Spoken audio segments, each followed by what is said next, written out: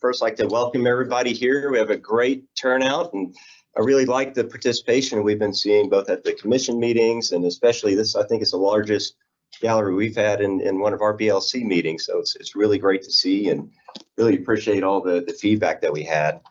I'd first like to start by saying our thoughts are with everybody in Houston right now with the hurricane. I live down south of Houston. We had a lot of large trees go down, some minor damage, but fortunately we have electricity, and there's quite a few people that don't, and so our thoughts are with them. To start, I'd first like to make just general introductions around. If you're a visitor and you haven't signed in already, please make sure you sign in. There's a sheet by the door. But I'm John George, co-chair on the attorney side of the committee. On the line here, we have Jason Hargraves, one of our liaisons. We also have Chelsea Colts that's there. And do we have Scott Kesner? Yeah, I see Scott there. Good morning, Scott. And then do we have Commissioner Lowe as well? And Commissioner Lowe is also online. Oh, there you are right there. Right in front of my face. So no, we really appreciate you all, like always, attending these meetings and providing us guidance on these forums. And we'll go around the table here, starting with Brian. Brian Watts, attorney member. Diane McCoy, broker member. Melissa Haley, broker member. Ron Walker, I'm on the broker side. Christy Tatum Jansen, broker member. Mary Minor, broker member. Tony Malley, broker member. I'm sorry, I'm a broker. Attorney member. Always extra. I'm sorry. S.J. Swanson, attorney member. Lee York, broker. Amy Slusher, attorney member. All right. So we're just missing two. Okay, so we'll jump right into today. We have a long meeting. Hopefully we'll try to keep it as concise as we can, but we're super excited about all the feedback on this. We have 65 pages of comments with multiple comments on every page. It really, the license holders and public really answered the call that Trek sent out to provide feedback, and especially feedback on the NAR settlements impact on the quorums and what people are looking to see in terms of the practice. And I would like to start today. We have the agenda items that we'll go through, but I would like to tee things up real quickly before we start again. If you weren't part of our last meeting, we had a really good summary. Usually do the guests as well. Oh, okay, we had to go do the guests. Sorry about that. So we start over here. Tracy Shores by George Realty Group. Candy Cook. I don't know. No introduction needed. Okay. Kirsten Crawford, instructor broker. Eric McPhail, instructor broker. Laura Duggan, broker. Caroline Woods, agent. Melissa Esau, instructor broker. Linda Watt. Chelsea Vanderbilt, Texas Realtors. Lori Levy, Texas Realtors. Sarah Bruin, Sunset Advisory Commission. Erica George, I'm broker. Tony Slagle, the deputy executive director of Trek. Vanessa Burgess, general counsel for Trek. Happy Lee, deputy general counsel for Trek. All right. Thank you, SJ, for reminding me about that. You're right there. So we to set the platform again for today's discussion, and we'll take again the agenda items. But if you go to our last meeting, there's a good summary of the lawsuit that we provided. We have a very big challenge today to come up with language that there's a subcommittee that's formed that put a lot of time, effort, and research into making a proposal today. There's no one right answer to the solution here. And the practice is going to evolve. We're going to have different pressure points. The understanding of the public is going to change. It's not an easy path that we have today. But this committee, and particularly the subcommittee that's been working on this since the last meeting, is going to try and earnest to produce the best solution that we can make. And know that it's not going to be perfect. It's not going to please everybody. No matter if we take no action or if we take a lot of action. If you read the comments in the materials, and if you're listening online, the Trek website has the materials that you can download to see everybody's comments. And they're a lot like the thoughts on this committee. They range from do nothing about the commission issue to having a whole separate forum on the commission issue. So the vigorous debate is good, and I think we're going to produce a really good solution today, and we'll get into the nitty gritty of it. The broad history of the lawsuit is the claim by the plaintiff's attorneys and certain sellers that commissions were inflated artificially by the offers of compensation that were made via the MLS system. And one of the allegations is it wasn't commensurate with the actual value that was provided by buyer's agents. It was artificially high payment to them. And there's also lawsuits on the other side about seller commissions and buyer lawsuits. The largest and most prominent lawsuit, as we know, has been settled. It's not final yet. The actual hearing to finalize the settlement isn't until November. But in the meantime, a lot of the practice changes have been made by NAR and TXR in terms of the rule changes.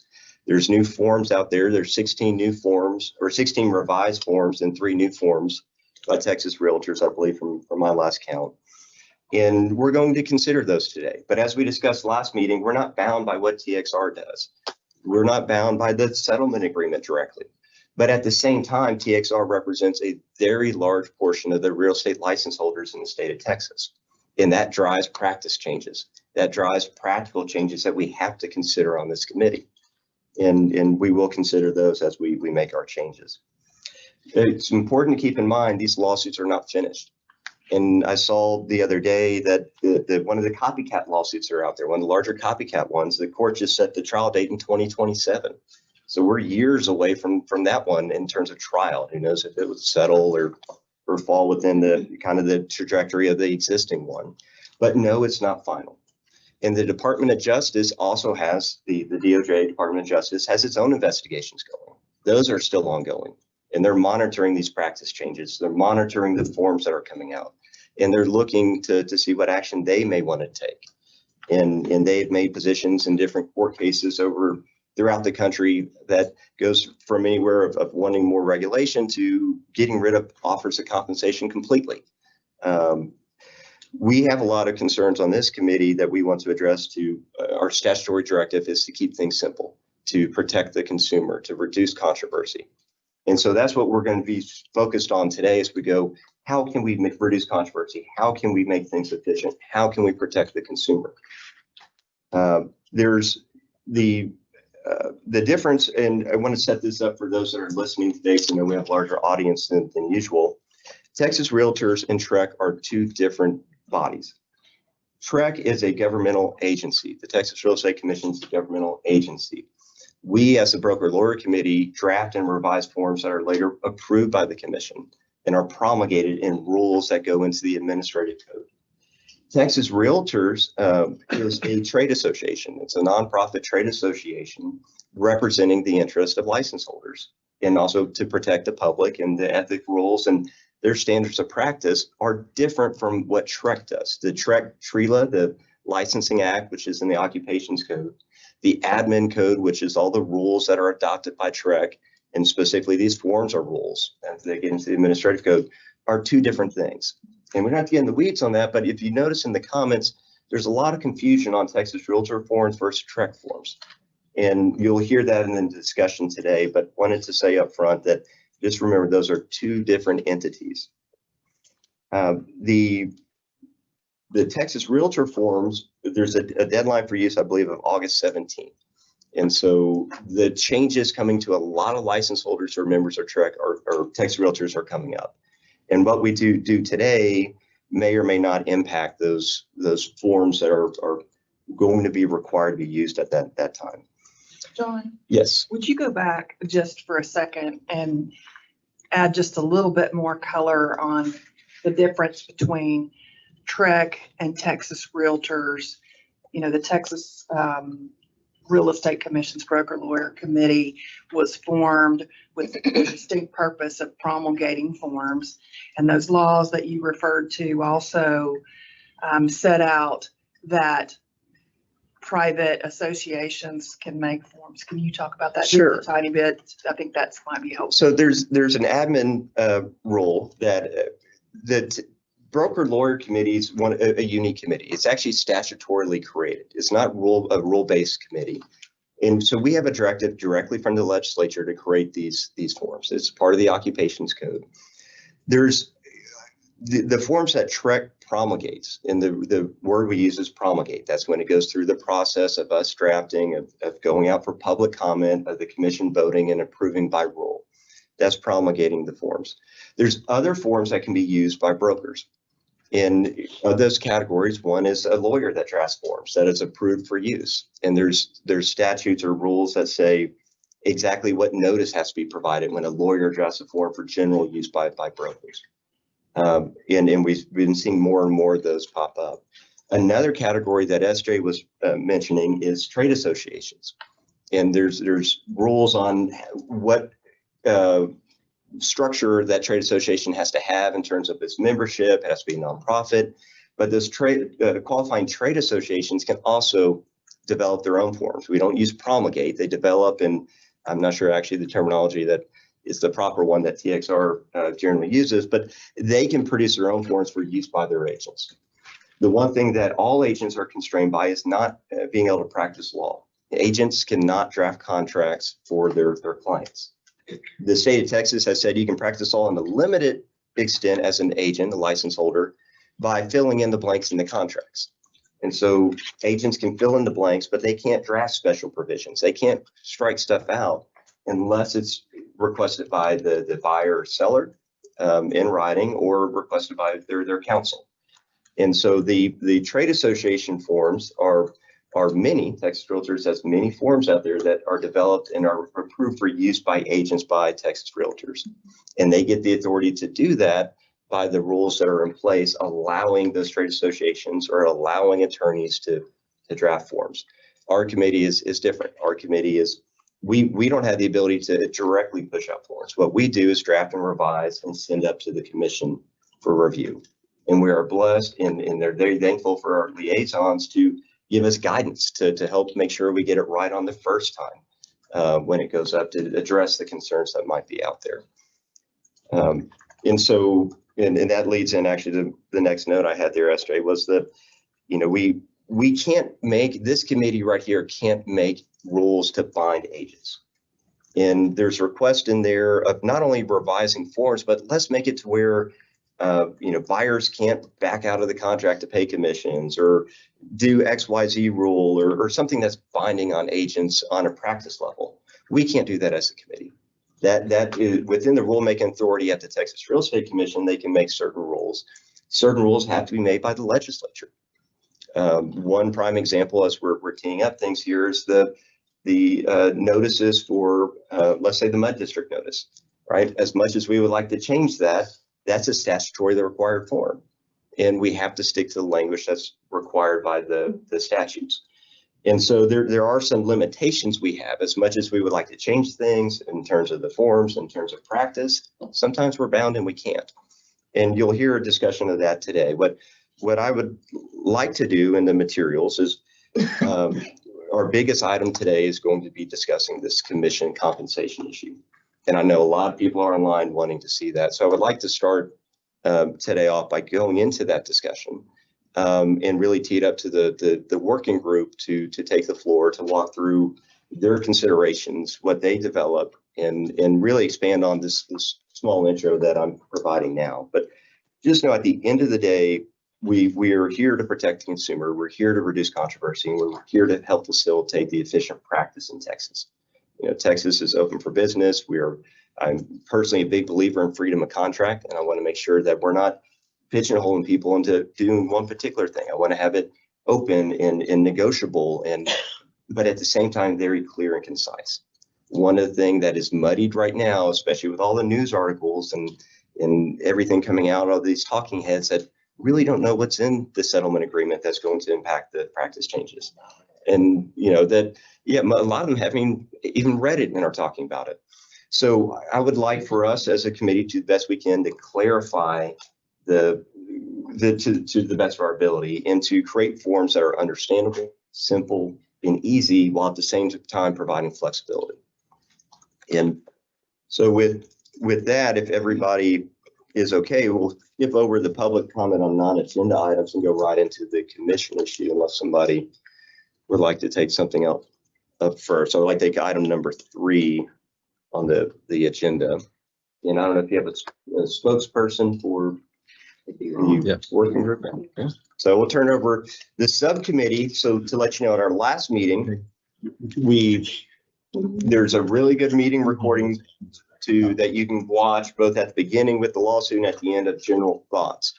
These thoughts have changed over time and developed as we've learned more information, but we formed a compensation subcommittee, and on there is Melissa Haley, Chrissy Tatum Jansen, Ron Walker, Lee York, S.J. Swanson, and Brian Watts.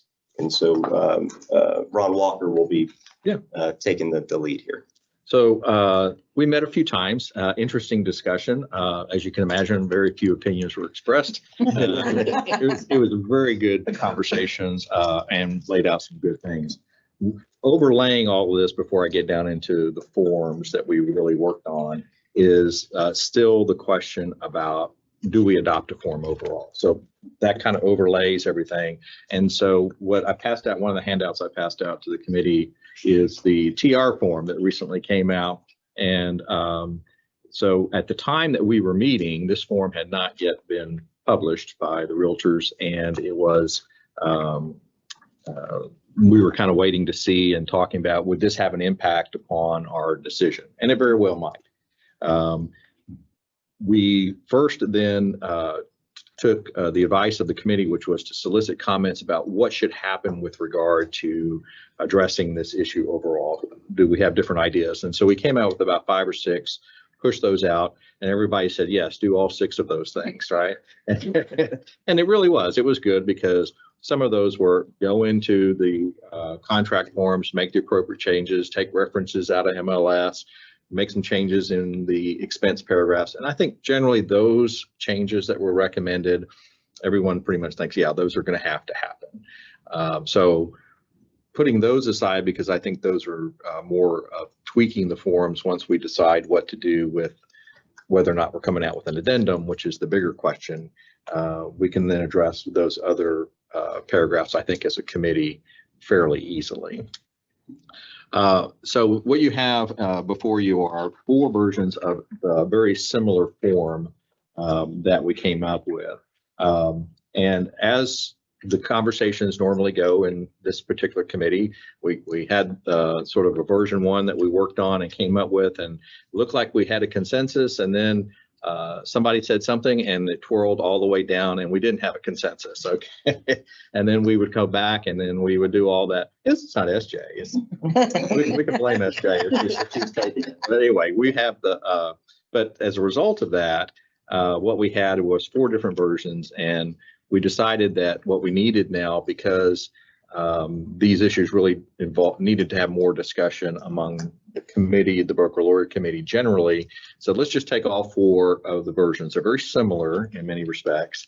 And which of these things do you want to work on, if at all? And so this whole idea is, I think we still have to resolve the question as a committee is, do we want to kick out an addendum?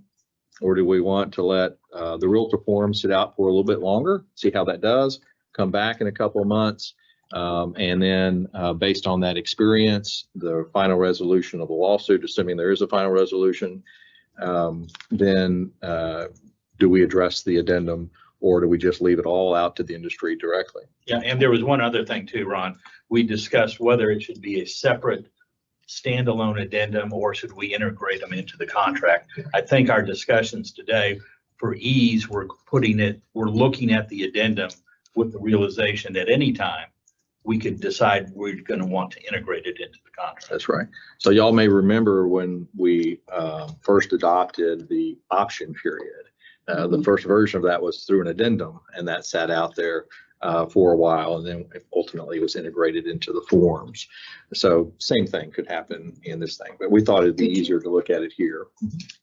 Ron, I just wanted to thank Texas Realtors for sharing their form with us. This is a proprietary form, that is only really allowed to be shared with actual members. And we appreciate Texas Realtors sharing it with us, and they're also sharing information with us about their process. It was very helpful to have that conversation. So thank you for doing that. So I'll lay out go ahead. Would you talk about the timing on if we do anything and when it would be available? Right. So if we were to, for example, come up with a form today, which I'm not optimistic that's going to happen, then the commission meets August 19th. And so that form could be presented to the commission for the 19th, then they would publish it for comment.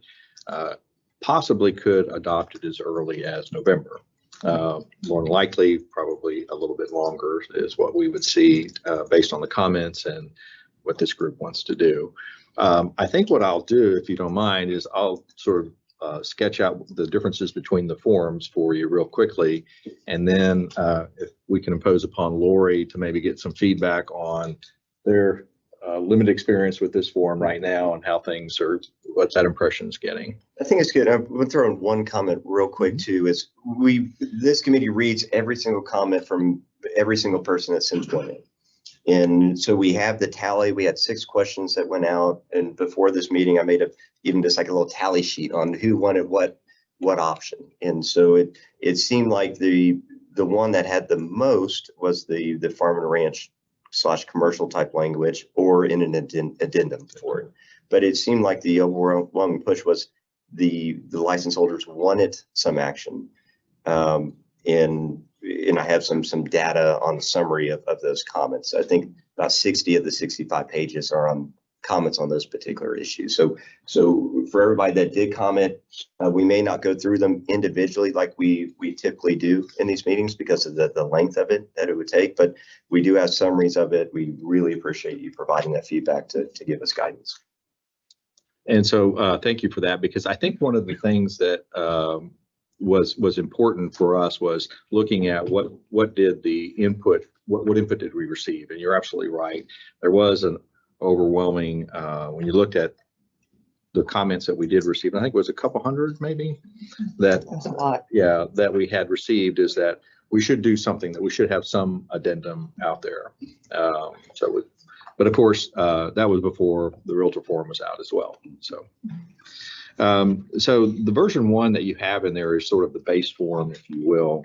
And I will just sort of, in order for ease, to let you know that paragraph C and the notices down below are the same for all 4 versions.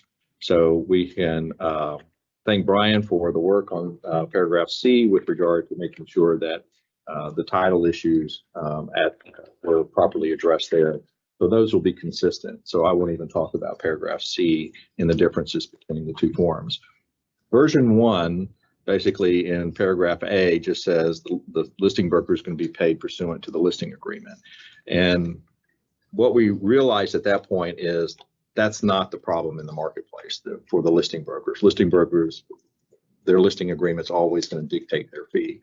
The question really is the fee to the other broker, or to the buyer's broker. And so what we then did is that you see in paragraph B, is that if there's a buyer rep agreement and the buyer's going to pay that, then that's it. They just have that particular agreement, that then the buyer's going to pay the broker in that particular way. The subparagraph 2, the other choice is, well, somebody else other than just the buyer is going to pay the fee. And so you could set the fee out, and then it's either going to be by the buyer, by the seller, or by the listing broker and sharing part of their fee, or any combination of those 3. Okay.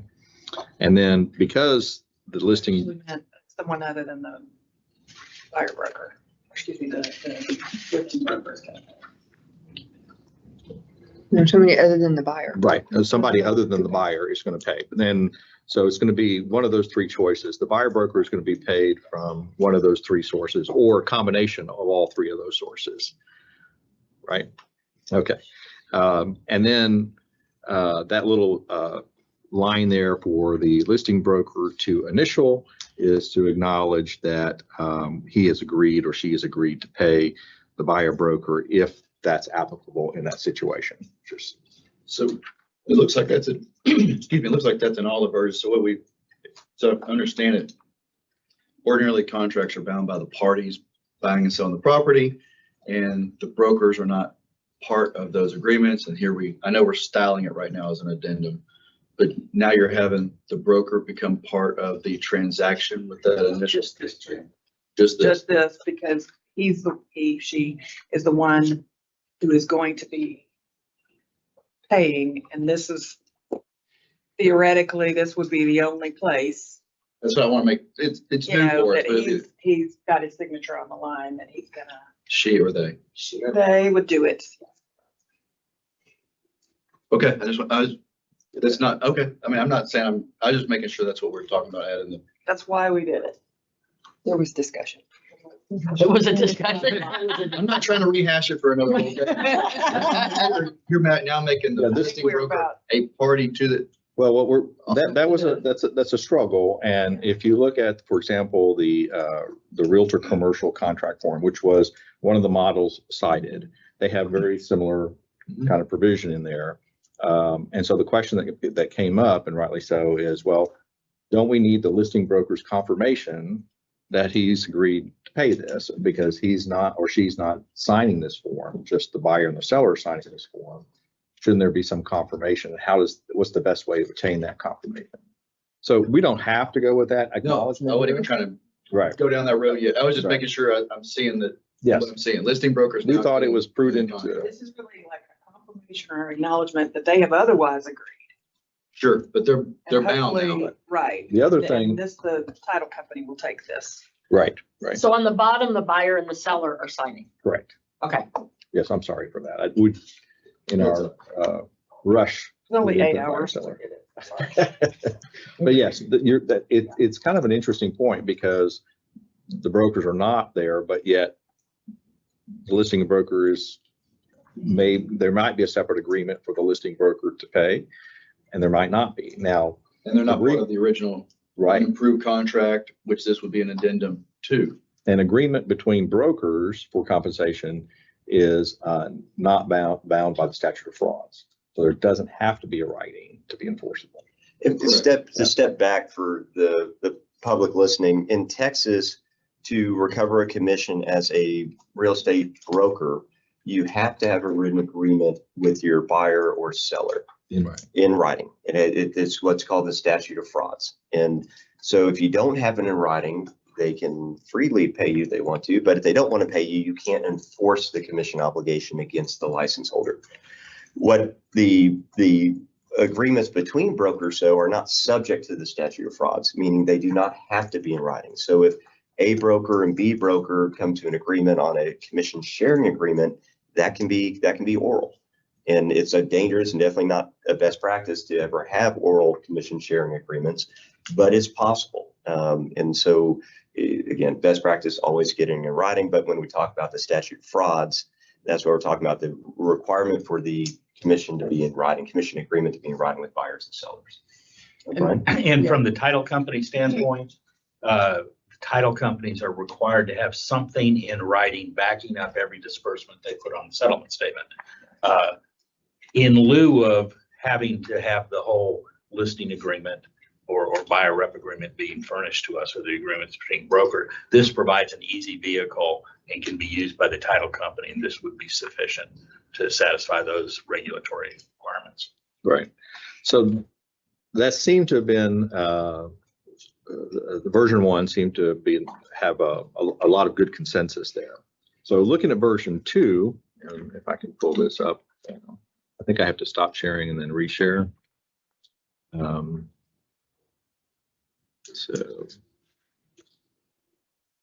So version 2, the only change here is that you'll notice that paragraph, for the most part, A2 was added. Actually, A1 was just a breakout of the same sentence that's in A already. So all A2 is a mirror of B2. So what it does now, it allows for the listing broker's fee to be negotiated out that way for multiple parties or different parties to actually pay it.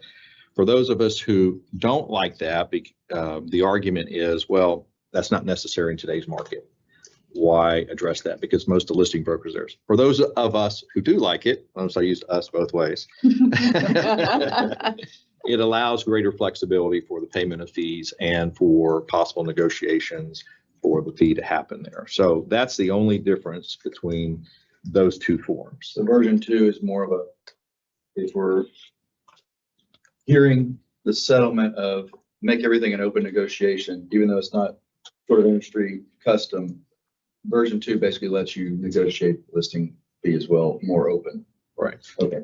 And notice in this draft, I noticed in here that I went back and changed everything to other broker, but at one point we were drafting using the term buyer broker because, well, we thought about changing that terminology. So we'll put aside the terminology for right now, let the committee decide if and when it wants to change other broker to buyer broker or something else. So now let me go back here and to reshare here. Get While you're resharing, one of the things about this agreement I like that's brought up in a lot of the comments is there's a privacy concern. And there's a privacy concern about listing agents or brokers disclosing their listing agreement or some of the terms of their listing agreement. The version that you came up here with 1 and 2 allows the specified and separate written agreement box to be checked, where that doesn't then have to be disclosed. Of course, for title, they would have to get a CDA or something to tell title, but that does address some of the concerns that were expressed in our comments. Right, and that, some of that was based off, just one of the ways that could happen is that there are, in some instances, 2 brokerages that have a overarching agreement that applies to every deal they do. And so that's, for sure, not anybody else's business that they want to see. But again, Brian reminded us all, as we want some kind of documentation here, that whichever of the broker who is not a party to the contract, who is agreeing to pay somebody else something, has acknowledged it. And on your version too, but logically, the listing page, you're leaving it open. I understand the concept, but they should have done their agreement a long time ago before you put the contract Well, together. and that's a discussion that, Okay.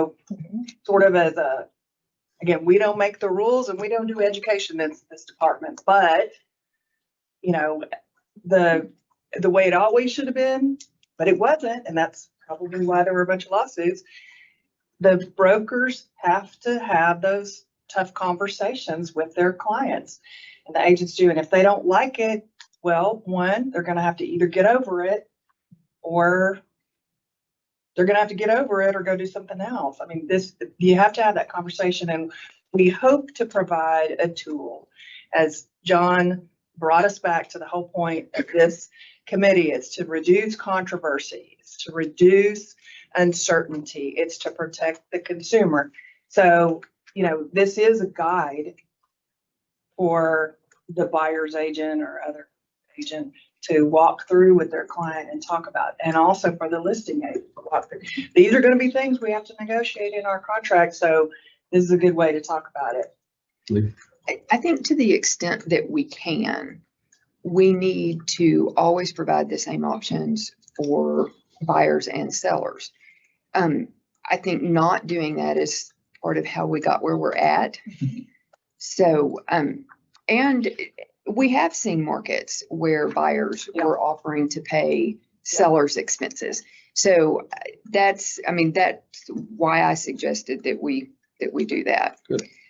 The one other thing to look at, and I know you mentioned we have listing broker, other broker, we did talk a lot about the semantics around what we call them. When we're looking at, I know for us, we do a ton of intermediary.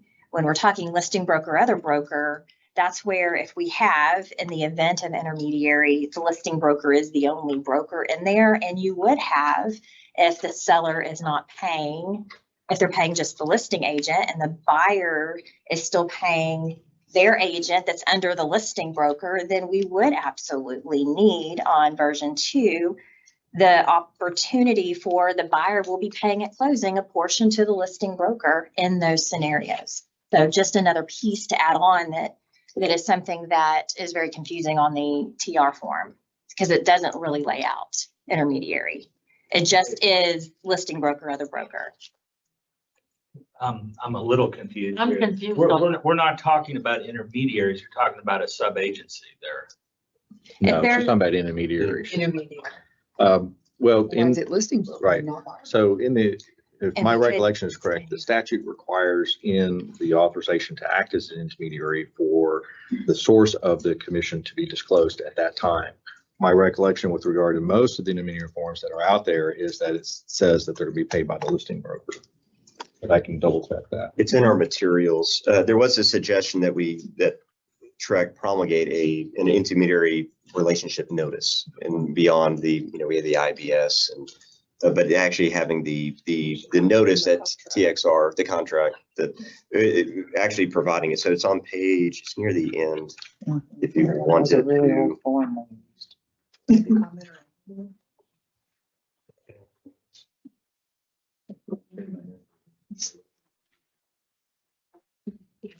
With the electronic copy. Oh, it's at the back of the comments. It's page 68 of the materials. Page 68. And this does look like an old version on here, so you may not be able to rely upon the version attached.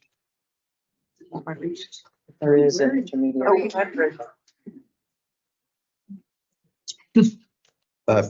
68. Oh my. That's- I don't read it at all. Yeah, but we know what it says. We were just talking about what does it say there? Here doesn't say anything. And no.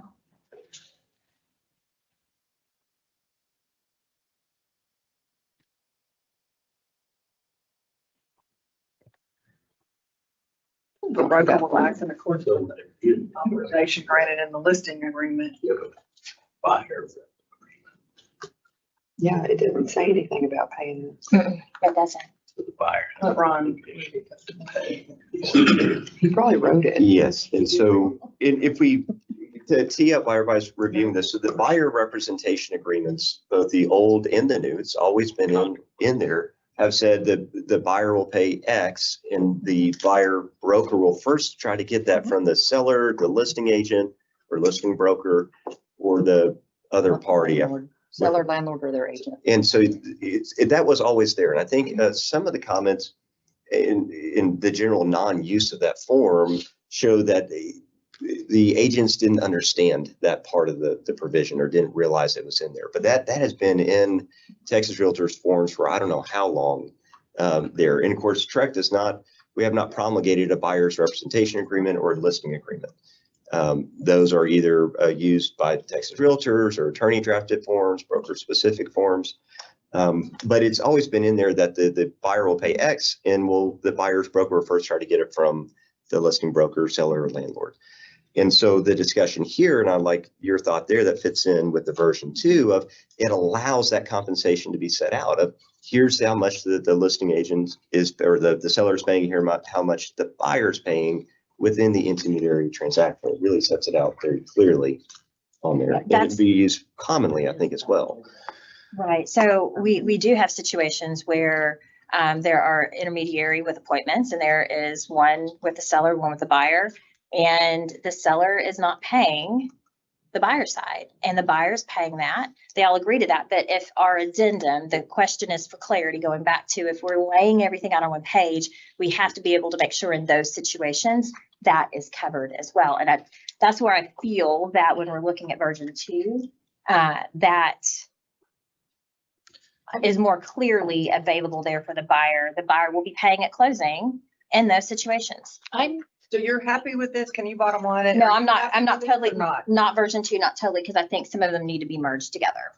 Yeah. I don't totally want version 2 at all. Ron, tell us 3 and 4, and then let's Yes. bring the Yeah. conversation back. Yeah. That way we can. I Okay, want are we to going- correct one thing though, going back to what John said, the broker representation, the representation agreements do not have to be drafted by an attorney, and they're not. The broker just draft them themselves because they are a party to it. They're a principal. Okay. So we won't go down a rabbit. We like it better, but we do. So version 3 is the same as version 1. The only difference is that we added, because there was some discussion last time about having a concession where the seller would pay the concession, should we use the term concession here? And we broke it out in paragraph B3. And so you see that the seller is agreeing to pay buyer a concession of whatever amount. Now, Christie quickly pointed out and said, wait a second, how is B3 different from B2? And with regard to the seller's concession, seems like the concession's already there. So there is a good argument that that's repetitive already, and we don't need it for that purpose other than the fact that we like the word concession. No, I think it was who paid it. Because in B2, it says, B2, it says at closing, other broker Shall be paid. shall be paid. Verbiage is reversed. One of them Yeah, the getting paid, verbiage is one of them's reversed. paying. Right. And So- whether it was in addition to the concessions already being offered in paragraph 12, it was a Right. separate, and that's where we ended up with version 4. Active verb. or Yeah, passive. that's how we got to I'm 4. not a fan of 3, but I think what the argument is there is the concept in the NAR settlement that a seller can still put in MLS that seller will give concessions. And the word concession is important. And this is intended, and I don't know that it's necessary, but it's intended to provide that avenue of the concession being furnished that can be used to pay. Well, it's- Brian, how would you entitle then know what that number is and who it goes to? I mean, you'd Well, have a number, but It you cre- wouldn't it- know. it creates confusion. if you Okay, ask that's me. what I was. But I mean, what you do on the settlement statement is you'd show seller giving a concession on one side, and then you'd show the buyer paying the commission as a charge also on the settlement statement. They'll balance But out. there would have to be more conversation with you at title because you just have one number. You don't know if that's closing cost or compensation or whatever. That's- Well, I have enough. Yeah, I'm gonna have a later comment about how this works in with. Let me go to version 4 real And quickly, appraisals too. You got to factor in. because Yeah. version 4 is Appraisal side. gonna raise this question even more so. So version 4 was going down the exact conversation we were just having. And then, so we threw the concession language up into B2 there. And now you have how the fee to the buyer broker is going to be paid by any combination of that. Again, there's a question about whether A and D are really one and the same thing. This clarifies under D that it's a concession and it's being paid to the buyer, who then turns around and pays it to the buyer's broker. So it's just paper moving, just moving dollars on paper here. And then it's just a clarification that paragraph 12, this is in addition to any concessions in paragraph 12 of the contract. So those are the 4 versions. And like I said, it seemed like we had some pretty good consensus on these things with the exception of a few items. And the debate was fun. And Or those air quotes floating around. Yeah. I didn't imagine that conversation.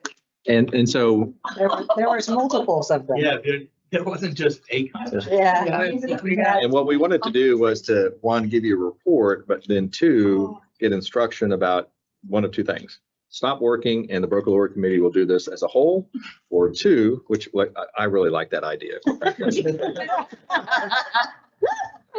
I'm not as fond of it. But then the other one was direction on these choices as well. Should we It's also? been really helpful though, for y'all to Yeah. put it down, because last meeting was productive and everybody had good ideas, but we were going all over the place, and we are supposed to meet as a committee and everybody put input, but for all of you, the subcommittee to have narrowed it down definitely makes it better talking points for the overall group. And if I could, maybe also, if y'all are going to comment on this, maybe get some comments from Lori. Can we? do Yeah, that I just had a before we- question. Oh, go ahead. So, and I don't know that anyone, I recognize that no one in the room is a CPA, right? So that's not what I'm looking for, but I'm curious if, for the difference between A and D, if it shows on the closing disclosure that the buyer is paying their broker, even if it's, that money is coming as a concession, but it shows, could that be could the difference be the tax deduction? Who gets the tax deduction for the expense? The answer to that. I did ask my CPA. Now I God obviously, love you. I know, but what I was asking him was if there becomes a time when, depending on who's paying, what I was really asking is who has to provide a 1099? Right? So if I'm going to be paying these things, do I have to provide a 1099? Because I kept getting it in class. People were asking me and I'm like, I'm not an accounting person. I don't know. Well, what he said, In some circumstances, brokers do, yes. well, broker to broker, we do. We ask for But a in a- W-9. And basically what he said is, as a consumer, you don't have to, no matter how much you're paying. As a consumer to a consumer, you would not have to. He said it's really based on, if it's a business, the implication was on a business. I'm not a CPA, but Mhm.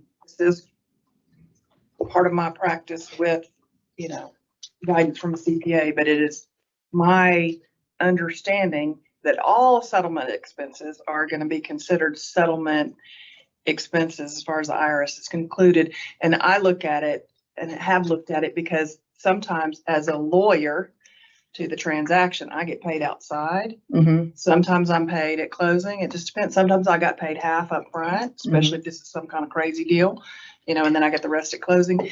But the client can can get all of those expenses credited at settlement. Perfect. But I had a very quick comment.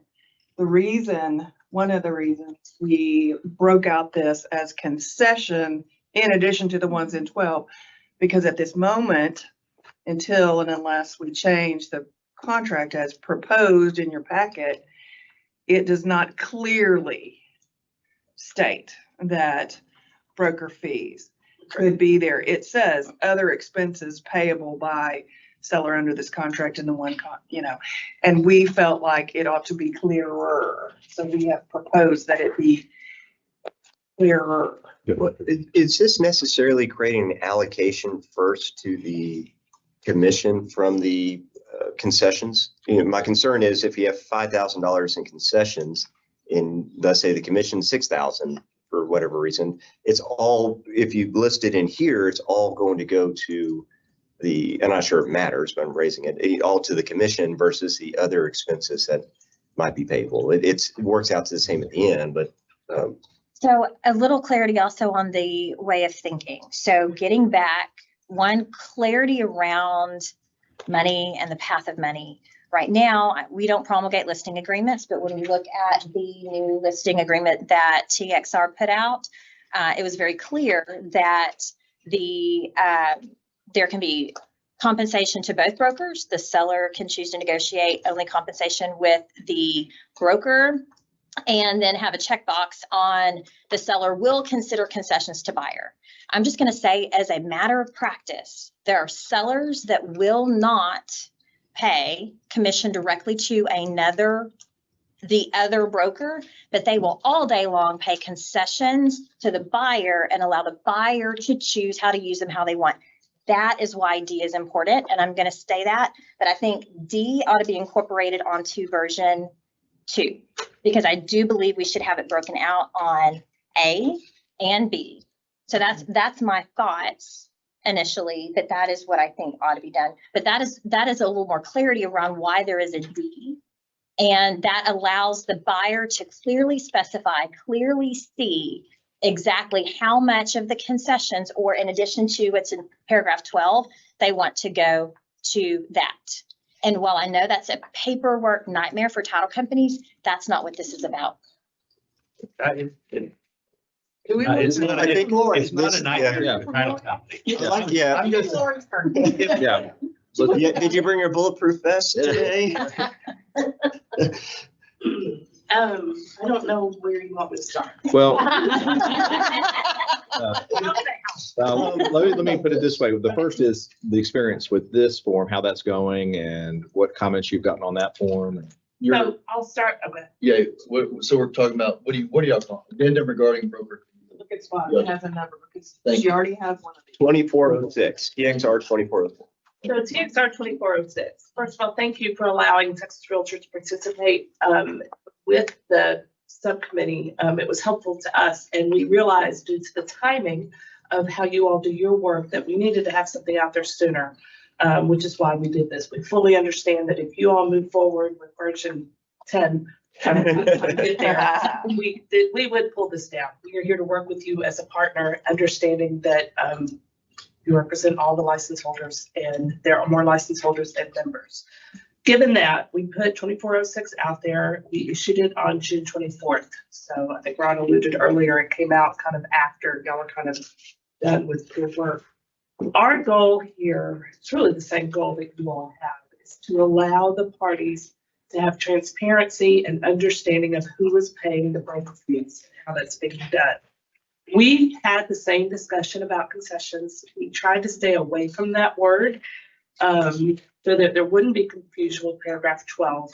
We did put our form to various lenders as well as the Mortgage Bankers Association. They want it separate from paragraph 12. In addition to that, under the NAR settlement, while, as you mentioned, that you can have a concession field in the MLS where a seller can authorize what they might consider. We know that's not binding of the MLS, but it's what they might consider. That cannot be tied to broker fees. Broker fees can be a part of it. The settlement makes it almost less transparent because concessions listed in MLS could include fees, but there can be nothing in MLS that ties that concession to the amount of fees, or vice versa. If that makes sense. So it made it a little bit challenging, as it will for you too, on what to call that. So that's the reason we didn't use the word concession. I've been, as you were all discussing just now about the credit to the seller, I was making sure that in our paragraph B2, whether they're getting credit or not, I have not read through. But what I do want to say is we have the benefit of other agreements. We have our broker-to-broker compensation agreement. We have our broker-to-owner compensation agreement. That was a form that used to be used for sale by owners. But now we think it might be more utilized. Our goal in 2406 was that if there is another agreement already out there, and there should be perhaps, because it can be done earlier, this would reflect that. That was our number one goal, that 2406 would reflect previous agreements and those we control. But there would be situations where additional compensation is needed, and that was that help. And any feedback on the form itself, how it's working out there? Feedback has been, and we did not put these out for comment due to timing. We have always said that these may need to be amended as we go forward, hopefully not too often, but, and knowing that you all are working on one as well. I will say the word is confusion. And I'm not taking credit for that. I don't think it's because of the form itself. It's because of the change in the practice. Mm-hmm. The license holders are just confused without that access to the MLS offer compensation and how this is going to work. We do not dictate business practices. We will not do that. And so brokers are free to determine how they're going to advertise cooperative compensation, how they're going to make that happen, what conversations they're going to have with their client. So our goal has been to put a form out there that allows brokers to independently determine how they're going to move forward. That in and of itself creates confusion because a lot of the members just say, tell us how to do it. And this form does not do that. It recognizes opportunities. So Ron, the feedback we're getting is confusion. I think though that we just need some time, and maybe that will help you all, because the longer that we move forward, and we're not to the point yet where a majority of MLSs have gotten rid of that MLS offer compensation. Some are moving toward just removing the requirement right now, and then removing it altogether by August 17th. So there's a lot of brokers still relying on the MLS offer compensation. So that's why we wanted this out early, though, so they could get used to it. I think until they actually start having transactions where they're having to rely on this to get paid, we're just going to get the questions that we're getting. Okay, thank you. And just to clarify, this is voluntary use for your members. Correct. So did the subcommittee consider throw another thing on the pile here is the bonuses and other compensation? Yes. And this is going to be a big practice issue, I think, for agents and for new construction, for example, when there's a builder, bonus that's available to the agent. There's a new form by Texas Realtors that allows, So this was to be addressed here as a way of disclosing how much they're going to be paid, period. Right. And so this is as an addendum to the contract, then anything that they're paid at closing should be reflected here. and And it could be amended. Could be amended. Right. Except that, and we brought this up, which again is not our monkey either, but the settlement made clear that the first agreement for the buyer's broker's compensation is it, and the buyer's broker is not going to get any more, and it shouldn't be any kind of bonus or off the table, under the table, da, da, da, da, da. well, they didn't say it couldn't be amended. Yeah, you can amend You can amend it. You can amend the buyer. There's no restriction on that. You just can't go over what's stated in there. And that's one of the big loopholes of the thing. And it mostly comes up, I think, in conversation of the bonuses coming in, or a particular property offering, let's say somebody offers 2% or 1% where the buyer reps only has 0.5, and that buyer then says, well, they're offering that for that particular property, go ahead and take it, and they're okay with it. And I think the amendment form that is available through Texas Realtors recognizes that for a particular property that you can amend the buyer's rep for. Am I correct in saying that, Lou? I'm not 100% comfortable with that, with my reading of that. Tony? No, Or do if you we can agree with amend our that? buyer broker agreement. We believe that the buyer's rep can be amended to allow full receipt of that additional compensation. And then this form would be amended. If needed, I mean, what the transaction. you're Yeah. talking about. And really, the It's core allowed to be issue, amended because in most cases it's amended down. I think you can amend down all you want. That's the, Yeah. I think that's the, gist of the settlement. That's the so intent of the settlement. I don't think it can. But that's not my monkey either. we've had title, legal, I want to turn to Candy real quick if I can call you on the spot. On the appraisal side, is there anything that needs to be concerned in this language on Yes. appraisals? Yes, because when you do, I think the sellers think that they're gonna get that extra percentage and they're not. And if the buyer's paying certain things, we're going to have to disclose somehow that concession, that payment has moved to the other side. So what's disclosed as the sale price, we need to know whether the commission, who paid the commissions, because it's gonna adjust the sale price. I have, as a broker, been paid by the buyer. The sale price was reduced by 3%. Flat out telling you that, okay? If we go to use that sale price, we're gonna screw up all the deals. So Clear enough? So the clarity of who's paying what, and so on the appraisal side, they know to factor that in. How we're gonna do it. So Interesting. it sounds like, based on what Lori said, that MLS has still got a little time left till August. This form, this 2406 will get more tested. So back to what Ron said, probably when you first started talking, is before we deep dive and work through versions 1 through 4, maybe a brief discussion or even a vote on, do we want to do an addendum or not? Because there's no reason to spend 2 hours fighting through these versions versus a subcommittee delegation if we're not going to do it. Do we want to wait until they've tested 2406 another 2 months, or I think that would be the next step. Can I ask another question before we get to that? Yeah, we can throw it on the table. I want Ron to bring up the discussion we had about the concessions and the status of the VA and FHA and other. Right. So, but I think that begs Tony's question too, is we may not need to address that. We may not need to hit all these things if we're going to say, if we're going to go around the room and say, let's wait 2 more months and see what this other thing does to the market. I'm personally concerned about that, of waiting longer. On our last meeting, we took the stance that we're going to form the working group and wait until this meeting to come up with something to allow that data. My fear is it's not in a reasonably short period of time going to get less confusing for everybody. I think the use of this form won't be 3 months or 6 months. I think it's probably going to be years that people will come to understand it and how to use it and the practice to change to the point where we could be comfortable. So I would think, in my personal opinion, that we would be largely in the same boat when we come back in our next meeting as we are right now, especially if they tweak the form, do something different. Then we're going to say we're going to wait to see that. I don't want the dog to tail to wag the dog, or whatever the saying is there. A little bit of, we know something needs to be done. We have some data that's coming in.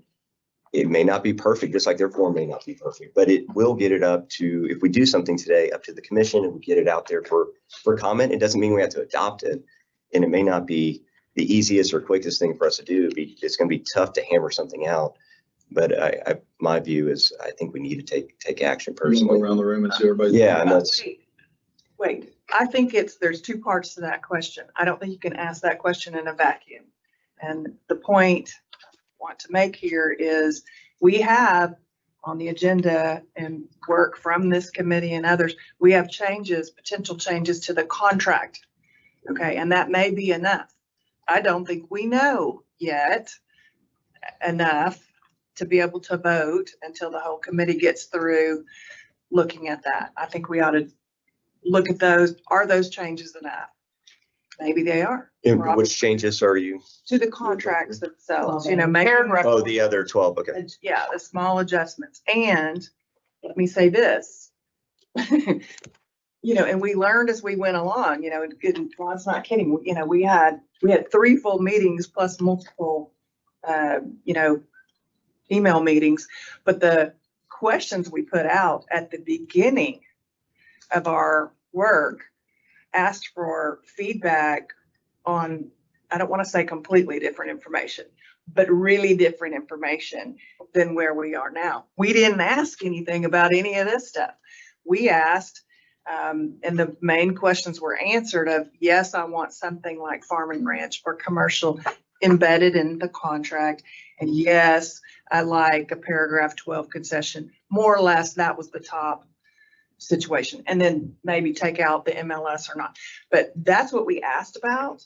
That's what we got a lot of feedback on. We got a lot of positive feedback on. As you said, it looks like we ought to move. I think we ought to look at this and see, if we agree to these things that are proposed, and then at that time decide, okay, if we're pushing this to the commission, is that enough? Or do we also want to do the form, new form? That's my suggestion.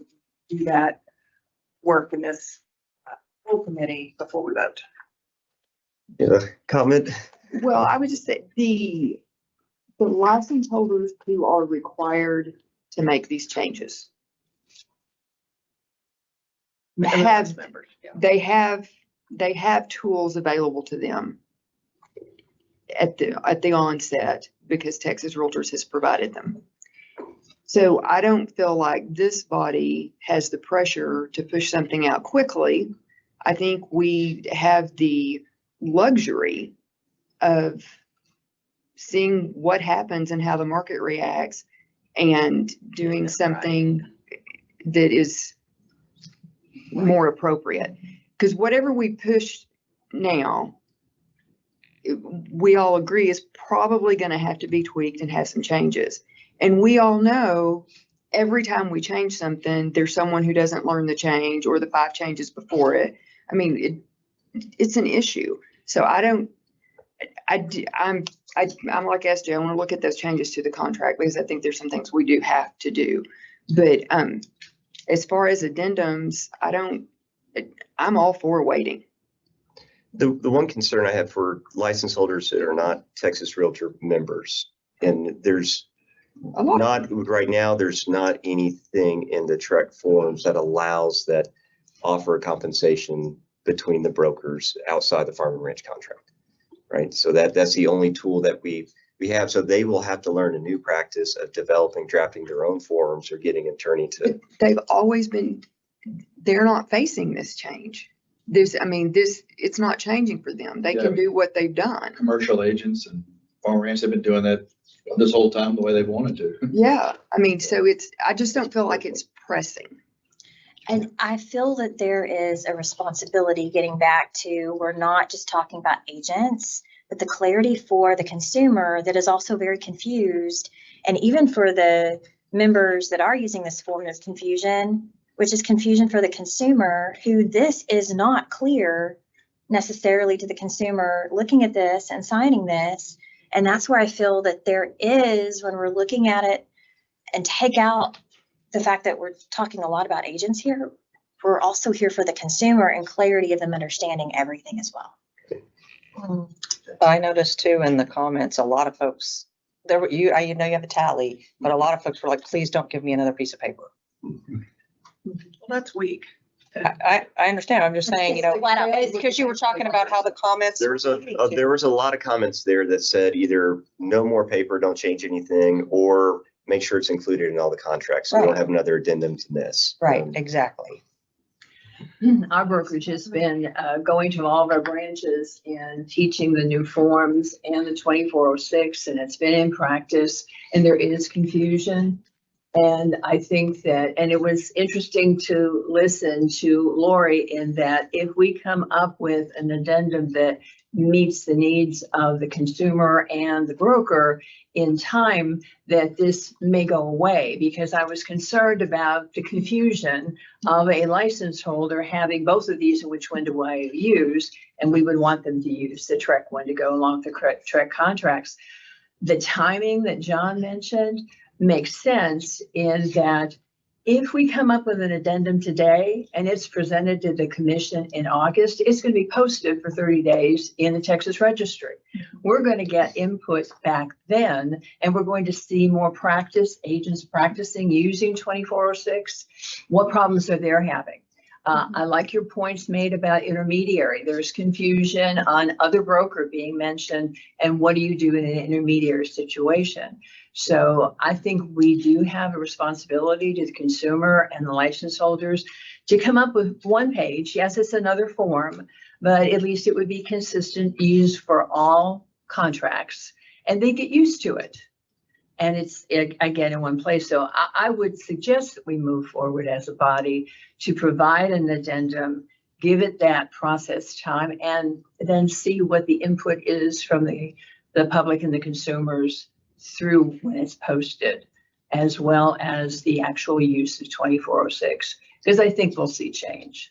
So I have a question. Have we completely set aside the idea of adding something on the contracts like the farm and ranch? No, we just had this is the initial discussion, and as Ron alluded to, and I think SJ has a good point of, if we get our general thoughts out like this now, and anybody that hasn't commented, go, give a chance to before we dive into the rest. But let's jump into the actual contract changes and see if this fits into the actual body of it, or if it's too long. Give us your comments. And just a quick. I don't really have a strong opinion on it. Because so many of the comments were, could we have something like that on the contract? I just felt like we had not addressed that. Me teaching it, they've all asked, can we do the same language as farm and ranch? That has come over and over and over. Can that just go into the contract? You started saying that in January. So Brian and then Esther. I just like to say, I love the whole concept of the 2406. I think Trek needs to adopt a version of this. And the thing that scares me most is if we do nothing, because people have been operating under the old system for decades. And without having some sort of process, some sort of structure, there's going to be people that are going to assume the agreement is one thing when it's not. They're going to come to the closing table. There's going to be disagreements between sellers, buyers, and brokers as to who's responsible for what.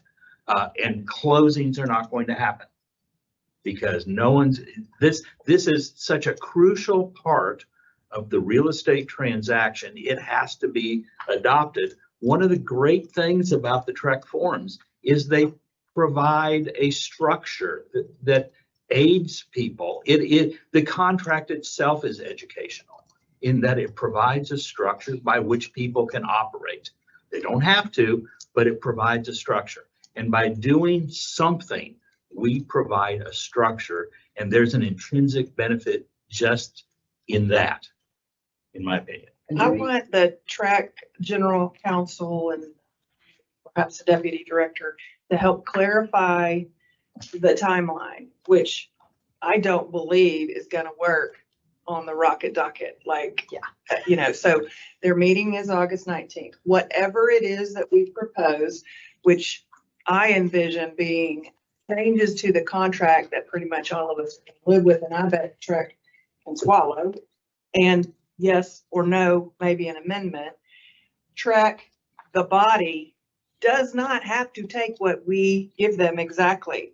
They can give us feedback, which we will deal with either in October or a specially called meeting, which I bet is not going to happen. So that would be in October. Then we'd get to revise, and then we'd get to send it back. And Trek can send it back again. And some of the older, oh, did I say that? More longer serving members that are still young. I'm right there with you. I'm right there with you. That's happened. We've had Trek send back to us multiple times for revision. So it didn't go out to the world. It doesn't get posted. It doesn't go out to the world until the big, the commission approves it. So I think we need to keep that in mind. And what we present, we may present Trek a menu, and we may not get it all. If we produce I believe the changes to the forms are going to be great. I feel confident we can get there. But if we also produce an amendment and we think the amendment has to go with this, I think that's going to get sent back. And so it is not happening in November. I think It is not January going to happen in January. I bet it's not going to happen till whatever. So I think just be realistic with what we can do. I just want to clarify the timing. And was that correct-ish? Yes, I don't know that I know that you wouldn't get a proposal, like an okay for proposal. I can't speak for the commission. Right. Either. But having experienced it come Yeah, back. yeah, sure. That's always an option, of it to come back. And that's happened.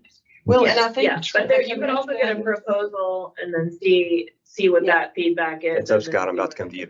Stands with that. But I don't think the commission is true. That I don't think the commission has fallen into the weeds about this yet. And that's a lot for them. And they may punt. I'm amazed that I love these traveling Trek commission meetings. Yeah. And this last one that was up in Dallas had a fantastic attendance. I didn't attend in person, but watched online. And there seemed to be a limited discussion on this topic. And I'm surprised the pitchforks didn't come out in the room a little bit more. But Chairman Kessler, if you can provide maybe some feedback from your perspective on the commission and the feedback you've received at your meeting. Yeah, I mean, I think the biggest issue is we approached that Trek was not a party to this lawsuit. We also approached that broker lawyer had met on it, had put a group together, and we were going to do something, but we were going to try to get it right. And I think, we keep talking about members of the association and licensees. 87% of all the licensees are members of the association. And then you throw in the commercial and the farm and ranch. So I think everybody has a lot of faith in broker lawyer doing it right the first time. But yet at the same time, I think they realize where Texas Realtors can make a change in 24 hours, we're 60, 90 days out at minimal. So, I mean, we had over 200 people there, and I think everybody understood that we were in the process and we weren't going to do something just to do it. And so I thought it went very well. I really do. And I know me and Chelsea met with the AEs in Austin 2 weeks ago, something like that. And they're also, very, very cognitive of what the broker lawyer's doing, what changes you're looking at making, but yet they also realize that, it takes time and you're going to get it right. So, yeah, I thought the meeting in Dallas was good. I thought all the conversations we've had statewide have been very positive that we're going to help take care of the licensees, which in reality takes care of the consumer. Because, I mean, I think Texas has done it right the entire time. We've disclosed what the compensation has been. So, I mean, that's my feedback from the meeting. I know we have Commissioner Harvey Lowe and then Chelsea, they might have some input, but I think the members there and the licensees there and the title companies there and the providers there for education, I think all of them were very cognitive of we're going to do it, but we're going to do it right.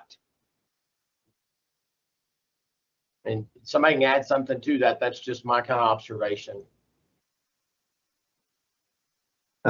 Chelsea, do you have any feedback or comments? No, I think Chairman Kastner hit the nail on the head. And I'm sorry I'm not with you in person. I have the remnants of a cold and a cough and didn't want to gross anyone out. You know, we're the opposite of Texas Realtors in terms of timing. And I think we have a lot, I think the slow nature of our work will also be very informative to our work. And what is happening at Texas Realtors in terms of those forms. Was that a month ago that those were rolled out? Less than, I think. I think we have a lot to learn based on how that goes and the feedback they receive. But we are slow, and that's for purposes of thoughtfulness and transparency. And I don't regret that, but. And Chelsea, let me add, Commissioner Hargraves is on also, and from the public, side, he might have some feedback that he's getting from the consumer side or from the meeting in Dallas. So Commissioner Hargraves or Commissioner Harvey Lowe, anything y'all would like to add?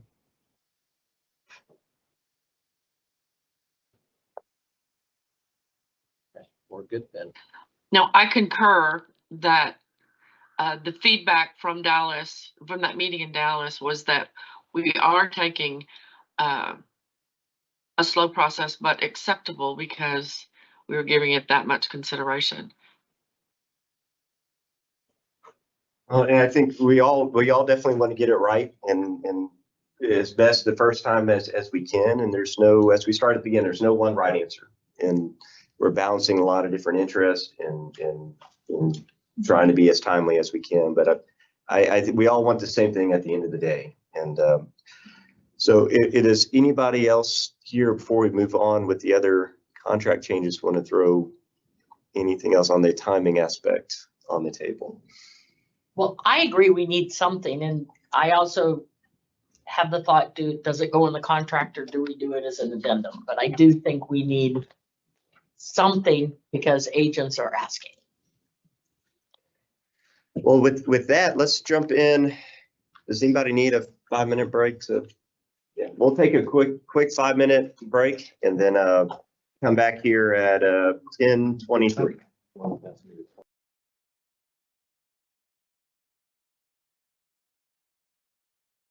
Muted? Okay, we're off mute.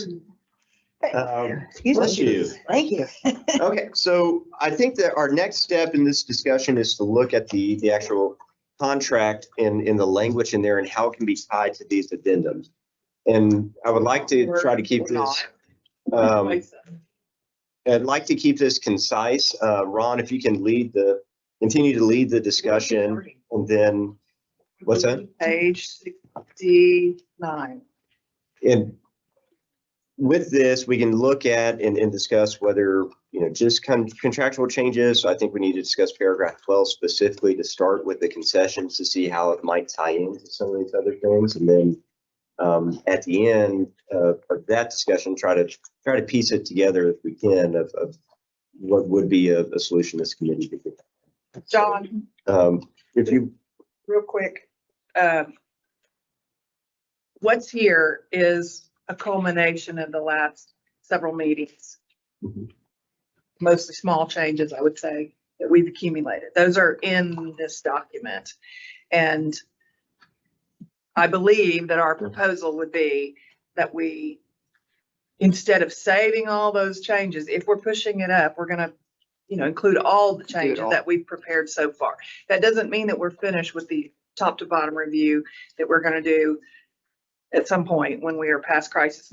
But I think because we're gonna do that, we gotta hit those at some point. You wanna focus on 12, great. Well, in most of we will go through all the comments at the end. Most of the changes in the changes in the contract itself, and a lot of the red lines in there are from past meetings that we are saving up to push through. But yes, we'll get through all the comments and all the contractual changes on there. I think we stay focused right now on the commission or compensation related language in the contract, and then we'll come circle back around.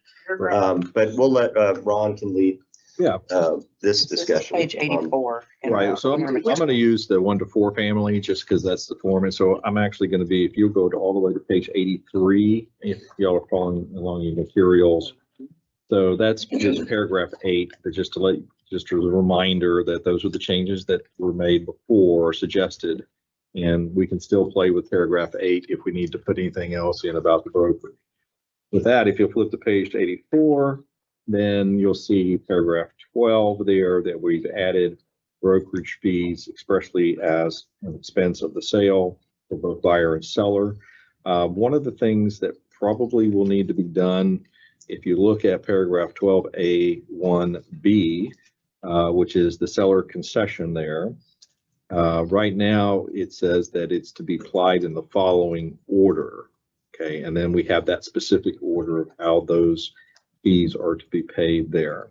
So that will have to be an area of conversation, because we might just want to say there is no order. It just goes to all expenses, depending on what we want to do. So I'm just mentioning that now because I think when we get to this conversation about the concession, that order is going to come into play in conversation about that.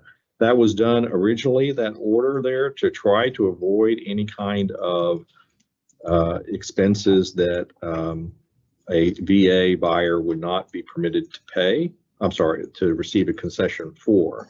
I don't know if that issue is of any concern in today's market any longer. That was pretty long ago.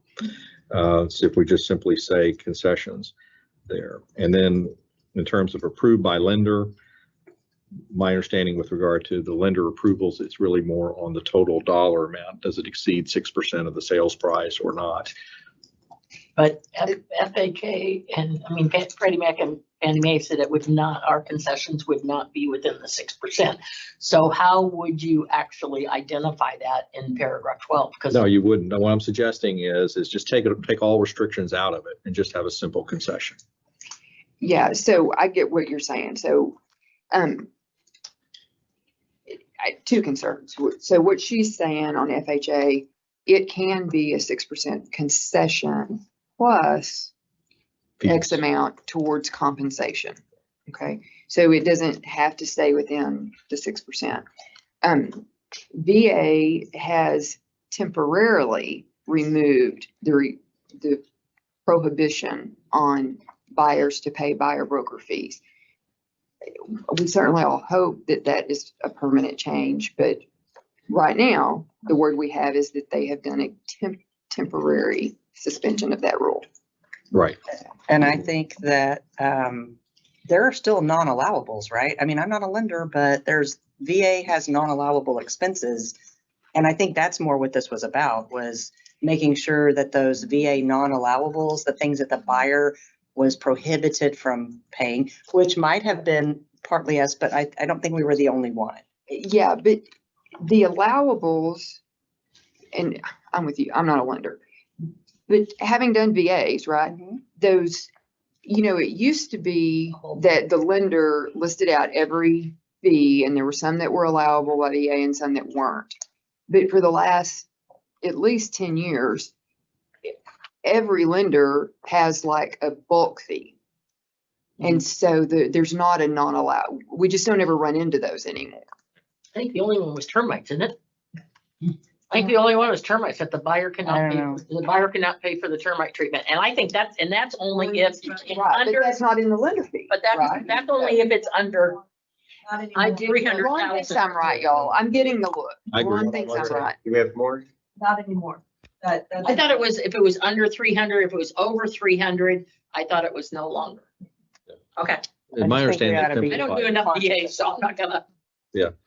So that was my thought, was that there doesn't seem to be a need any longer for this expression of the order of the payment of the concession. So I just mentioned that there, and we can verify that if we have to in the meantime. Does it hurt to leave it in until we find out for sure? If we make a proposal today, I would take it out and then find out, because I'm fairly certain it doesn't hurt to take it out. I don't think it hurts to take that either. And I'm really, if we have an opportunity to simplify anything, let's Take do it. that. Amen. Does Title Man agree with that down there? Okay. Sorry, am I supposed to? I think Scott's our VA expert, isn't he?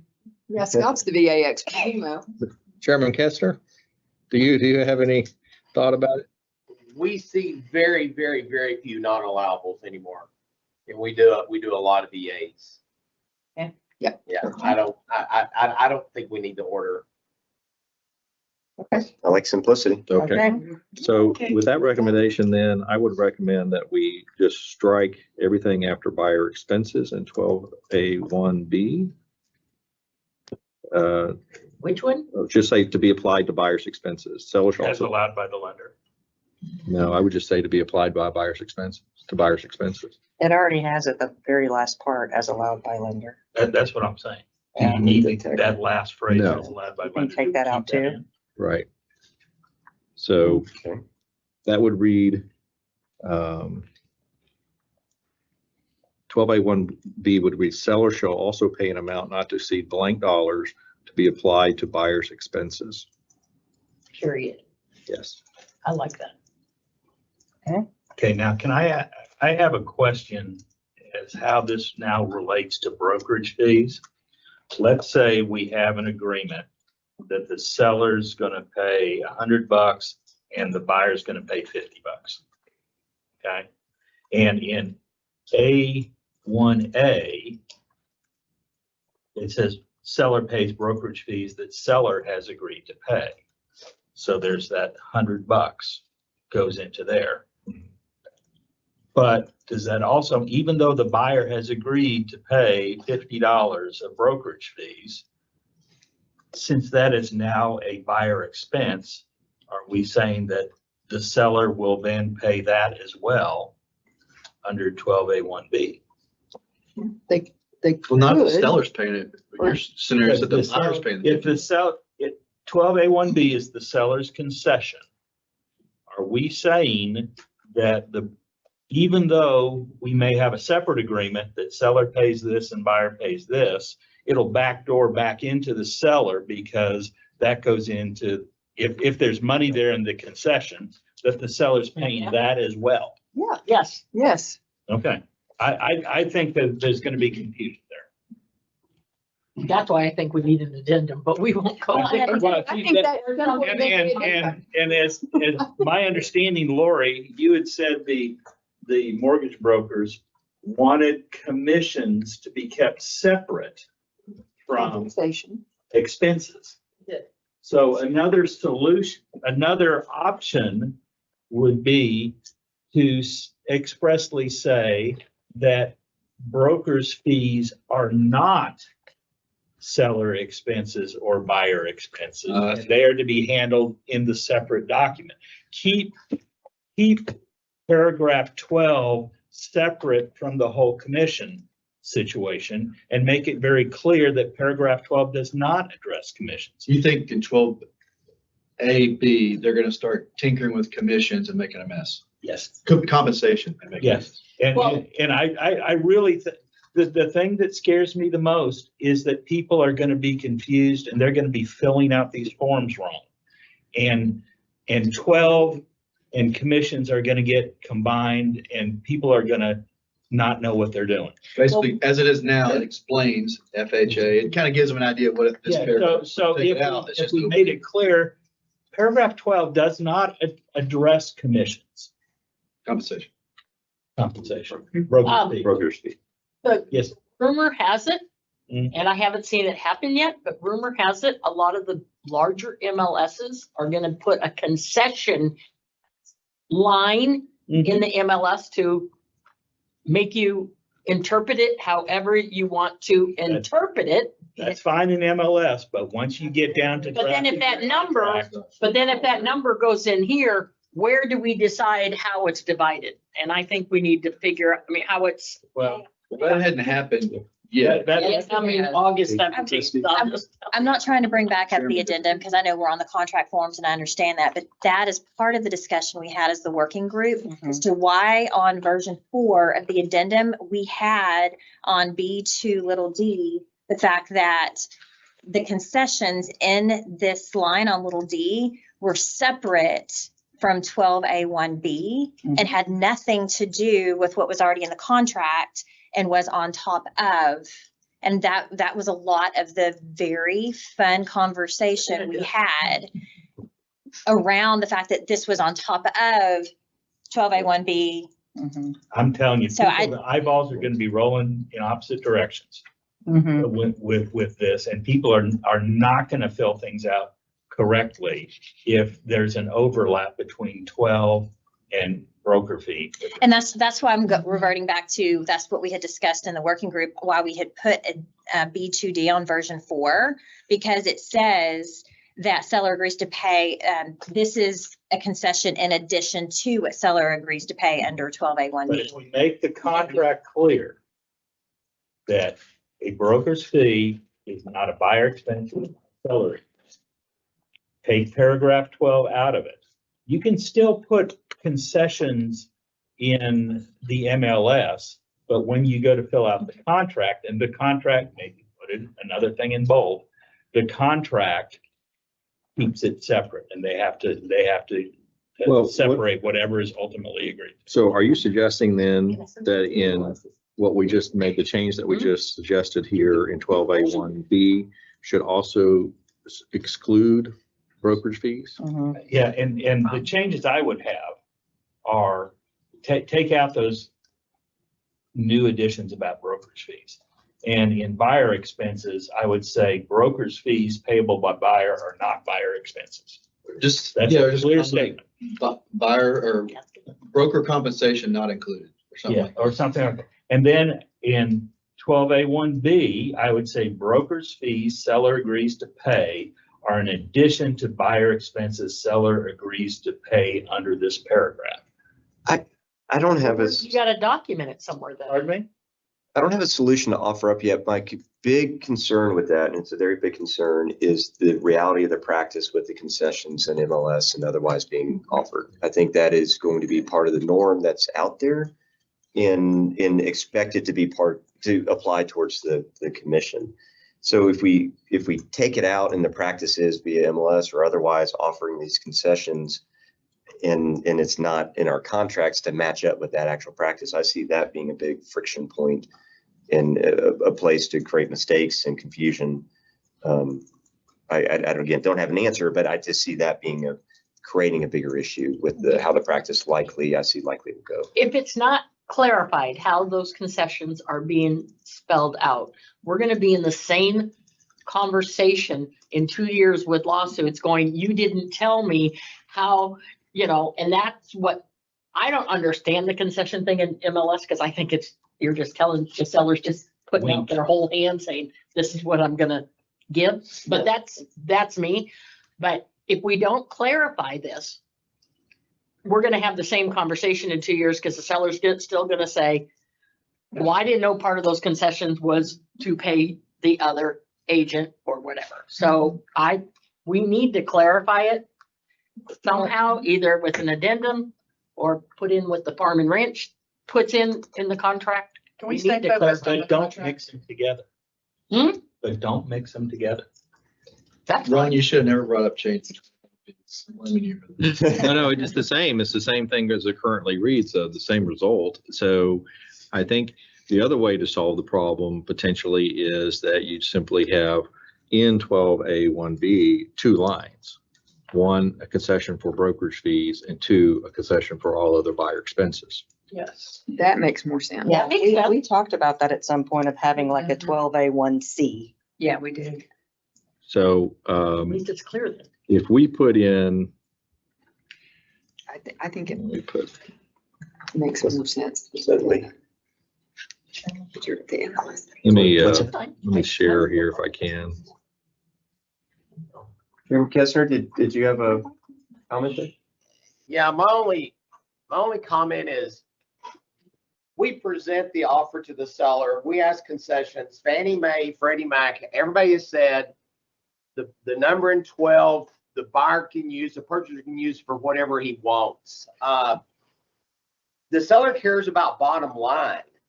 And I mean, I just don't see excluding it can be used for fees unless we put something else in there clarifying fees, because this purchaser might use it to buy down the rate. He might use it for discount points. He might use it for whatever expenses he has. And I think when you eliminate, he can use it for that, then without putting something else in, it's going to really cause some confusion, because the purchasers are going to say, wait, the seller's paying this concession. Why can I not use it to compensate my broker? Does that make sense? Because it's an agreement, because the buyer's rep says, I will collect it from the listing broker, then I'm obligated to ask the seller for it. Then if not, my client pays it. And everybody has interpreted the concessions can be paid toward broker's fees and all the settlements. And now we're saying concessions cannot be. There's got to be something in there where the seller can acknowledge concessions or compensation. I think if we just eliminate it without adding 12A1, we've set ourselves back 3 or 4 weeks. And Lori, just to confirm, this concessions per the settlement, with your understandings, are allowed to be used for broker compensation. Settlement concessions are allowed to be advertised on the MLS. They cannot in any way be conditioned upon their use as a buyer broker fee. So having if we had a separate line, it may lead over, not directly, but indirectly, to cause an issue there.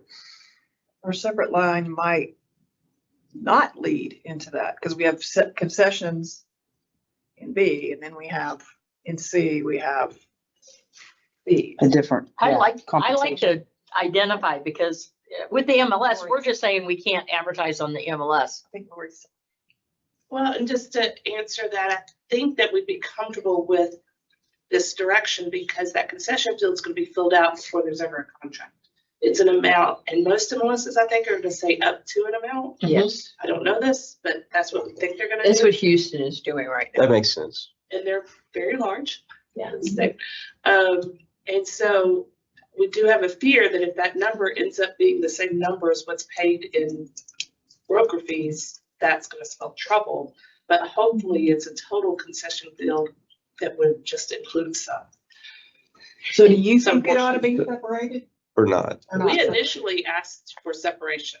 I feel that if you don't separate it, it's going to cause more confusion, and it's just going to end up being the compensation amount anyway. So I prefer to see it separated.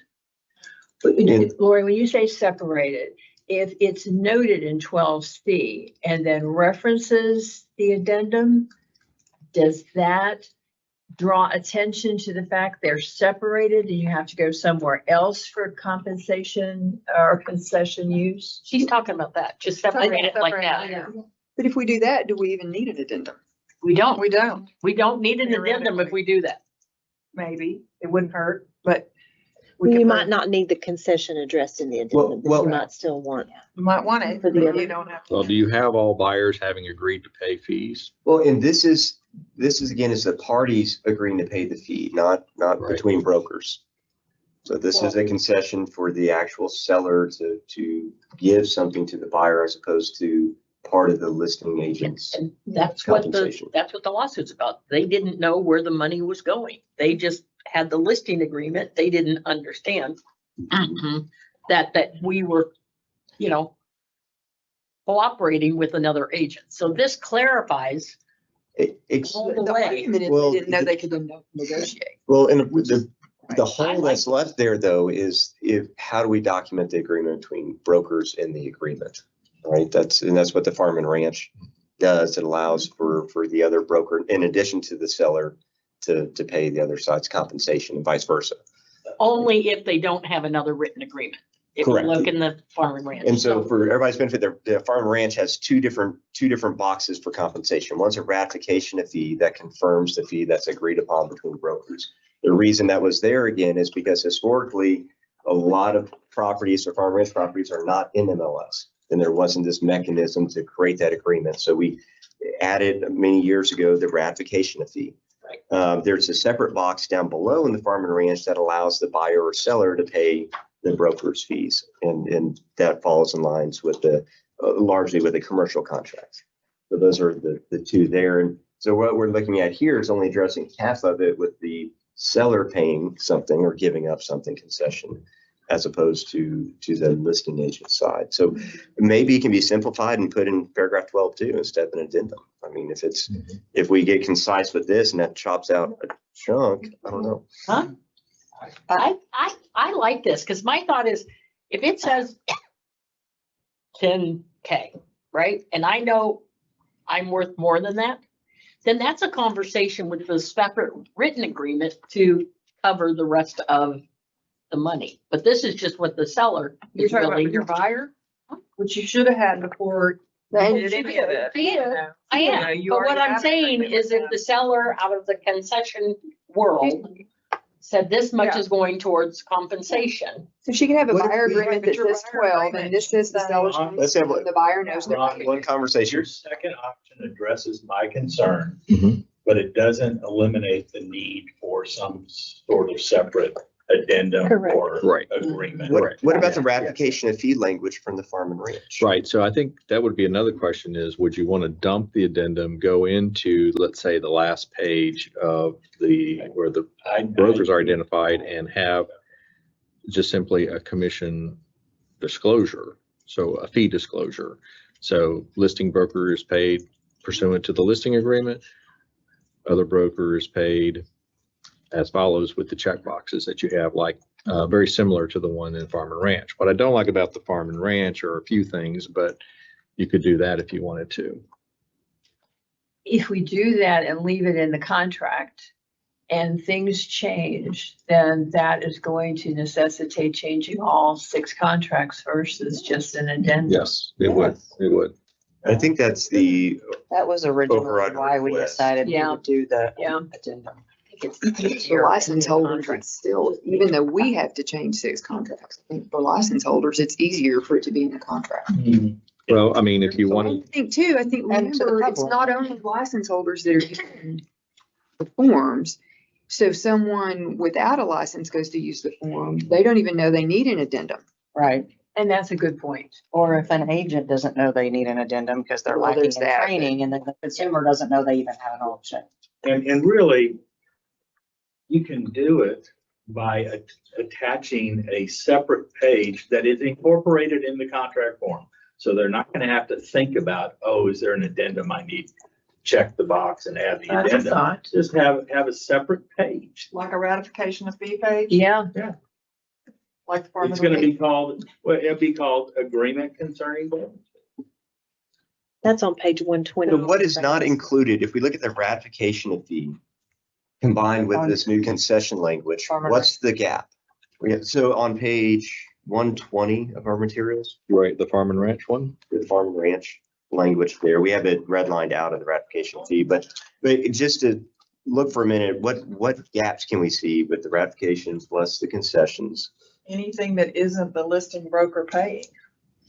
Well, what doesn't take place here is the combination of fees that the addendum pretty much happens. But otherwise, if you eliminate sort of the combo approach, then this makes it more straightforward and simple. You could do it here. In the combo approach Meaning I have so much, the seller's paying so much of my fee, the buyer's paying so much of my fee, and the listing broker's paying so much of my fee. That takes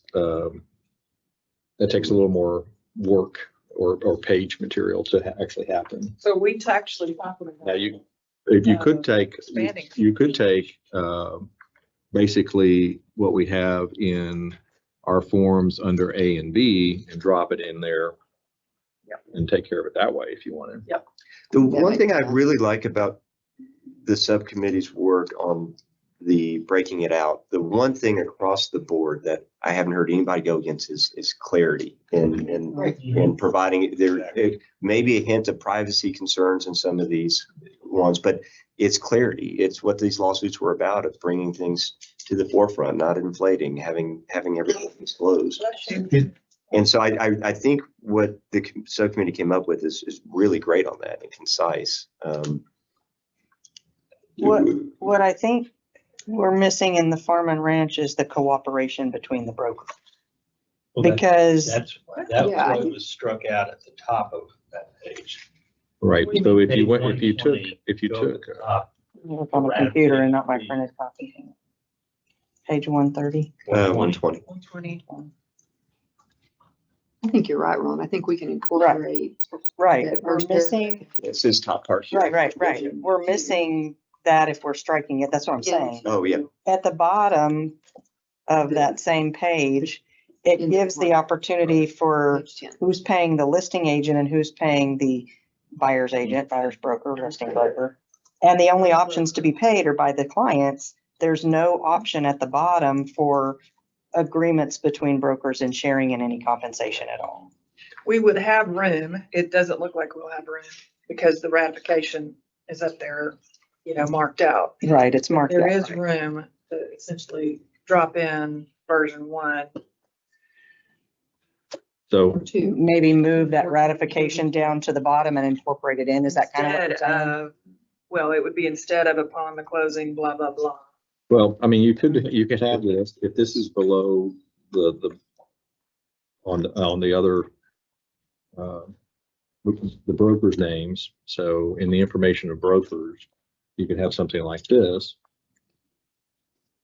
I think it's called broker information, right? Broker information and agreement for payment of broker's fees. And then here, if you had, you could have a statement in here, something to the effect of, just say listing broker, Mhm. and then like this, and then, Make it like the option 4 sort of, but put it in the contract. here. right. I would like like that idea. Something like that. And we have it as a- Disclosure is the right word here. I'm not sure about that. But do we need it to be a Saying disclosure or do disclosure. we need it to be a actual Agreement. agreement? Right. Well- We've already got a buyer agreement and a listing agreement Well, before they have. But if in here, we're getting a party to the contract to pay someone, wouldn't we want that to be an agreement? Well, Well, here you would have. What we can't change is the farm and ranch, that being an agreement. We will have full-on mutiny. Because it is the only agreement in Mhm. many farm and ranch Yeah. transactions. So Right, it that's has what to I'm stay saying, to make it an farm and ranch. agreement, not a disclosure. And it will be the same in most other deals likely now as well. There won't be, until these new tools are developed where brokers are more widely advertising their offers of compensation, which may or may not happen, right? That I think we have to assume it's going to be like the farm and ranch. Well, if we And have, that's what we If we asked leave the them. farm The and deal is y'all had to ranch get a buyer's representation agreement early and We, figure out we can't show without having a buyer agreement. and listing. So then this is all after the fact for clarity for the Agreed. consumer, which is needed, but you should have, now you're gonna have to do your deal early or long before this. Well, remember, Residential. brokers can still advertise the offers of compensation on their own websites. And there's an exemption where they can take the feed from MLS and combine it with their offers of compensation on their own website. What's prohibited in the settlement agreement is third-party aggregators can't come in to take all these different brokers' information and offers of compensation, then combine it into one website. And if any MLS or the boards know about it, they have to cut off the feed and. Or I'm not talking about connect. advertising. I'm talking about when you go show this property, you gotta have a buyer's representation agreement. Now. Yes. Advertising like, what's our deal now? We didn't even put an offer on anything yet. But But in this is on the that sales side. agreement, in that agreement, in the buyer representation agreement that at least the realtors are using, obviously anybody can write their own. It says we seek to obtain our payment first from the seller, the landlord, or their agent. Which is fine. Right, Which is gonna so, be an agreement. so they're gonna need to know that as they're making that offer. Am I actually on the hook? Christie has a comment. No, in practice, regardless of what offers of compensation or being put out there, every single transaction is a full-on negotiation of everything each time, which is why it's necessary whether we incorporate it into the contract or have a separate addendum. And then we're going back and amending listing agreements and buyer rep agreements that were already in place due to the negotiations at that time. And that's the practice that's happening. Right. And if you're not amending the agreement, you're gonna check the box that it's a separate, it's as provided in the separate agreement. And then. If you don't want I'm trying to to suggest we don't Two need the things. versions. I was just saying like, That's it's not an that's advertising reasonable. issue. That's Two fair. things. I am willing to take the risk. I think it is in everybody's best interest to have the potential conflict of an agreement in our agreement and an agreement out there in the buyer's rep agreement or the listing agreement. I think it ought to be called agreement, not disclosure. And if we're going to drop in the language from any of the versions, the warning at the bottom, this is do not sign this, Yeah, needs to adios. yeah. Let me I throw was thinking the another same thing. concept we haven't talked through yet is having the language in here that it supersedes any and all prior written agreements related to the commission. And then you have a new agreement, I don't think we'll buyer, do that. seller. And Again, I'm willing to But if- take the risk. But if we're saying there's going to be a risk of There's the not much conflict, risk. It's a very why not tiny make risk. this the final? Then you are That's going gonna to be the have the objection. agents sign the Who sign? agreement concerning, and we had tried to. Well, they do Oh, sign. they do on this, yeah, the amendment. But one of the things, if we go to a concession in 12, in paragraph 12, we can shorten They only sign. this down just to these choices here. Right? If we go down to what we did in 12A1 right now, then we simplified If the you don't have- addendum with regard to those two choices. The buyer pays the other broker pursuant to their buyer rep agreement, or two, the amount that's going to be paid by the listing broker. Because the concession takes care of the amount the buyer is going to pay. But it doesn't give the So- What are you opportunity saying? for the seller. The new language you put in 12B, Mhm. you're saying makes it easier. Then Yeah. we've eliminated all of our choices. Yeah, we've eliminated the need for all the other choices in this language here. I feel like it's more clear if it's all in one place and not between page something up here in paragraph 12 and page something down here at the end. I just like paragraph 12, just. Well, you can leave paragraph 12 and somebody might give you a concession, but they might not. No, but I'm You saying don't add, have to use a concession now. but I'm It's saying in every add, contract. split out paragraph 12, so it's very clear. No, I think paragraph 12 is paragraph 12 about concessions and it can live there and people can utilize it if they want to.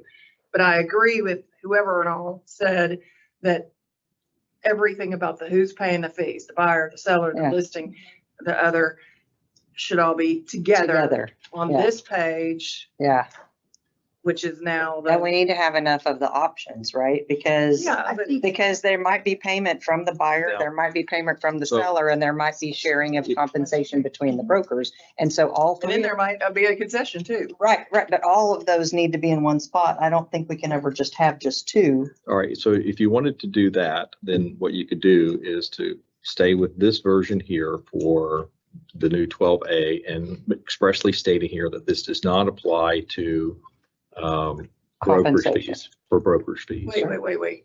So I think what I'm hearing, what I heard you just say, SJ, is in 12A, we keep this change right here, but make sure that it does, this in 12A does not apply to brokerage fees. And then come down here and provide for a concession for the seller to pay a brokerage fee concession to the buyer, Yeah. right? Yeah. So you would add something like, Let's see what it looks like. Something like this, okay? I would put it under the So- other broker's fees. What do those kids say? Why not? Okay, let Yeah. me get the language down here. Okay. At closing, From the seller, and it's not in the contract. seller I shall think that would have to still pay. be in. Just have That's it why in the it's an contract. agreement, can't be a disclosure. An agent. It's after the Where in the Everybody contract. talking. Right, that's why I was saying we gotta make sure. All y'all. it It needs to be.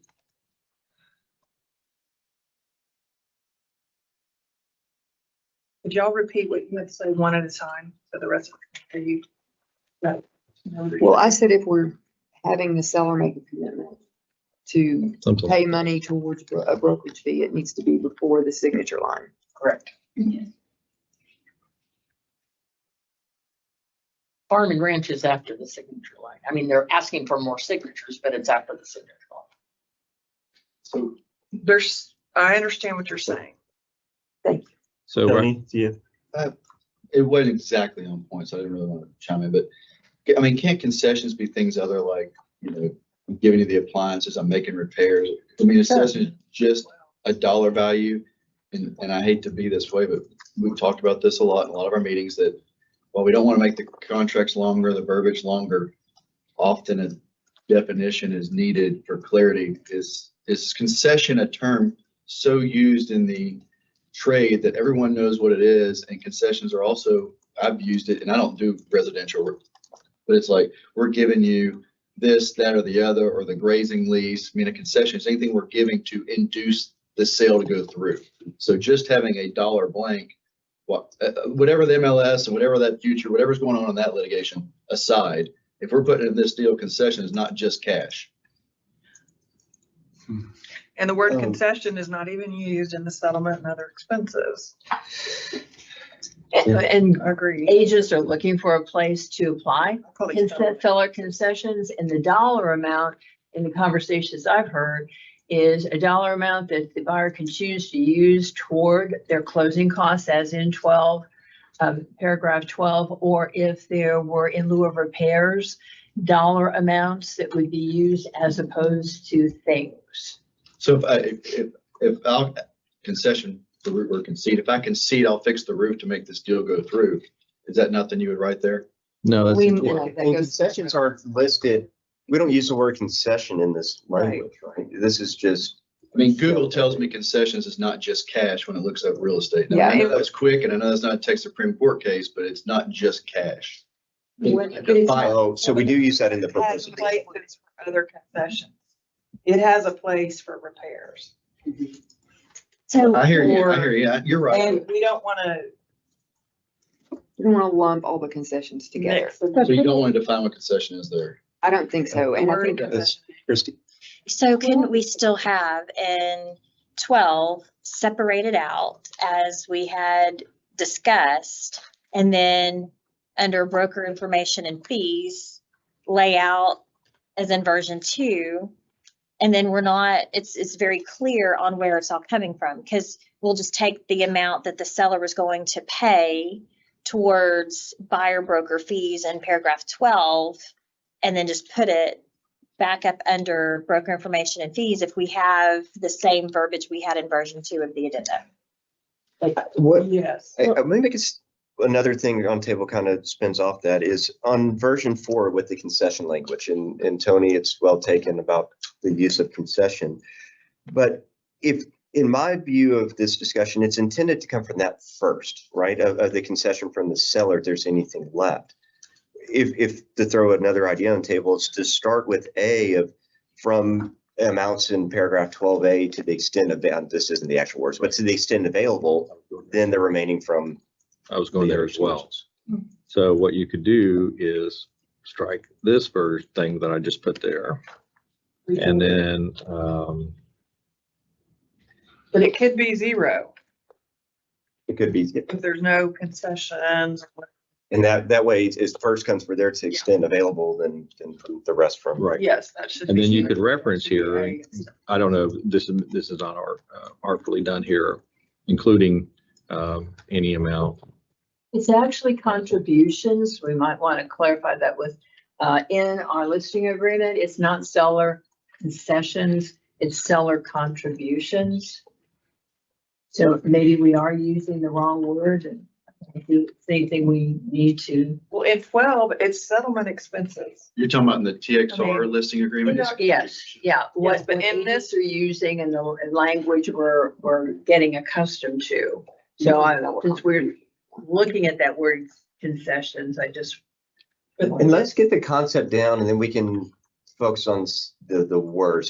That's a good point there too. And SJ, I know we were going with the settlement expenses, Yeah. but maybe broader.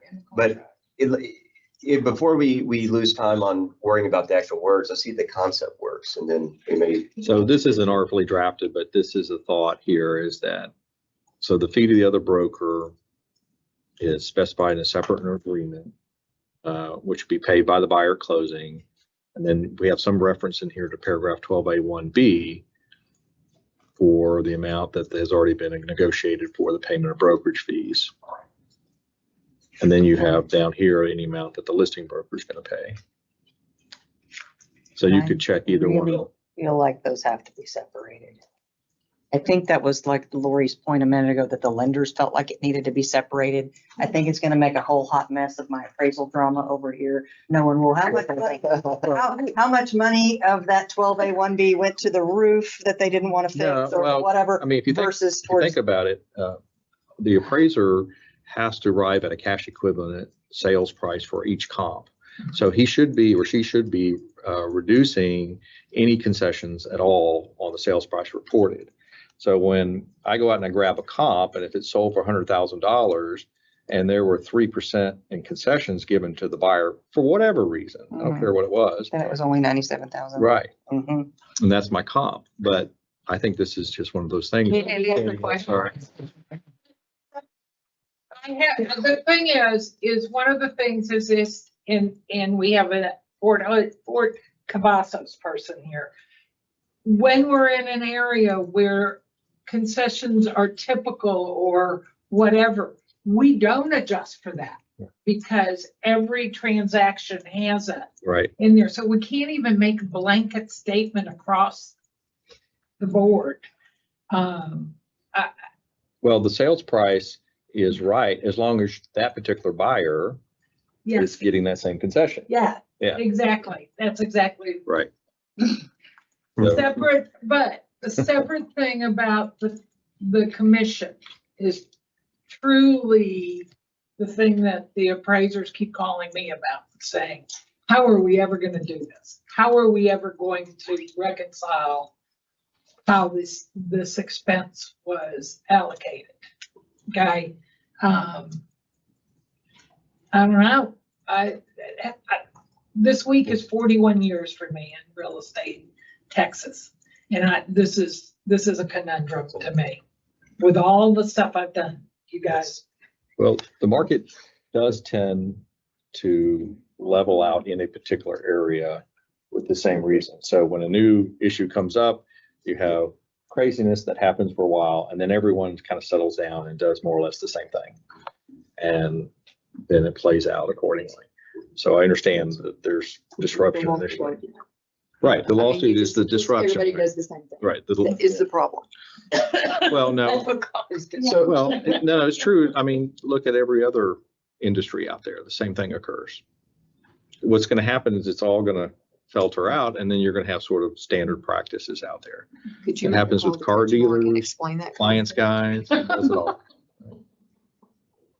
So for the other broker fees, are you suggesting here not to include what's in the proposed addendums and to go with, I'm circling back to what's. No, right. So if we decided to go with, let's say, something below the broker information, like the farm and ranch, then here's what you could do if you decided that you wanted to keep the two lines in 12A1B that we had up here. If you don't like that, if you want just to have the one line of the 12A1B, then you would go with something like this, where the brokerage fee concession is built down here in that same location. It's just a matter of where you want to put the brokerage fee concession. Do you want to put it in 12, or do you want to put it down below the broker information? If we put in 12, not including concessions for broker fees, please And see. put it somewhere or else. A direction there, then it's split out. Yeah, it would have to be one way or the other. Right, so you could go with this first version here and add a sentence here that shall be applied to buyer's expenses, but shall not be applied to, I don't know if this is the right wording either, but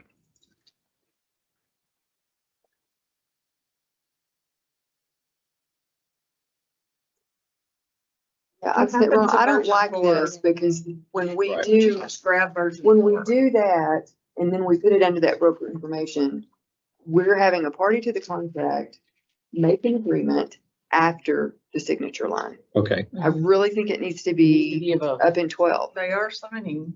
And then I think we reiterate on the that. farm and ranch. Okay, so then, Well, Could it be that's what we're Then- kind of trying to get to. then though, you is go that- to this, if that's the case, then you go with this version, Mhm. right? Yeah. Have it I down like that here, better. and then you just have this, and you have a reference here. And again, the wording needs to be worked on this, but you just have a reference that, hey, you're paying all of your buyer broker fee, but remember, you got what you got in 12A1B. And I might point So- out, I know there's a concern of, that there's some confusion by splitting it out, but if you're used to going to 12A for concessions anyway, and everybody's kind of thinking it in that mindset, to me, it makes more sense to have it in 12A. Right. And then this can just address it here. It can be the detail. But that's just. You know, and let's remember, a lot of what we do and have done all this time in paragraph 12 is driven by what lenders are willing to do, right? And they now need to see it and they need to share it with their appraisers. It just makes sense to put it all in 12 in one place. I And then disagree with putting it all in 12. I think we ought to put, if there is a concession, put it in 12. I do think it ought to be a 12C separated, but then I want to go back to this language in version 4. B2, other than, I agree with the way prior comment that D concerning the concession really ought to be A. But this is what I want dropped into our farm and ranch like document that's going on every contract. So can I I like reiterate what I feel like I just heard you say? So we do some above what Ron has on screen. Back up, we split out in 12 the concessions for expenses, the concessions towards commissions or compensation. And then we have a broker information separate, which I think is much more visible to the consumer if it's not Information and agreement. Yes, I agree. But we need to have it broken out like the addendum, because once again, just having listing and other broker is not enough, especially in situations where the buyer may very well be paying the listing broker. So I think we have to have all the choices. We have to have all the choices in that section. Concession may not be used. Well, any of them may. I'm good with that. And we're just reiterating and pulling down from paragraph 12, where they put in the commission, the seller was, sending to the buyer for But compensation. the answer to the lawsuit is, here, dear, well, it's not this anymore. It's now this form. Yeah. Here, dear buyer, this is how all the brokers are getting paid. Yeah. Here's the whole picture. And I'm fine with that. I do want to keep the A and D though. Yes, but D, we talked about moving D up because the concession, if there is one, is the first payment to B. And we don't have to have a blank there either. If we are listing that amount in 12A, I would put we it can- there. I would we put can- it there. We need to put it there. why instead is referencing back to. Yeah. No, that's the whole point that I just explained, was that we are Okay. answering the clarity question In by one place. making it clear in one place. Okay, Yeah, so that's, are yeah. we suggesting a breakdown in 12A or? No. Okay, No. so we're just saying numbers and then we're going down to buyer information and we're splitting it up. What if right then the seller goes, I'm not signing that? Well, then you got a problem and you need to go renegotiate it. That's what your job You is. don't have a But contract. that's no, if they signed the contract, that page is after the contract. So if they've agreed to a number in 12, Mary, it always passes. The Right. agreement. It's after the concerning signatures. broker's fees is a part of this And contract. it always has been. It's an It hasn't been an agreement. issue, so. And they're signing it. The same thing. So you can't execute the whole thing and just leave this page off. To sign it. Yeah, And when not we a fill it deal. out, it's. I think we're circling around, I feel, a agree. solution here. I think so, too. I'm feeling, if we, let's get it, Circling the wagon. let's get it on the page. I mean, I think we've come up with something that I'm hearing a lot more agreement on. You do Mary, remember you that gotta there are nut up. signatures. Huh? The You do actual- remember that Right, are- but that's what I'm saying is that doesn't, that, Not a buyer. this doesn't alleviate the contract. All our signatures are the date, are page 4.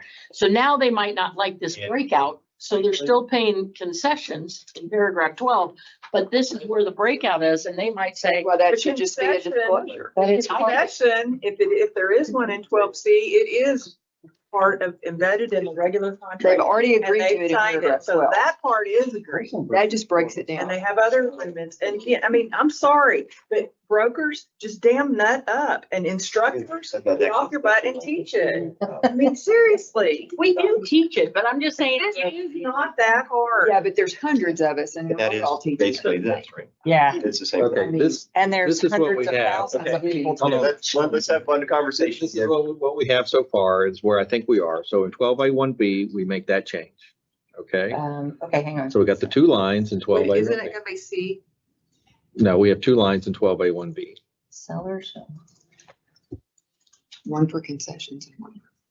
Okay, I thought we were making it a C then. I'm fine. Sellers paid Well, the. concept Okay. there, so that's, Yeah, we're there. substance is there, so Okay. we can look at it Right. later. And then Beautiful. below the broker informations that we're Gotta gonna, say agreement. okay, well, all right, we'll get there. We'll get there. We've already got agreements. No, Well, let's worry about the small words. Ron, Ron knows what Okay. he's saying. Let So him then know. we'll go with below here, we have the listing broker's fees, and then we have the other broker's fees here. So in here, we are referencing the buyer rep agreement. And then, which will be, and this amount that the buyers agreed to pay shall be paid solely by buyer at closing, payable in whole or part from the concession seller agreed to pay for the broker's fees payable by buyer. Ron, And then you can Hold on, let me specify, finish. we probably should here, it should say in paragraph thank you. That's where we're going. 12A1B. See, if you just give him time, he'll get there. Just take- Right. So, anyway, then the rest is just the listing broker sharing the fee. Can we take out that word solely? Yes, payable by buyer. I think that's a good idea. Take that out. Well, what happened to these other, I thought we were going to put. we were yeah, gonna drop this. Cut and paste what Yeah. these choices. Because that's Not all there. I think the listing broker thing needs to be broken down.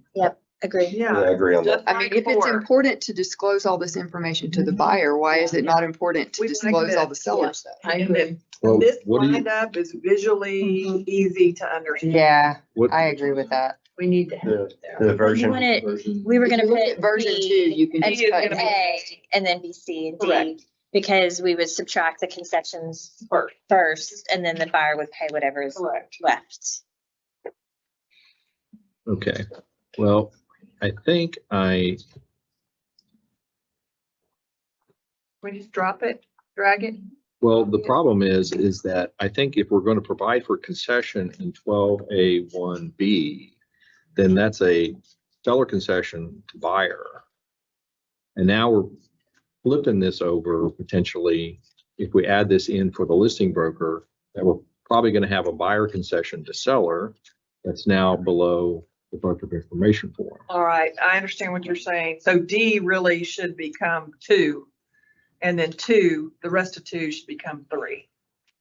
Okay, In, I'm gonna and paste I'm following I'll paste the this here. language from our Version 4. version. Right, so this is A and 4, right? 4 has another, has Yeah. D. It has D that we. No, this is for the listing broker. No. This is the listing broker. Yeah, that's what he's typing. This is So what she's talking about. Oh, Yeah, that's add, gotcha. Now, add, But I so, would make that so too. you guys do not want to Oh. do this on the listing broker side. This is out of version That's 2. out of version 2. So we don't want to do this in listing broker. Do we have Do we have an agreement there not to No, do that with we regard to wanted listing to it broker? under the list. Did of want brokers. it We wanted it broken out under Okay, both. so For clarity and Keep it out. transparency. No, I think I think you keeping need it to add a in. D. We want it under listing broker. Okay, so now Under listing. what we've done then here, this provision right here, Well, now we have, right, a buyer's concession to seller. Right. Which we very well, some Could have markets- had in the So, crazy. but that's not above the 2021. line. That's not above the line. You had the same problem that Mhm. Lee talked about a minute ago.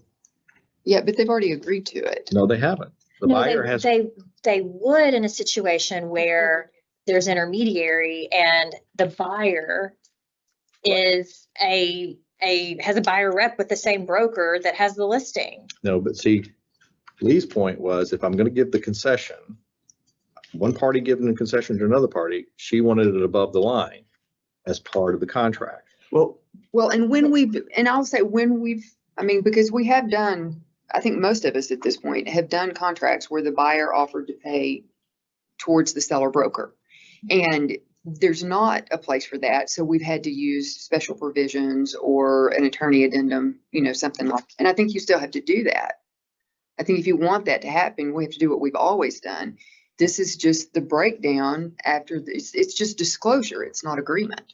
part of it is agreement, part of it is disclosure. So Well, it no, is above the it's- line on the 12. It is agreement. The buyer's going to be paying part of my seller's closing costs, my seller's brokerage fees. It's the buyer. Forget intermediary. Just if I'm saying that the buyer's going to be paying part of the listing broker's fee, that's part of the agreement. Yeah, maybe this needs to be duplicated, corrected and duplicated, listing and other. which is version 4, basically. Exactly what we're looking at. So what I'm before, suggesting but is to, we at kinda least need for to the first, double the first step is let's leave the listing broker out of it because 99% of the listing times, listing brokers paid pursuant to their listing agreement. Why muck with it right now? I was saying if it becomes an issue, it becomes an issue.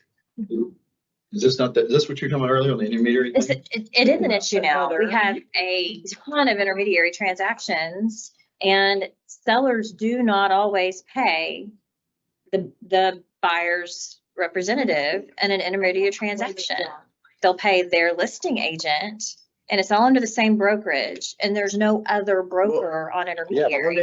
and Lori, please correct me if I'm wrong on this, but the old listing agreement had that the listing agent, listing broker would be paid in accordance with their agreement with the seller. The new one that came out now has that they'll be paid, what was going out there with to the extent the buyer will get a credit to the extent that it was offered or advertised, but they'll make up the difference. So that's a recent change in Texas Realtors forms that will necessarily impact the practice.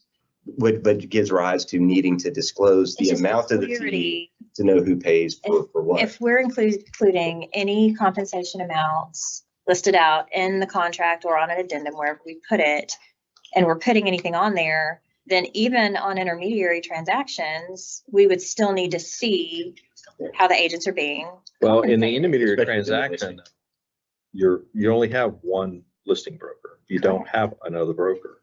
Right. So, But it's not just a listing broker. It is not, right, but it is just a listing broker. You have two agreements. You have two agreements. They're also the buyer broker. You have two agreements with the same broker. Right. So that's a broker Right. But if policy. if it's an intermediary, Two they're agreements, also representing the buyer. So they're also a buyer broker. And they have to break it out. but they're not another broker under the transaction. Right, so it's the same, it's that So one number. under the contract. So under the contract here, the listing broker here is paid pursuant to their other agreement. That's it. Right. But there's a There's two separate agreements. You're a But They're paid pursuant to those two agreements. That's it. No, I know. my concern is wording, is it's just simply saying seller shall pay listing broker the fee specified. The seller's going to say, well, I'm only paying this, how? Right, but this also says other brokers shall be paid. There is no other broker. Well, the listing It's the same broker broker. is paid. The listing broker is the same as the other broker, and they're going to be paid. That's a broker policy. That is not, that should not have to, if I'm thinking as a broker, if that number, whatever that number is, and I have an internal intermediary, That's negotiated inside there. It's not guaranteed what that buyer agent is getting because our cooperation was in the MLS. Our cooperation, this is a broker thing, and that's what That changed though with the new forms, the listing agreement allows, it used to say it all just is coming from the agreement with the seller. Now it says the buyer is getting a credit. And so we need to know how to allocate the expenses at the closing between the buyer and seller and who's. But that's paying only that if it's part of an the commission. outside buyer's agent. I don't think that includes intermediary. It does I think- include intermediary. I Well, don't, if we, looking at the. if we go back to where Brian was saying originally, it'd be great to have a place where it's broken down for the title company to see Mary, all the monies that are being paid on the closing disclosure. We're covering everything except intermediary, and we Okay. don't have it broken All right. out for the All right. title company. Yeah. All right, so walk us through the typical situation intermediary that you're worried about. I'm not worried about anything. It's called clarity for I know, all parties let's to walk it see. through. Give us an So example. it is the situations where you have intermediary and Okay. you have appointments where you have someone with seller and someone with the buyer. The seller is not paying buyer agent Okay, so compensation. let me think this. So the buyer's bringing money to the Give me table. numbers. So Let's just listing pull- agreement pays, you're gonna say listing agreement pays buyer, the seller's gonna pay the listing broker how much? let's just say, yeah, $100. Okay, so now the buyer, you have a buyer representation agreement. They have to pay $100. Okay, so what happens, what do those agreements say? What happens in the course of an intermediary? Those agreements need to address that situation. They What happens? do. All right, so Right, tell me what happens. No, what I'm saying is where we're not addressing it in the contract is No. the fee. Let's walk it through. What happens? Tell me what happens now in the situation. Who's supposed to pay what if you're just looking the at the buyer will agreement? pay their broker, Okay, which is also the listing broker. Okay. They've all agreed to intermediary. all right. They have the intermediary relationship notice. We have all Okay. paperwork done. So- I'm saying where is Well, it laid out on the contract? Here's the situation, because you're saying listing broker is going to be paid $100 for their fee, right? by the seller. Now, if there's an in-house sale, is there a lesser amount paid to the listing broker? Let's just say in this situation. Yes, here's the There's no. language here. Is there an amount here that talks about a cooperation fee paid over to another broker? Not in this scenario. Okay, so there you don't have that scenario, right? Now, which is unusual in today's market, because usually you do have an amount, right? Usually offering some amount. So now envision the situation where the buyer comes in and you say, you have to pay me $100 also. So let's say in both scenarios, there's no cooperative fee being offered by the listing broker. And I'm going to be paid $100 regardless if it's in-house or not. If that's what you're telling me, is the example that you're giving. Okay. So now the buyer broker comes in, same scenario, and the buyer has to pay his broker $100. That broker is the same person now. Correct. Okay. So now we have this addressed right here already, right? And the only concession we have right now going is from seller to buyer. We don't have a concession going from buyer to seller. So my question is that really necessary? Wait, back up. How do we have something going from seller to buyer if each is paying their own? Because in the contract, we have seller is offering a concession to Oh, buyer, it's offering a concession. right? Well, negotiating, it's in 12A 1B. Right, but can I go back on something? Now, we don't have a concession going back from buyer to seller, because normally you just negotiate a lower sales price. You said something earlier. We're trying to point out though earlier, an intermediary, this is addressing if you had two different brokerages. Intermediary is the same broker, so you don't have to have a deal between the brokers and get the initials. Like all your versions, hang on. And all these versions, we're talking about the other broker initially to pay for clarity, who's getting paid what. Right. Here, if it's the in-house people, there already is other deals. It doesn't need to be there. But if the whole, Wait, what thing that was, you said you were offering that the buyer rep, you were offering to whether it was You have inside to or look, you have to outside. look at the They're agreement. not offering. They can't Wait, offer wait. anymore. Let me throw in the language that I was concerned about. I pulled out, this is from the new buyer's rep agreement, the long form. Before it used to say that the listing agent, regardless, Texas Realtors, it used to say that you just get paid listing broker in accordance with your listing agreement. The new buyer's rep agreement, if client acquires a property listed by broker, any compensation broker offers to other brokers in broker listing agreement with the owner will be credited towards broker's fees specified under paragraph 7A. So any amount that's out there advertised or the amount in the listing agreement would be credited to the buyer. But if the buyer agreed to pay more, the seller agreed to pay 1%, buyer agreed to pay 2%, that buyer has to make up that additional 1%. And that agreement may be what's being used. There may be a different agreement out there that's being used. We know there's a lot of brokerage firms that have their own buyer rep agreements. So you have to look at each buyer rep agreement separately. Right. So what I'm saying is if we want to have buyer concessions to seller, I guess we can throw that in paragraph 12. The problem with that, in my view, is it's unnecessary because you just negotiate a lower sales price.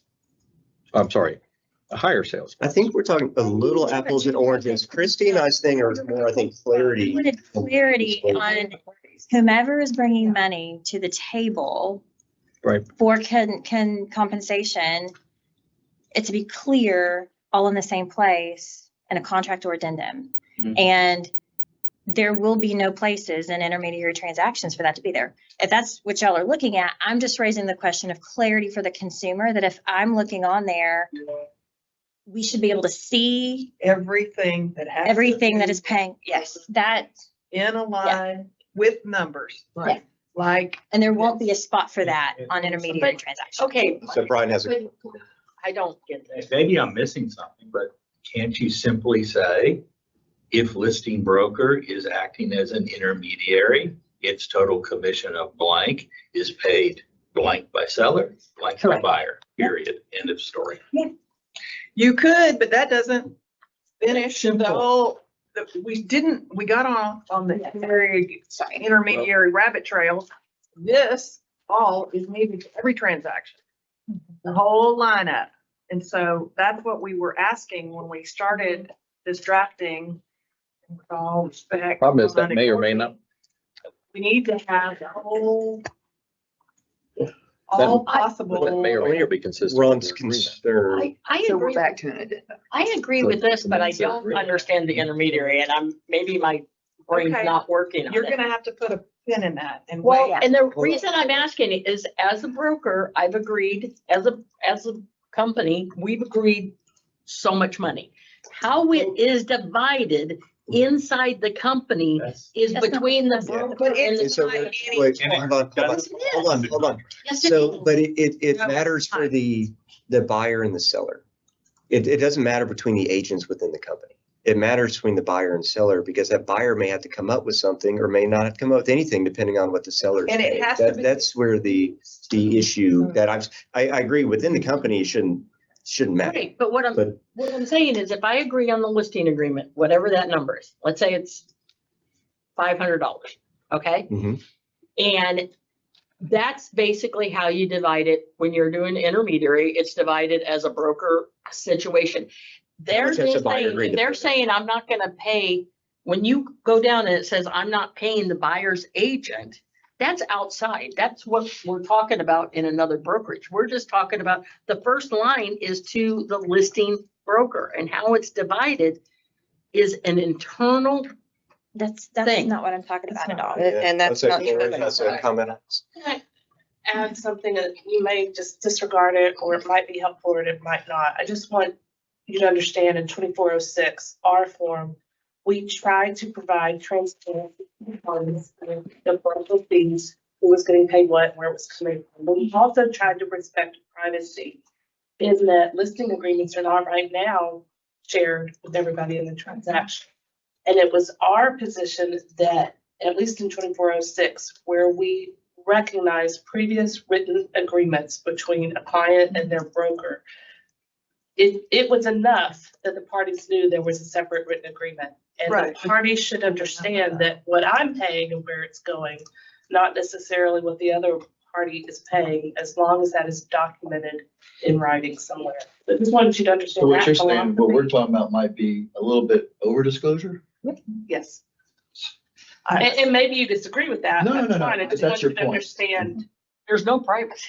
Like, yeah, this is, everybody's seeing what the buyer's paying, everybody's seeing what the seller's paying. The agreements, but they have to see the amounts or how it was calculated, either the percent or the cash amount. But just for a second saying this, why? Because that's what the settlement requires. Well, not No, all not of it. everybody. It says you gotta know. You don't have to see everybody. Not where somebody else's money went. Yeah, I don't necessarily see how you got paid by the buyer. I don't have to see that. And then I just have to disclose the And seller. an intermediary, we are making the assumption, you're going back to your listing agreement. Right. It Which may I not understand. satisfy the. My, getting back to my question, if we're disclosing all the others, we would not fail to disclose another contract scenario. %. So if we're doing one, we do them all, or we don't do them. Well, if we're going to be It's consistent, consistency. if we're going to be, Curiosity. if we're going to be consistent, then I think you have to do this. Buyer shall also pay how much play fees that seller has agreed to pay. Sure, yes. When you're on negotiating, there. broker, is it gonna make a difference if you, let's say you propose a contract and buyer sees, either side sees, either party sees, oh, the listing agent's getting 20 grand and I'm over here paying 40 grand or vice versa, and then that mess up a deal and then you're having to renegotiate with your client going, I see the other side, like in Farm and Ranch, I won't name any names, we're on video, where, oh, they're getting paid 120 grand and I'm only paying 40 grand. Is that not gonna make everybody on the second offer, like, oh, I didn't agree to, give you the refrigerator on the next, by the way, on this next one, you need to lower your commission. That's life. No, I agree with that. I'm just posing That's it. life. No, I'm not saying I'm not against it. I'm just saying I am for, if you're disclosing one, disclose the other all in. I'm with you on that, SJ. But when y'all do this, get ready. You've just shown you're getting $60,000 to sell this house and the other side's only paying 10. And then people are gonna get upset when they're like, what? She didn't do anything. All she did was put a sign out front. That is To what. recenter ourselves on why this came back up again. Well, the whole lawsuits did not say go back and promulgate a form that lists No, they everybody. did wait. not. They did. Why are we here, right? And so the request in the issue as originally, as it raised, was their offers of compensation are going away from MLS. We need to have somewhere to determine how people are being paid because of that particular issue. And that was from the listing broker to the other broker or buyer's broker. And so the disclosure is kind of a tag along, right, of the clarity and everything else. I'm all for clarity too. And I get your point of everybody, you're gonna have it disclosed out there. It's gonna be public information and business deals that are, Was not my point. used to be private. Lori's You know, that- point. I wouldn't think about it until she brought it up. Yeah, I mean, that's a great, and that's reflected in our comments. We have public comment on that exact issue. And some on the other side saying, force them to give me the listing agreement. So we have some on both sides. But I don't think we'll ever go that, that's private contract between the parties. But the amounts, we originally tried to solve the problem of making an enforceable agreement between brokers, right? And then all this other disclosures and clarity and trying to meet the, prevent lawsuits has come in. So I think that's where we're struggling now. I think going back to the language we're honing in on, I think we're getting there. Now it's just a matter of disclosure versus minimal contractual language. And consistency for different transactions. Yes. And we have a different mission than, the association. Correct. Absolutely. And it absolutely requires, I don't think it's our, But we didn't go on We this have to- mission until they had a settlement. So let's get that no. clear. We have always had a mission Yeah. to protect the public. And I think that it's not just the letter, but it is the spirit of the lawsuits, the DOJ. This is not the first time this has happened. Several of us went through this before, the whole antitrust situation, and NAR and TAR getting sued, and we've always won till now. Let me play devil's But, advocate real quick. Because if we are then now publishing what every listing broker is charging their client, is that not an open discussion in the room about, This is a price fixing? Everybody's going to know all the other ones. This is a private contract, this is not publishing anything. But if you, practically speaking, if agents one might think twice about using the contract that disclose how much they're getting paid to let their competitors I see. think you're Then all the making- competitors will see the offers as they're exchanging, and then that information's out there. I think more you're to be making up reviewed. a problem I that think doesn't that- exist. I think that's right. And I think you go into what Ron said. where Ron said, look, How many everything. times have you seen other people? I think where Ron was talking about, everything levels out, everything. But once everybody sees, okay, this is what this brokerage always charges, this brokerage, I've seen their proposed, then everyone's gonna, I hate to say it, I don't want to use the word standardize, but everybody's gonna standardize back down going, all right, I've seen what brokerage A does with against me. They're always taking 2%. So now we're doing, so it's all gonna end up being back to square one when everyone sees what everybody's doing. Maybe, maybe not. I think there's also going to be, let's just call it, there's also going to be agents and brokers who know how to conduct their business properly. And this is going to make it very clear, those that don't. And the ones that can give a better level of service, at least in larger transactions. I mean, again, in commercial and farm and ranch, it's always been clearer, Wild you West. know, but well, no, not really. But, some people are, and some transactions have more hair on them than others. What Sometimes is the benefit of Yeah. disclosure of the listing agents commission or listing brokers commission? There isn't. What's the benefit to the parties in the transaction as opposed to the amounts that are being transferred over to another broker, right? That as part of Because the it's deal, but full disclosure and it makes everything clear. I And understand why it's full would- disclosure, but what's the benefit? I'm trying to see the utility and benefit now of that particular, how's that benefiting consumers by disclosing the listing broker's total fee?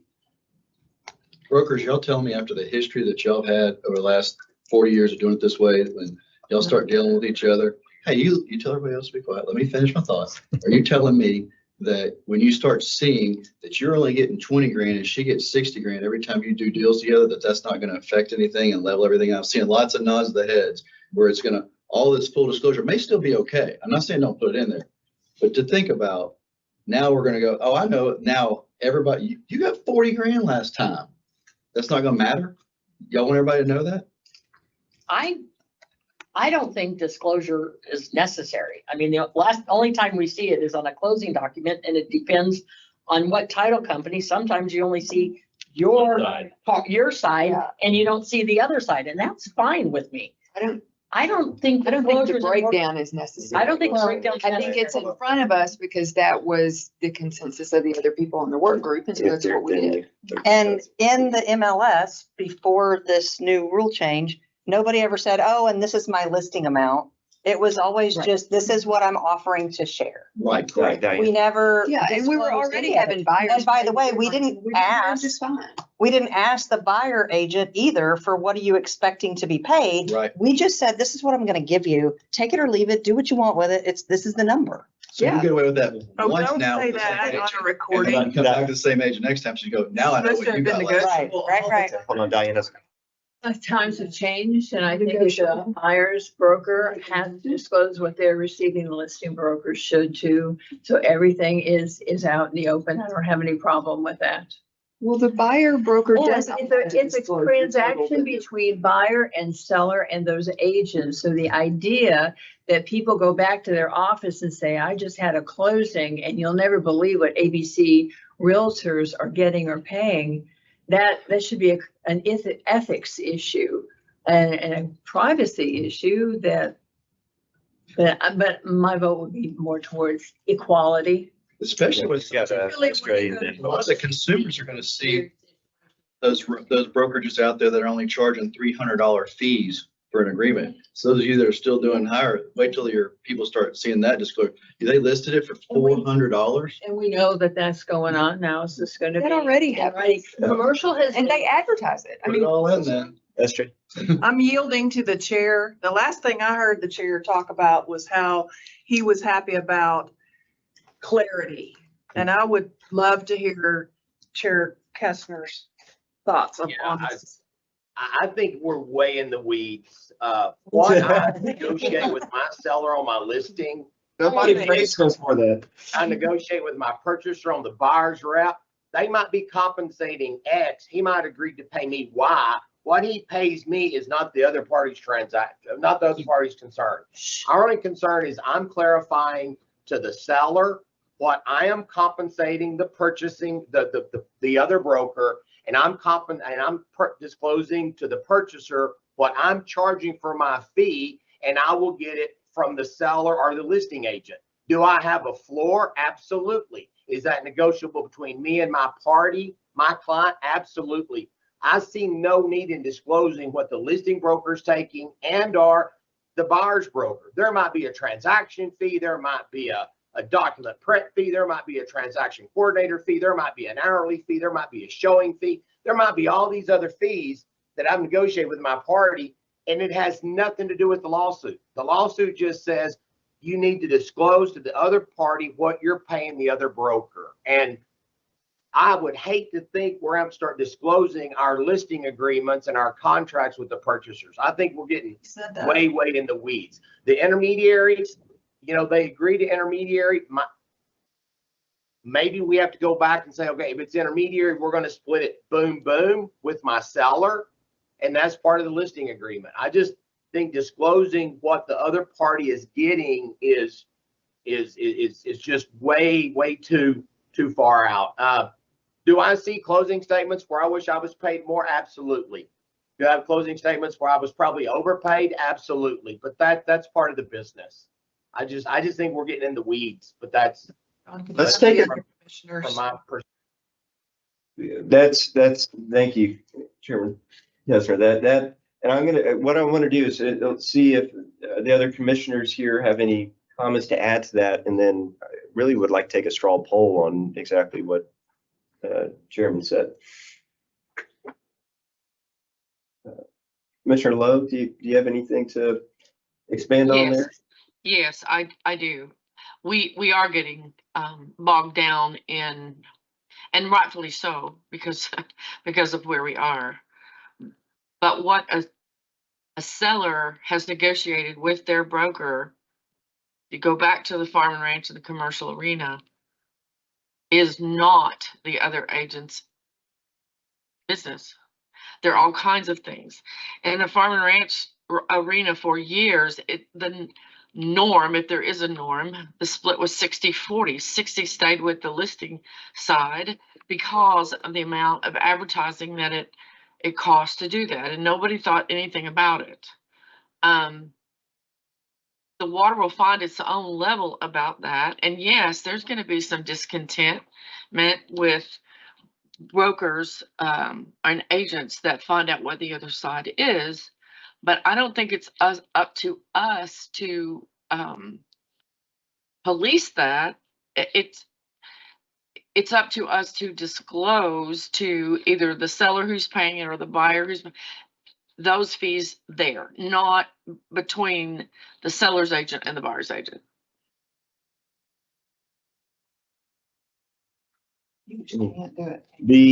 And I see Darlene, see you've joined online. Hello. I know you've been you're on mute still. You want to jump in to add your thoughts? And I didn't catch when you were able to jump on. Let's see. On what, the disclosure on the contract? Yeah, and so our general thoughts here on the commission and the disclosure, and I'm sorry, I'm not sure exactly when you jumped on to hear the prior discussion, but I want to give you an opportunity to give your thoughts. So, I don't know. I'm not a broker. I'm the title company on the other side, so disclosure is always good if we have a set number to pay. And it's in the contract, but as to whether or not it should be in the contract, I think that's ultimately on the brokers. And so going back to what Chair Kessler said, I echo his comment. I think he summed it up nicely on that. Is everybody in general agreement with that statement, how he put it, or have? What Chairman Kessler's basically saying is we're going too far on the disclosures. And if that's what he's saying, then I agree with that sentiment. On the seller side, the listing agent side, on the whole thing. On the whole thing.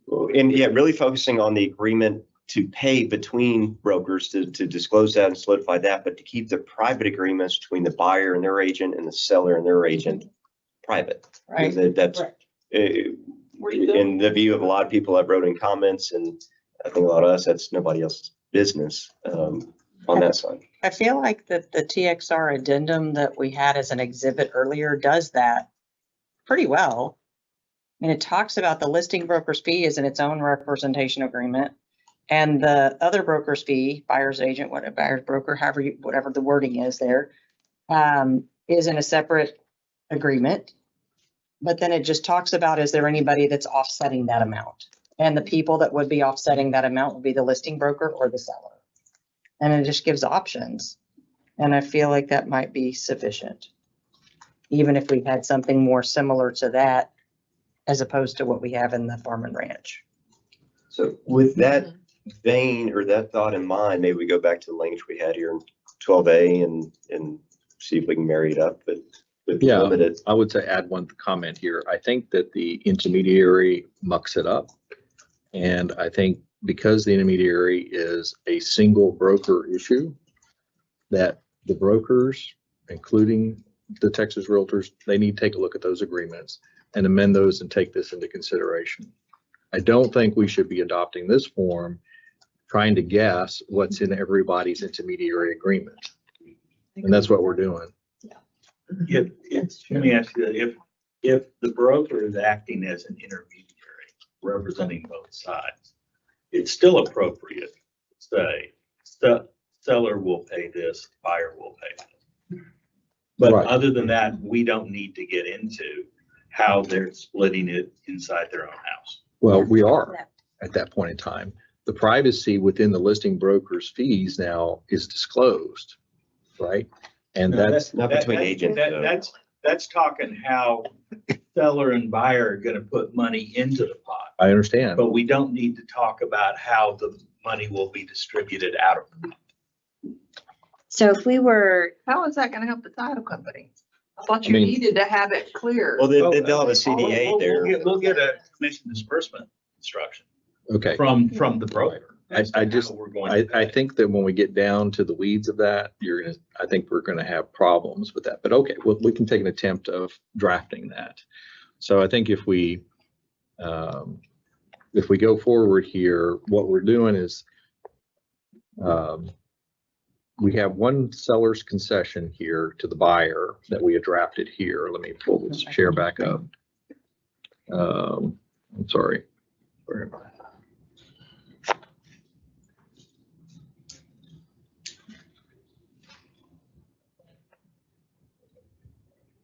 Okay, so this is the one that we had drafted initially. In the course of the last conversation that we just had here, do we want a buyer's concession to the seller or not to go down that route? I don't think we should. I think it's very rare that it happens. You're creating an opportunity. Oh, you mean that's something That's we can possible, negotiate right? as well? So my view is not to have this, but Can I ask a question? Mhm. You take that out and then it is a time in which it's happening. Then what do the people do? What we've always done. Or counsel or I think it's just a rare situation. I think it doesn't happen very often. the 5% rule. Yeah. Well, and you can change the sales price, right? Because that's the buyer I giving. know y'all keep saying that, but that's not exactly. So let's go forward to the next step and understand that for a minute to see So- move forward. And I do think that this is the kind of thing that we can take in steps. I think we have a particular issue right now we can solve 98% of the problems. 1 year from now, if we decide that we need to go this route, we can do this again. So then over here, what we have in the broker information form is, and I would take out this right here, dealing with the intermediary for now. What we had before is that the listing broker's fee is going to be paid pursuant to a separate written agreement. And that's just the listing broker fee. I don't think we need this, or the buyer broker is going to be offering to pay the listing broker fee. Just doesn't happen that much, right? Well, and in the bottom of that first one, it says concession, the buyer agreed to pay, and we just took that out. Take that last sentence out. Right. So my suggestion is I'm going to strike this as opposed to deleting it, because Yeah. we will come back and resurrect this, right? Can I just remind us of something? We are trying to model this on the farm and ranch, and we're I agree. getting away from that completely. What it says now, and even what's down here, is on closing of the sale by seller to buyer of the property described in the contract, which this fee agreement is attached. A seller checkbox, the buyer checkbox will pay listing principal both broker checkbox, a cash fee of blank dollars or checkbox percent of the sales price. So it was already disclosed. And B, seller or buyer checkbox will pay other broker checkbox a cash fee of X dollars or checkbox a percent of the sales price. Seller and buyer authorizes and directs escrow agent. Why don't we just leave it at that? Why don't we just do what we asked for feedback on from the world and what has been working generally for, the farm and ranch? And I'm not looking at the Texas Realtor's current commercial contract because I have to do, I don't have access to it. But I presume it's pretty close to that. So why don't we just do this? This is our step one. If we are going to. It doesn't address other broker. Broker to compensation. broker Yeah. compensation is what it It's just a doesn't address. ratification of fee that needs to be worked in.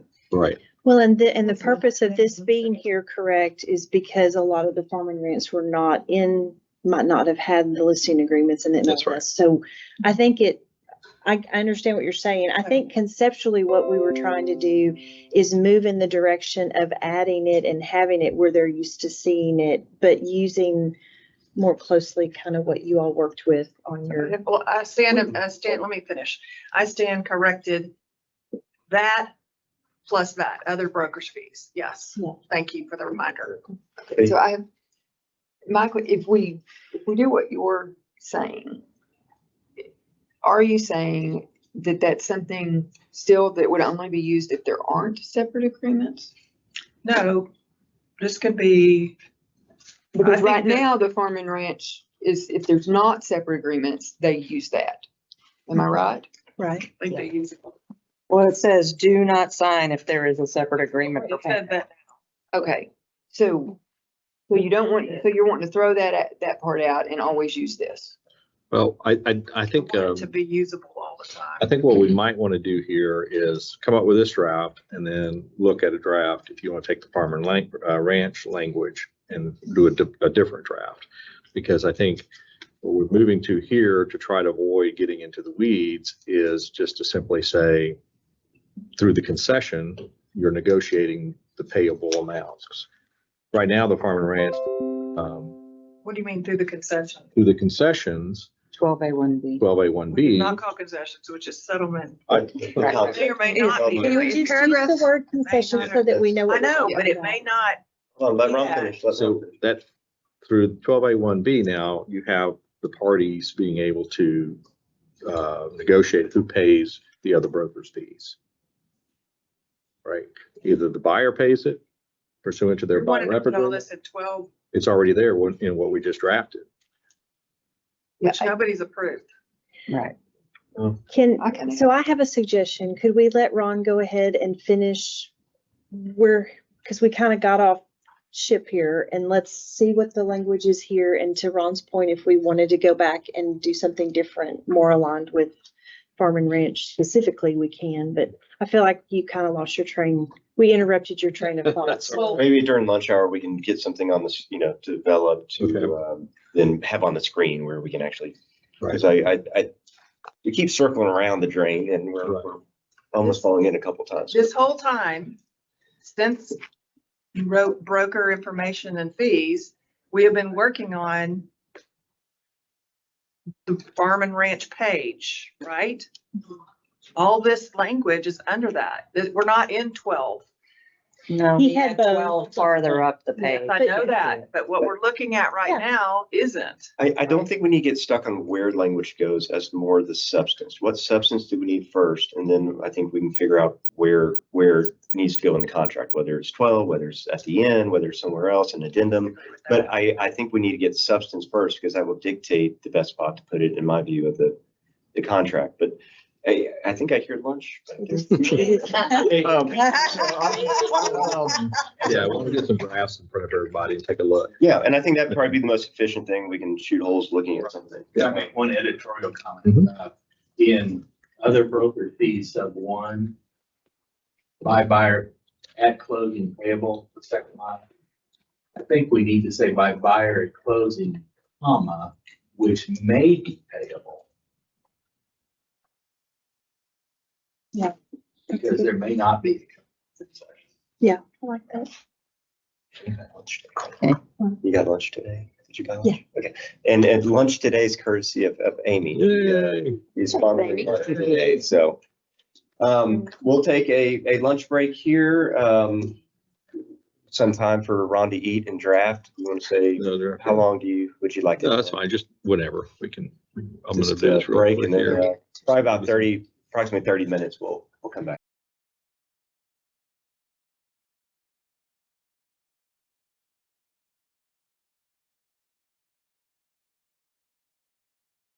At 12:51. Over the lunch break, Ron Walker has been working on language that we can review and go over. What we want to do to try to keep things moving and keep this timely and accomplish things is to set initially until 1:30, we'll continue this discussion on this form. I think there's a general feeling that we're circling something that might be agreeable. And at 1:30, we'll shift to the other material, so we're not shortchanging the other stuff in the packet. After that, if we need to, we'll come back to go over the compensation language again. And if ultimately necessary, at the end of the day, we can revisit meeting by Zoom next week if necessary to finish up anything we don't today. That way, those that are traveling can timely make it home. But we still accomplish getting something out if we decide to do that before the next commission meeting. Are you mandating or is that up for a vote? I think that's a general consensus. Unless somebody has a very strong opposition to it, which I will take strong opposition, but if it's a weak one, I say we go with My it. strong position is that we agreed in the last meeting, this would be a long meeting. Trek reminded us in our invitation to this meeting that this would be a long meeting. I think we do the work that we need to do, whatever it is and whatever it takes. And everybody should have planned for that because it was discussed multiple times. We are all adults and grown-ups. So this is a commitment you made when you got on this committee. So. And I think what we're trying to do is accomplish that in a reasonable way. If it looks like we have a whole lot more work that's going to be going late and emotions and brains are starting to wear out, I think of getting on a Zoom next week, if we get there, I'm hopeful we're not going to have to even do that. So I think let's work on this until 1:30 and then we can go back to this and see where we end up. And ultimately at the end, we can look at call and vote, but just give a heads up. That's where we're leading right now, but let's see if we can knock this out. I think, Ron, if you can tee us off with what you drafted. Abby is passing out another couple of pages here.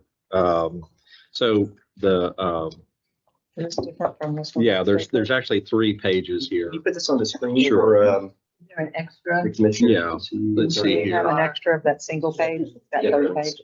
That's the third option, but not everybody has it. Do you have the third I option? have 1 and 2 and 3, but not everybody down here. Yeah, pass those out. Mary, I think you got extra copies of that. They didn't get. I them have- anyway. So what should we have in our hands, if you don't mind saying out loud? One and a free. And single and a free one. I need one of the free ones. I tried to confuse you as much as I could here. You need one of these?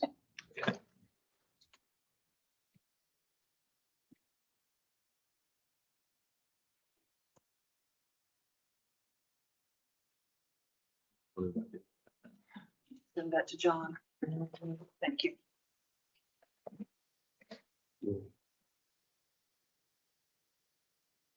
Oh, I think I accidentally closed it. Let me open that back up. And On all of them. as SJ suggested here, and I think everybody's in general agreement, let's try to revert back to the rules of the meeting and not talking over each other.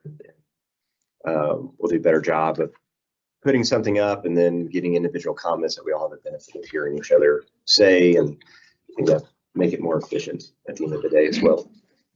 Okay, so actually there was 3 different drafts because they were the different things I heard. So the first one is what we try to do is to kind of go back to a little bit simplicity here, which is there we have the concession there in 12A1B that we all agreed to there, that change. So below the brokerage information, we will add this, and it'll just simply say the fee to be paid to the listing broker for the sale of the property specified separate in agreement between seller and listing broker. That's it. And then other brokers' fees, it'll be, the first choice is that the buyer just simply pays that. And there's a reminder here about the concession in 12A1B. This clause actually is useless. It's just a reminder is all it is, right? So it's a feel-good reminder. We don't really even need that clause in there, but it's there. And then, or if there's going to be a cooperative fee arrangement, then number 2 is checked. That's the simple approach. You got the buyer paying it under number 1. He may or may not have a concession that helps him pay it. Number 2 is you got a cooperative situation where the listing broker's paying. It could be 1 and 2. That's the next question. That's the next version, right? Yeah, let's get through and then we'll go around this. So the next version is I took from the farm and ranch as much as I possibly could here. This is page 2 of page 2 of the staple. staple, right? So same concession, and then there you have the parties agreeing that the brokers are going to be paid a certain amount, and then you have the fees split out that way from what we had before. The problem with this is now you have disclosures of everybody's fees in the agreement. And so the privacy of the amounts would not apply in cases that you might want to apply. The other disadvantage of this is that you're going to need new signature lines down there again. Okay. And then the last one is affixed to the other brokerage fees to apply for down below.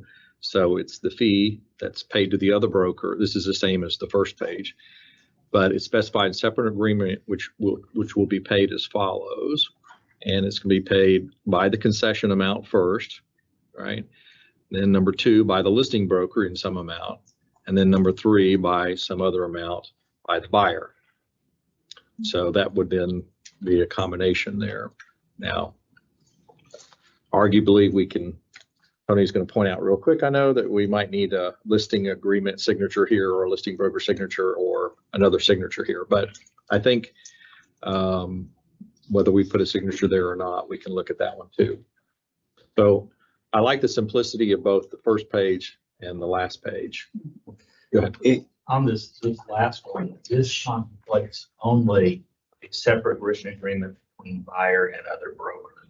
There may be a seller agreement to pay the other broker or a listing agreement, listing agent agreement. Right. So it does not contemplate the other. So what you could say is the fee to be paid to other broker for the sale of the property is specified in one or more written agreements between buyer and other broker, between seller and other broker, and or between listing. To me, that makes it more complicated because I think it's going to be confusing there. So if the seller is paying any part, then he just goes straight to the concession in paragraph 12 and keep it simple that way. And comment at Melissa first.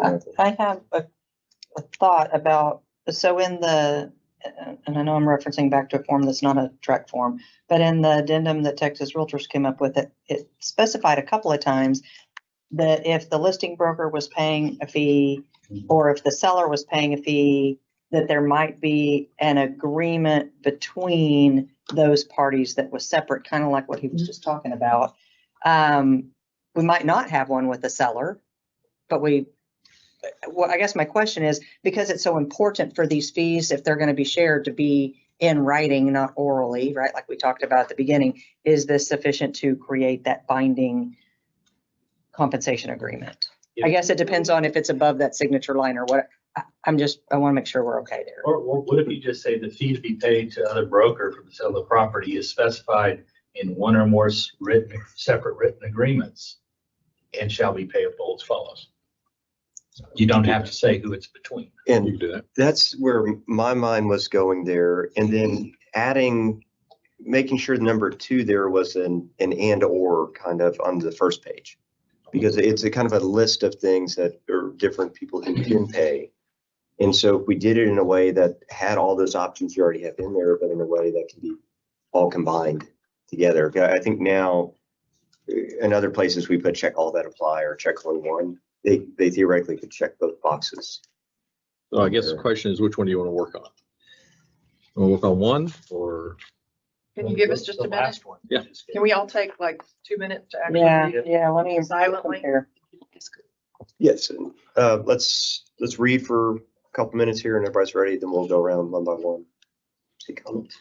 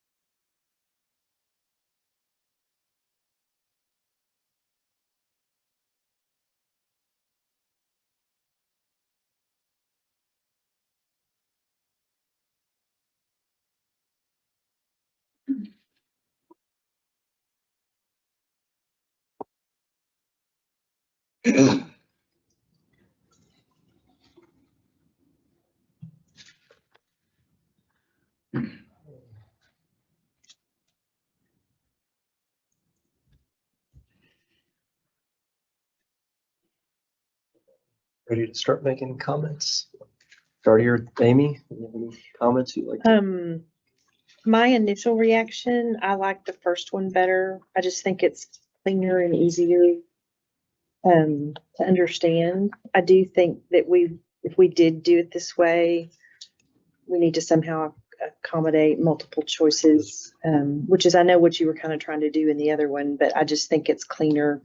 I just like the layout of this better, and I think we can make it where you could do a combination and do it this way. That would be my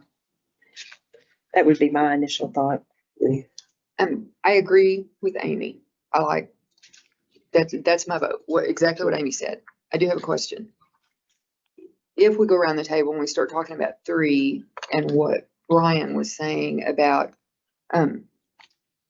it's in separate written agreement and giving those options, how does that not just get us back to what's already in the contract now that says all agreements are in separate written agreements? And I'll take my comment period here because part of my suggestion would, I think, answer that potentially. I'm not sure everybody will like this, not hopeful. But we had in what the working group pulled together a spot for the listing broker to initial. If this language here was in 12A up above the signature line, right, that same expense paragraph that we have, and then at the end in the broker information have an initial acknowledgement of acknowledging the amount that's in here, but that's back on the broker side, back behind the signatures, where it's a limited acknowledgement of that fee that's being paid to have that obligation. I'm not sure. I think that may solve what you're looking at, but you're looking at not having an enforceable agreement. It's just a disclosure that we already have. basically, and by adding that signature, would make it an enforceable one, potentially. That make, Yeah. No, because we've got a listing agreement and we have a buyer agreement. They're enforceable now. So, well, as between brokers. I'm trying to make it enforceable between listing agent, or listing broker and other broker. well, Which they'll is- have there's an agreement between brokers. There may not And- be. Not necessarily. It's kind of the ratification of fee thing. Which that may not be- Texas Realtors has an agreement between brokers. Right. Right. You're the only Right. ones who have to do this. So, Yeah. Let me go around. Coming up, and then maybe SJ.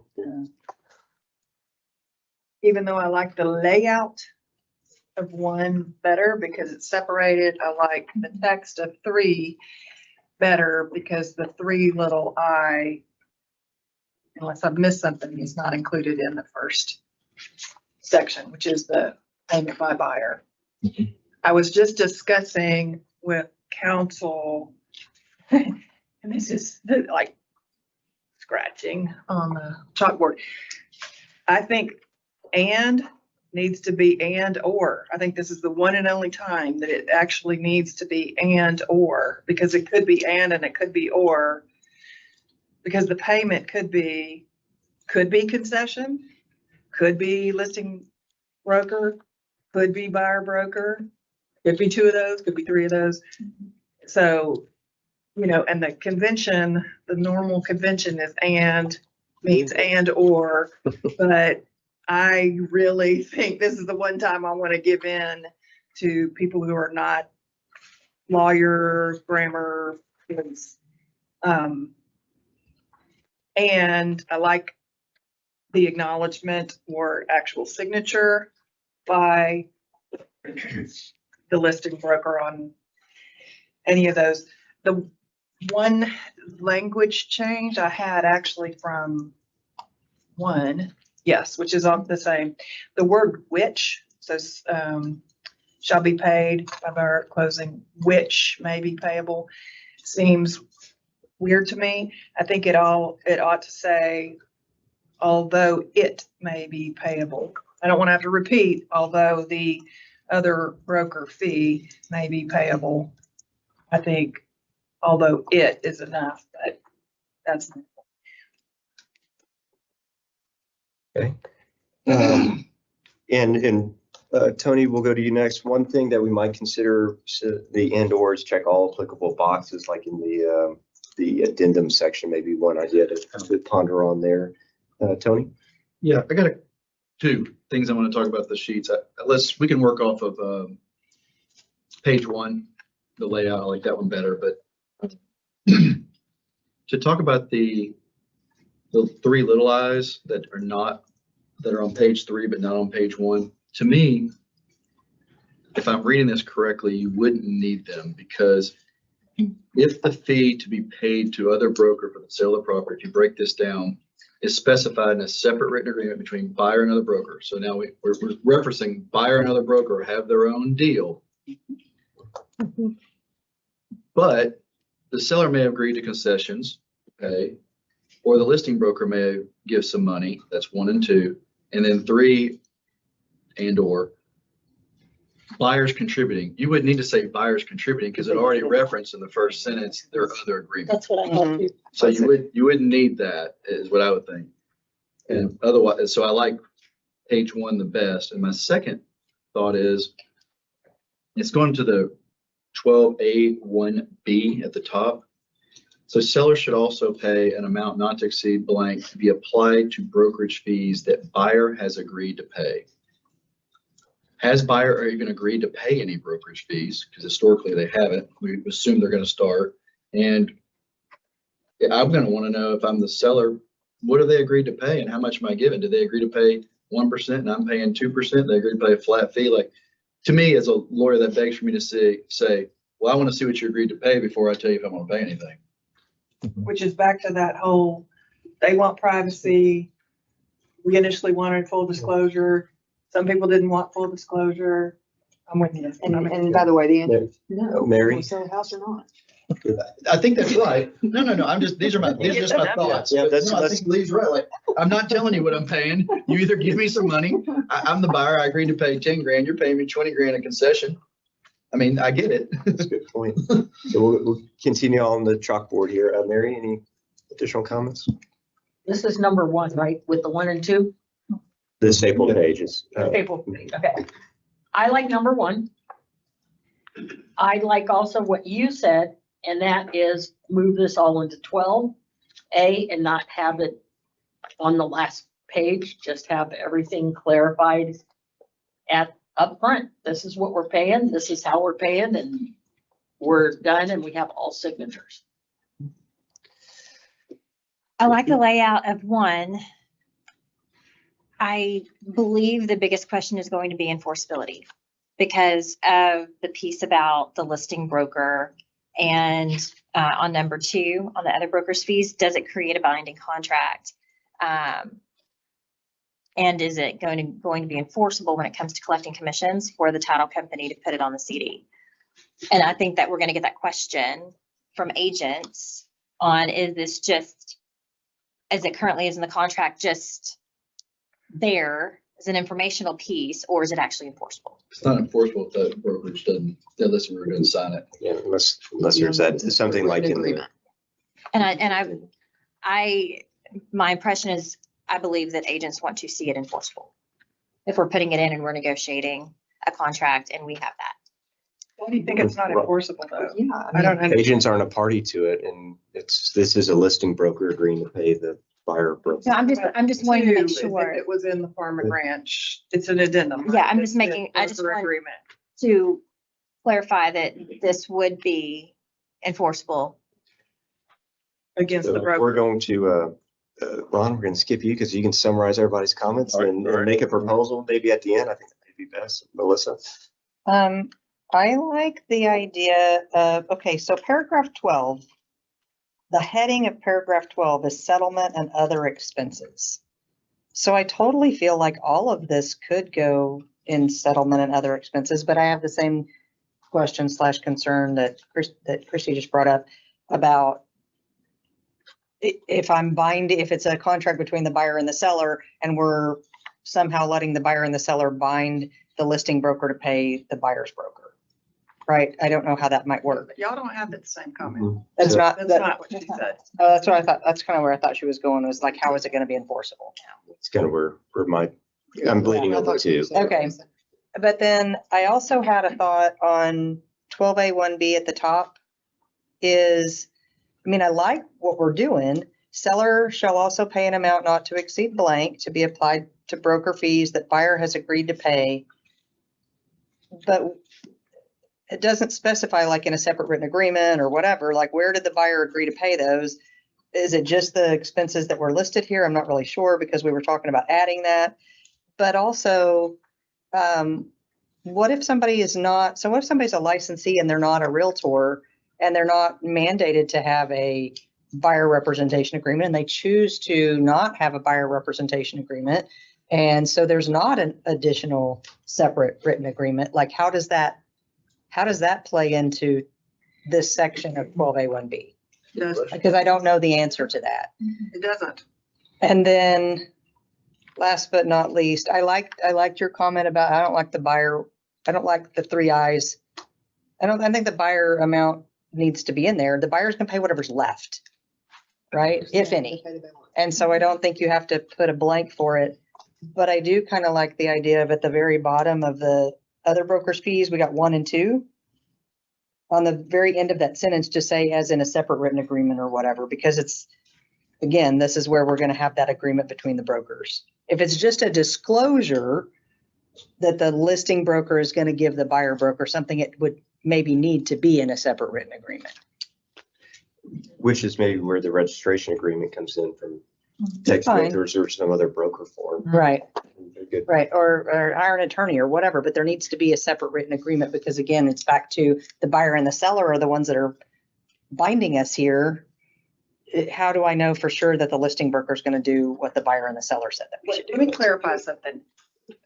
Ron, you are talking about this second portion of all of these sample that is on the separate document, which is the broker information agreement from the farm and ranch. Initially, we were talking about adding these below where the broker information is. And that would be like the farm and ranch, obviously formatted And different. they would sign it. We could have them sign it, wouldn't have to have them sign it. I didn't get into the signing, getting the language up. And there's thoughts of maybe moving. Maybe to moving 12. it up, because in paragraph 12, it just is, the title is settlement and other expenses. These are settlements and other expenses. So I don't know that wouldn't maybe be appropriate or maybe not. I don't know. Diane? Well, we kind of got away from the simplicity of the farm and ranch with the signatures of the buyer and seller at the bottom. So we may be back into the weeds somewhat.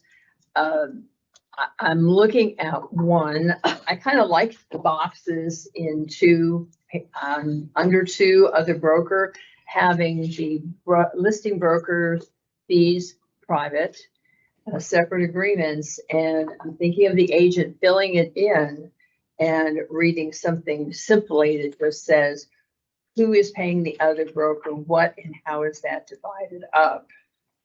So that's kind of taking part of one and adding part of two, but I hope we can keep it simple so we're not sitting here renegotiating. I think the intent was to let the title company and all parties know what the agreement is, simply in the contract. And of course, now we're kind of talking about signatures from buyers and sellers and agents to reconfirm what may be in a separate agreement. So we may be muddying the water, but so if I had to pick a choice of one of these, I suppose I would be, I like the layout where the boxes are, and I do like on 3 where it's not a percentage, it's a dollar amount to kind of get us away from the issues that are involved with the lawsuit. Where there is some concern that agents will try to put percentages in the documents. So that is an unclear opinion, I realize, but just some comments. Good comments there too, and I see what you're saying on that. We go to Darlene. Darlene, Sarah, are you back with us?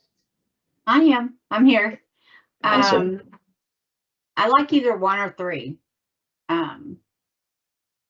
Just needs to be as clear as possible from the title company perspective, but also between the buyer and the seller. So I'm open to either. All right. And Brian? I think 1 or 3 are options. One thing I'd point out, when we're talking about the other broker fee, there are 2 concepts. 1, how much it will be, and 2, who will pay it. And we're sort of confusing these, and maybe we need to rearrange it, where we would say the other broker's fee, first off, is specified in 1 or more separate written agreements, or in the amount of blank % of the sales price. Have that stand alone, and then say, and here's how it will be paid. And I tend to like the wording in 3 by 1, any concession seller agrees to pay, 2, by listing broker in the amount of blank, and or 3, by any remaining amount by buyer. You don't have to say what the amount is.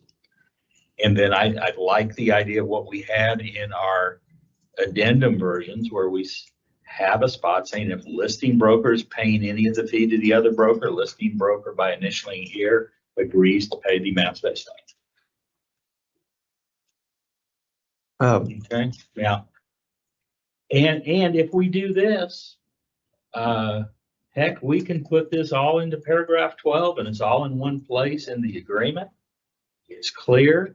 We may need to change around. We may need to add some other provisions like we had in our addendums, but I think that will work. I'll take a little round 2 before handing back to Ron here. I like your thoughts too, Brian, on that. I've been thinking about the percentage or the dollar amount I think the practice right now will continue to use percentages and fork. It'd be nice if it's a strict dollar amount, but I think we need to probably accommodate maybe for percentages paid. And we have to really think about the order it gets paid. And does it first come out of concessions? Does it first come out of the listing broker's pocket? And if we're going to be dictating it, in saying this is how it is, we have to really think about the order of that.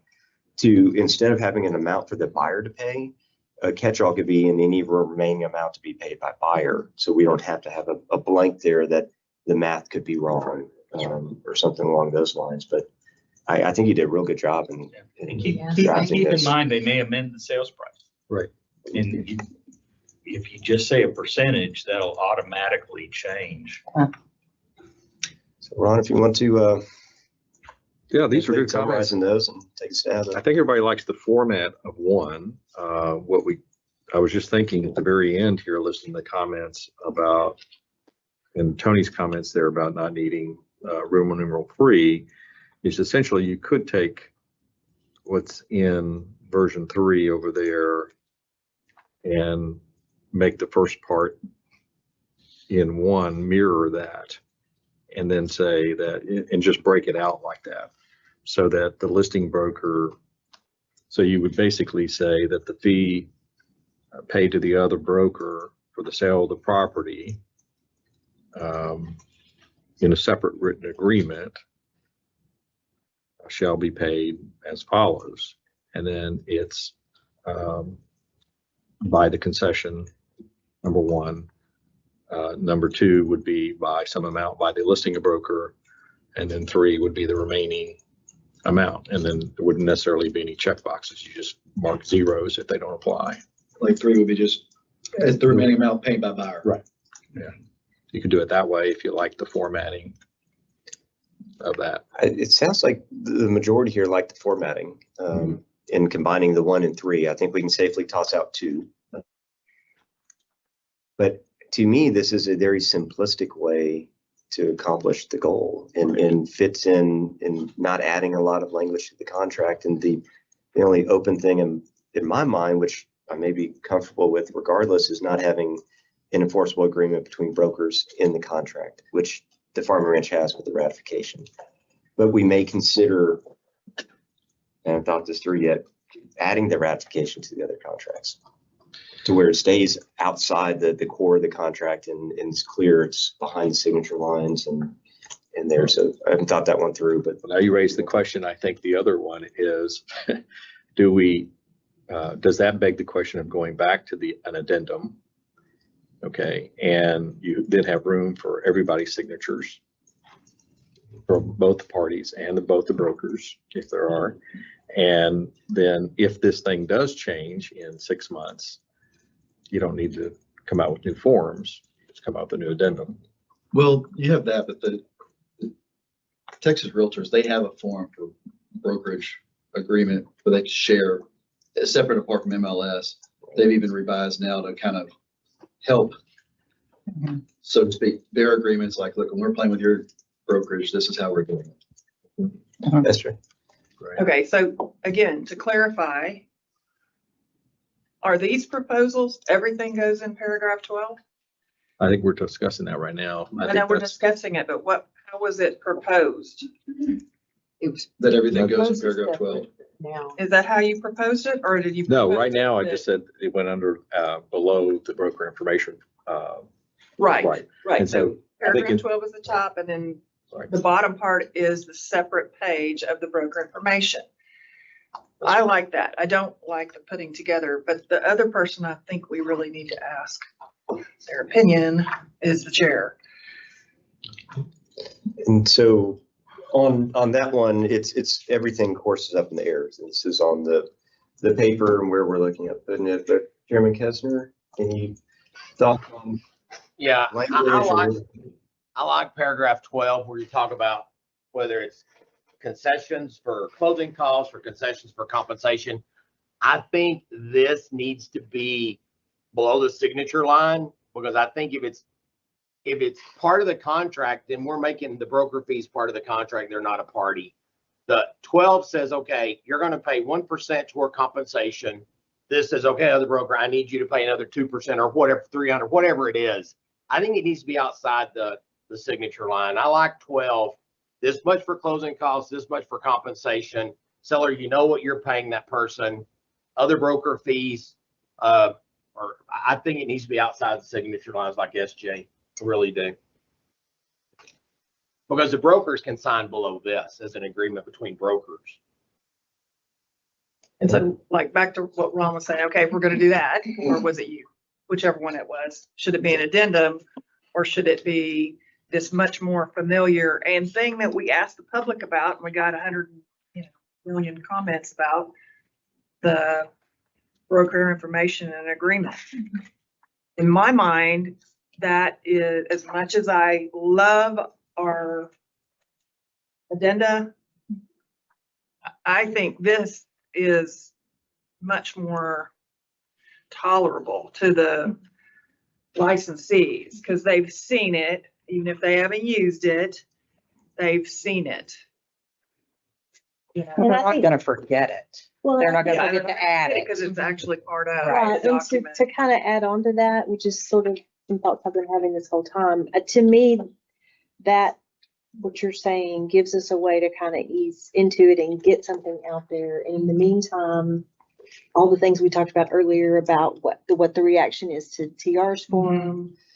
I mean, we're doing something to help alleviate the problem, but we're not trying to make it too complicated right up front. So I do think it's going to be easier to tolerate and understand how to do it by doing it that way. And that listens to the feedback we receive, right? And do my tally here of the 100 and something comments we received back, over 60 wanted, which is double more than anything else, the farm and ranch style language. And I think this is a good, to me, the farm and ranch was great, but it still is a little confusing. I would have made that 2 sentences instead of a comma and an and. And I think this language is much more clear.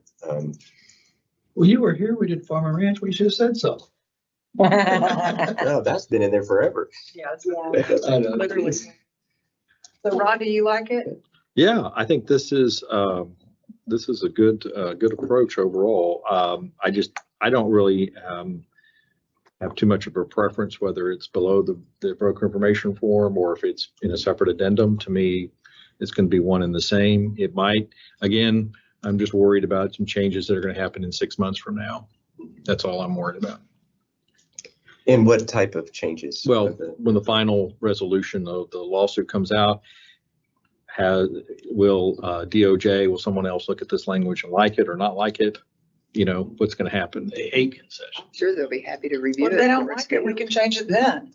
What is the party? I just want to make sure I have full clarity myself. So we would change paragraph 12, A1B to read that. Then the remainder of this would go and the brokers would sign it. It would be a broker information and agreement that they sign after the signature line. Am I on the same page with that? Right, which is part of the contract. So this gives me a question. So they would sign it whether or not they already had agreements or only if they didn't have an agreement? That's a good question. My other piece is, are we using the term concession or contribution in here in our verbiage? It's the only other thing I had too. That's a good. Let me ask a question. The seller and the buyer sign the contract, but then one of the brokers refuses to sign below the line. Is there a contract between the seller and the buyer? Yes. But the seller and buyer entered into their agreement based upon the assumption that the broker, that the commissions would be payable as provided in the agreement below the line. The contract is for the exchange of the property. It's not for the Yeah, exchange. but of the commission. economics, It's changes. the economics are changed if a broker refuses to agree to it. That's why I really think that any agreement that we have with commissions, doesn't that have to be? If you want to go to your core of your broker responsibility course, if the parties have agreed on something, I want to buy that house for this, and I want to buy that house for that, and then you have the broker or a licensee have to ratify their fee and they refuse to do it, they breached their fiduciary duty to their client to make sure that they looked out for their best interest. Instead, they're now looking out for their fee, and then SJ and I come looking for you. Here's a really easy way to do it. You know, if the seller doesn't like the contract with the attached commission agreement, then they don't sell it. I mean, they don't sign it. They invite, you know, a different offer, or they That makes propose. I mean, that's how it works. This is how it works. It's just like anything else. Don't sign the contract if you don't agree with it. But if you put it, SJ's right, if you put a contingent upon the broker signing it, I mean, now they're in conflict of interest with their client. Yeah. But. And that's not how the ratification fee right now doesn't have. It's the same thing in farm and ranch, right? We dealt with that. It hasn't been a big issue yet, Well, right? I think did it's not gonna realize be a that less. 86% apparently members of TAR, which is most likely residential. So there's a whole lot more transactions than 86%. Well, I think we are talking about a potential 5% problem at the moment. I think people are going to do, I think they follow the forms, right? They do what they're supposed to do. Well, they follow the forms anyway. You know, they're gonna fill out the forms. Can I ask and circle us back to the 12A1B? Did we decide that where it was sellers?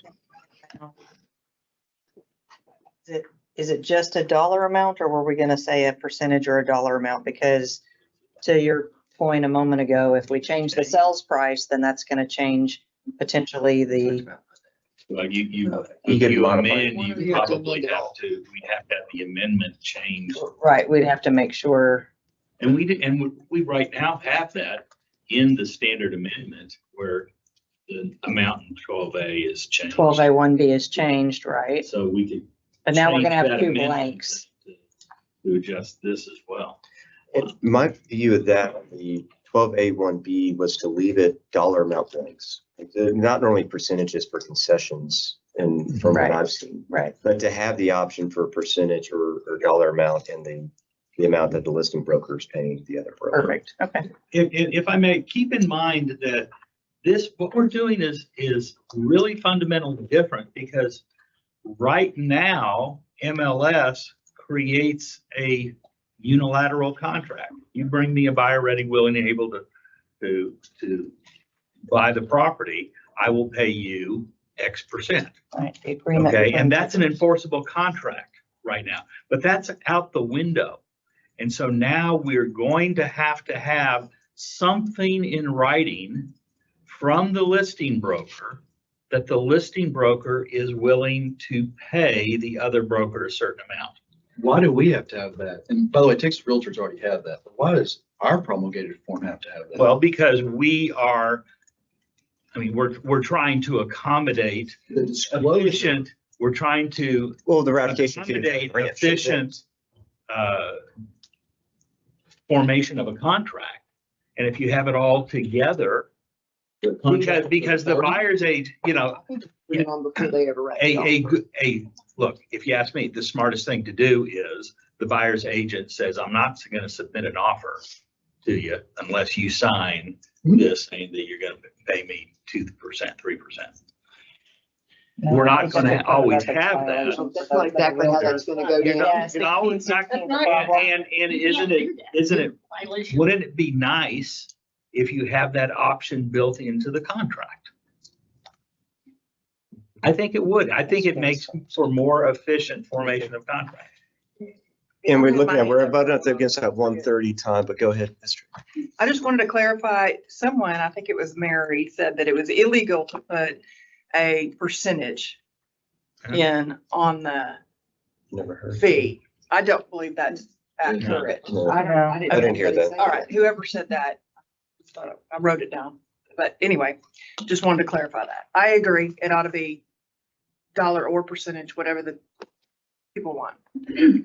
I know we're hitting our timeline, but I have a question about, on the farm and ranch, at the very bottom, right below it, right below all of the wording that's currently in the farm and ranch, it says, do not sign if there's a separate agreement for payment of broker's fees. So would we do the same thing? So if this is the separate written agreement, it's there for those that don't have the separate written agreement. But if you already have one, because to your point, Texas Realtors has a form. So maybe if a Realtor member, right, a licensee who is a Realtor, if they have their separate written agreement, they don't even have to do that bottom part. And I've done forms for brokerages already in the last 2 months that they now use amongst each other. So you don't even have to have a realtor form, you know. Yeah, And there's for sure. the For sure. workarounds too, for there's 7 or 8, I think in the latest HAR email that went out, of different third parties that are coming up with offers of compensation websites that are collating. So there may be an MLS-like thing out there where there's agreements, but having that ratification of fee tagged to the back of everything allows that agreement to be established. Right. And we're taking essentially the farm and ranch language at the bottom of page 10 and either keeping it there or moving it to 12A with this new language that Ron drafted. Well, that's what I was making. That's what I was trying to clarify, because we haven't talked about do not sign if there's a separate written agreement.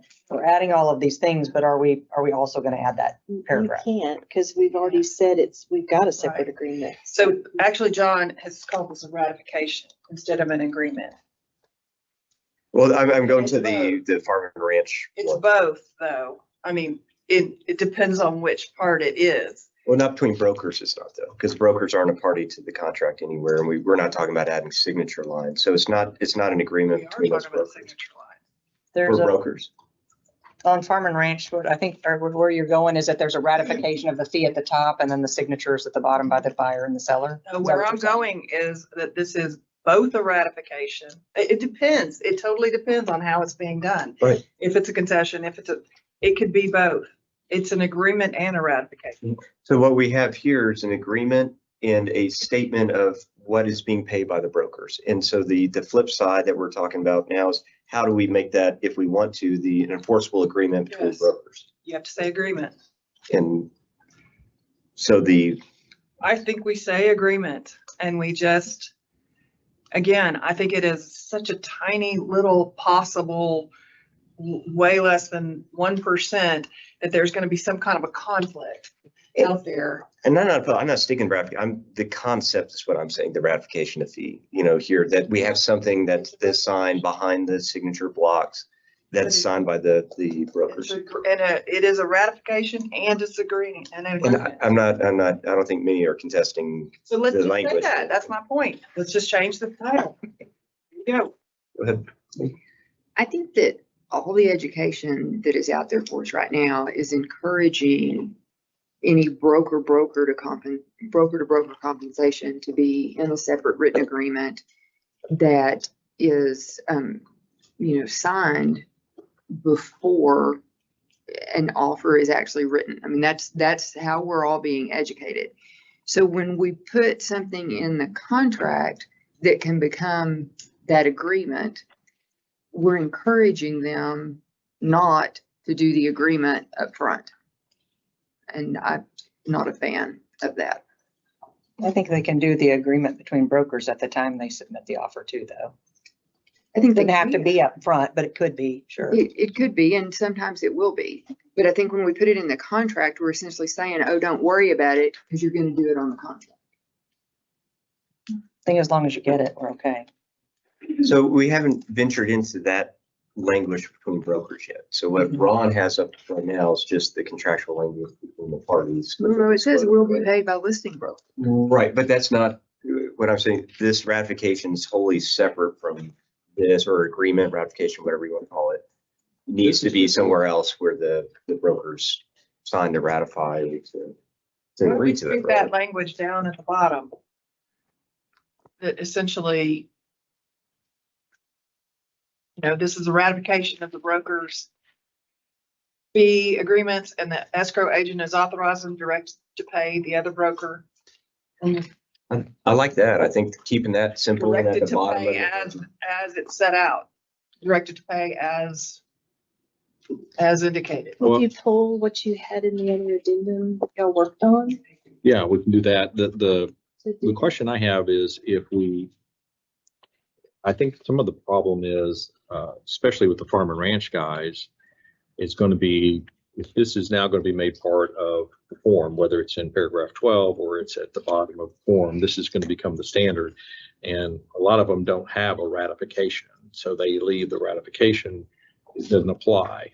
So we'd actually need a whole nother separate deal. So I would say, let's just have this specified, because they're not, the farm and ranch guys, I think for the most part, are ignoring the ratification bonds up here. And they're going down here. Which is why it was being removed. I would say I'm that's probably true for the literal majority. So I think if we put this up here, then we create more problems. If we include this in here, we create some problems that we may not need to. I want to create. put only part of it and change it and put it at the bottom before the signatures. And You want to say then, so you want to I have, essentially want the instructions to the escrow agent. He's authorized and directed to pay oh, okay. I the see what you're brokers saying. as indicated Sure, in on this form. sure. And then we leave, under that suggestion, there won't be an enforceable agreement between brokers and the contracts. We're taking that out. There's instructions, it's disclosure. Wait. What? Right, so if you're talking about moving, are you keeping the broker signatures on here in your suggestion? Or is it just Yeah. disclosure? So you Yes. will keep them on there.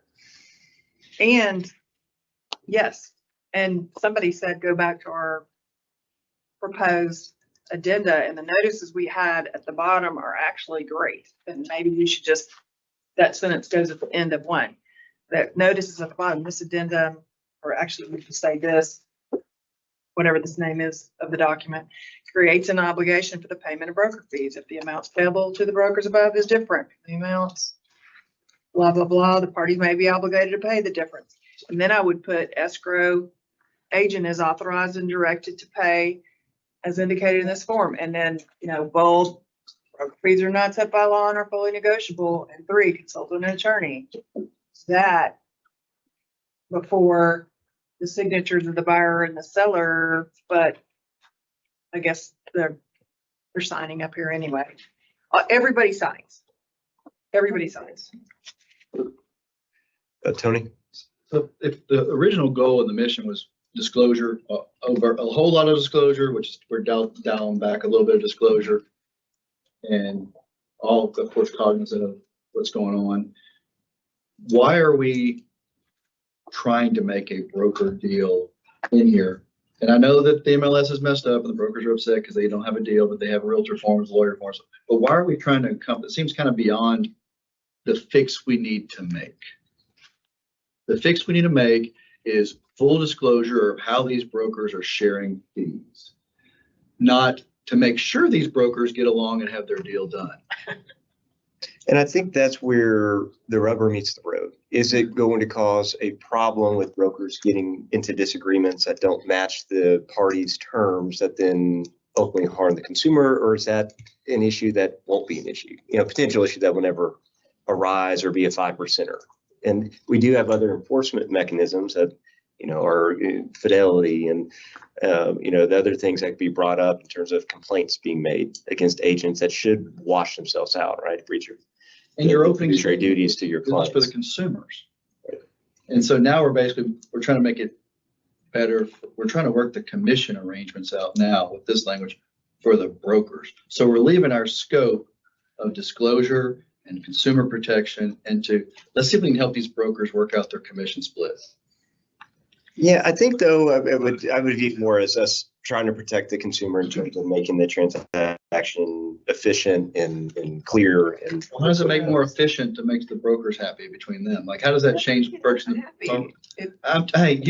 Clarity, it's clarity, kind of the clarity to make sure there's no unwritten or no disagreement as to this outside agreement that can be oral. Remember, between brokers can be oral, and the ratification was a lot, and I've been involved as expert witness to cases that it went squarely on that issue. Where they had an oral agreement, it wasn't put in the contract. They later argued about it. Then but that has the buyer and seller. If these brokers have a problem, that's their problem. I do testifying expert witness work too. That's their problem. Yeah, but it bleeds over to hurt them too, I believe. But go ahead, Mary. A number of years ago, we took the word ratification out of the residential contract. Right? And the only reason we left that one line in there that we would cooperate in the MLS is because there was a commissioner It was like we should leave that in there, because I remember that commission meeting. Okay. Now, after hearing Tony, I think our answer is changing just to 12A1B. They're gonna pay this and they're gonna pay that, and we're done. How it's done is after the fact. The seller has agreed to pay so much towards brokerage fees and to pay so much to buyer's expenses. That's what's negotiated between the buyer and the seller. And it's taken me a long time to get there. But what I'm saying is that's it, you know, and Lee's probably going, well, that's what I said about 4 hours ago. It's exactly what I said. But I think that's the only thing, that's the negotiation between the buyer and the seller. The rest can be on broker compensation or how we're gonna split it up or whatever. Form is used. I think the biggest reason to have how much the listing broker is paying at closing would be because the buyer would want to know how much remaining they would have left to bring to the table. And I think that's where it becomes relevant to the buyer, and not necessarily just because we're trying to secure a commission or compensation between brokers, but that is relevant information for a buyer to have so they know how to calculate what remaining amount they need to bring to closing, because they need to know that. If that's accurate, all the other fees they're gonna have to pay. I mean, I get that, but seeing it written out, I just think, once again, clarity for the buyer to see it all. And I also see the other point that, yes, the goal would be to have the compensation agreement between brokers taken care of and in place. Majority of people are going to be members of Texas Realtors or have their own agreement between parties to have that set. But I do think a buyer may want to see that. But be saying that. Be saying seller shall pay blank to be applied to the brokerage fees. Done.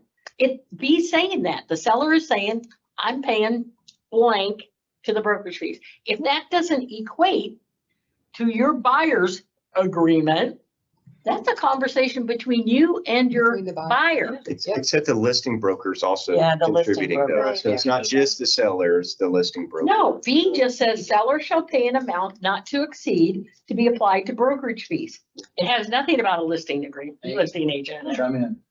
Keep too quiet. Yeah, so I understand all of that. So I'm gonna kind of move off of that and try to move us down the road a little bit. If we are still talking about, which I think we are, having a little bit more information than just in 12A, B, 1B. If we had it, okay, so just hold with me here. Going with alternate number 1, whether we rework some wording to incorporate some of 3, that's fine. But if you had the 1 and the 2, and then added, as opposed to having, I'm trying to think of how to address the issue that SJ has raised about the broker's signatures. If you added what you all had proposed in your addendum, and I'm looking at version 1, it just happens to be the one that's in front of me. That in that case, if you had selected that listing broker was going to be paying a part of it, that you have just the statement, simply, I acknowledge I've agreed to pay it and I authorize the escrow agent to disperse it, an initial or whatever. Would that be sufficient to not be worrying about signature? I mean, I don't know. That was just something that I was thinking through. If you have it at the back, keeping it separated out, I'm not sure how I feel about having all of that in 12A. I think it should be separated out because I think they're used to seeing it on this back page and putting it with their broker information. But if that happens to be the case, that the listing broker is agreeing to pay something, just adding your little acknowledgement there and not having to worry about the ratification of fee and all that. They are ratifying, at least they agree that it can be dispersed that way. Good thought. Chairman Kessler? Yeah, 12A covers it. Sellers paying this toward closing, this toward compensation.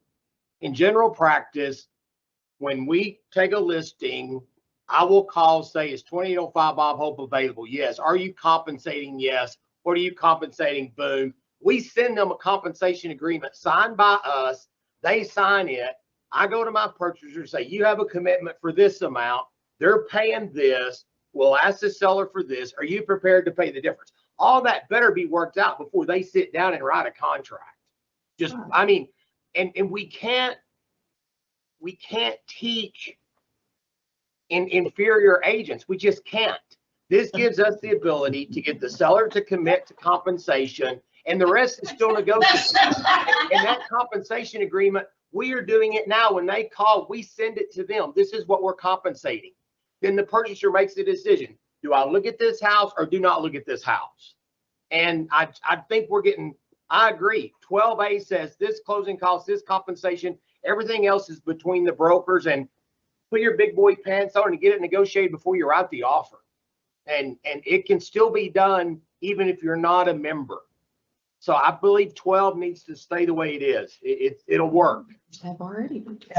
12 with a modification as Right. suggested. So much for closing, so much for compensation, and the rest. Are y'all, if you're a commercial broker, do you show a property without some type of compensation agreement, especially before you're out the offer? We do it all the time, and we're just doing it as residential now. So you're saying add the 12B, but add the rewrite of the 12B. Right, John, right. Mr. Smith, we've agreed on this much. The cooperating broker has agreed on this much. The seller has agreed on this, or the seller has not agreed on this. But Beyond 12. I mean, He's we're having saying- that conversation with our purchaser before we were out the offer. He's just saying, don't put at the end of this contract and a whole other broker agreement where they got to sign off. Right. He's saying, don't do that. It's in The legal. intention was just to be documentation of what the parties are going to pay and who is paying them. That's simple. We're kind of opening it up for sitting there renegotiating the compensation to both buyer and seller because of all of the blanks that they have to fill in and signatures sign. So am I hearing this right? We're dumping everything except the concession at this point? Exactly. Yeah, Lee wanted it 9 a.m. Lee wanted it. I feel validated. Hold on. Sherry's got her hand up. Chairman Kessler, are you literally saying you want to, Kessler, sorry, another Kessler, but the Kessler's better than the Kessler. Not necessarily. You're literally saying you want to dump this last page that you want to add? Yeah. I think eventually, if we end up doing an addendum, we do an addendum. And the way we're gonna practice real estate now is we will do the addendum regarding brokers' fees, and we'll put that in 22, making it part of the contract that either the seller signs or whatever. But I mean, the brokers have to work stuff out amongst themselves. We can't, we're going to get everything agreed on, and some rogue agent's going to put something else in and move everything south. I think where we're at, 12B answers the questions we need to answer. And I told Lee earlier to say something, and she just wouldn't. Yeah, Lee was still on it. Brian's. I'm coming around, but there's one thing that worries me. Yeah. And that is, We're not putting. I'm an unsophisticated buyer. I sign a buyer rep agreement, Hold on, guys. and then they don't get, and in the past, don't worry, MLS is going to protect you. Oh, no. But they don't get an agreement between brokers. And so but they sign the contract up, they get to the closing table, and the buyer says, why is it that I have to pay a commission? Well, that's because they messed up. The broker's gonna do their job. Yeah. You can't fix The the buyer's broker says, sorry, you have to pay me. Because it says so in your contract. Listen to the chairman. He says, get on your contract. I'm just telling you, they're consumers. We're not talking about educating brokers to do the right thing. When a broker doesn't do the right thing, the person who's being hurt is the consumer buyer. And we could fix that problem by putting it in the contract. Let me walk through one scenario here that I think Brian kind of brought to my mind. Next. I'm the buyer broker. I call up Scott, who's got the listing. Scott sends me and says, "Yeah, I'll pay you $1,000 on this deal." I then present the offer, and I put in the concessions $1,000 for the seller to pay the buyer brokerage fees. Now, do I have a claim against the listing broker for the $1,000 that Scott agreed to pay me? It's oral, not Yes. written. No, it's in writing. I have an email from him. I have an email. Have an email from him. Okay. So Would have been enough. Right. Well, that's what I was thinking. now, I think there's some other issues that come up with regard to my client. Did my client know I was going to get paid $2,000 as opposed to $1,000? Well, that's in And that's, that's in the buyer agreement. if they have one, right? And Right, if so they to have go one. for the Texas, We do now. We have to have one. well, not all. No, they don't. license What you're holders, saying but, is it's not but getting it's well disclosed taken. to the buyer. Is that what you're saying? I'm just You- asking the question writ- is the separate that, does that pose written- problems? Because I was thinking, does that pose a problem? Because I've gotten a concession to pay my fees. But I also have this agreement now that says the listing broker is going to pay me. Is the listing broker off the hook when I get the concession negotiated? No. Not unless they terminate it, right? Now, maybe that's something we don't care about and they'll have to work through. I think. It's as you hand up first. Go ahead and make a comment, because what I'm gonna say is I want to call the question. And I'm just gonna also say, this is a committee that requires running by the rules. And we do not run by the rules, but we need to run by the rules. And I am calling the question. We are way the hell over time. The chairman has given us a lot of guidance about what is going to get through and what is not. We've narrowed it down. We're going to do the paragraph 12 adjustments. We are not doing the beautiful farm and ranch addenda that could have solved all the problems. We're not doing the beautiful addenda. So I'm calling the question. Let's move. I don't know what vote has to be taken, but I'm calling it. Let's go. Well, first, I think we are following To be the rules. Number one, I think we're following the rules. This is a tough discussion that we're working through a lot of different options. You can see how we seesawed on this meeting alone from addenda to 12 to the back. And it's not, we knew this was going to be difficult going into it. And I think we're doing a pretty darn good job of working through this in a single day as a group. So I want to applaud everybody for sticking with this and working through it. I'm not sure what you're calling a question for, what the. You wanted to vote on this earlier, and calling the question means that this issue has to be dealt with.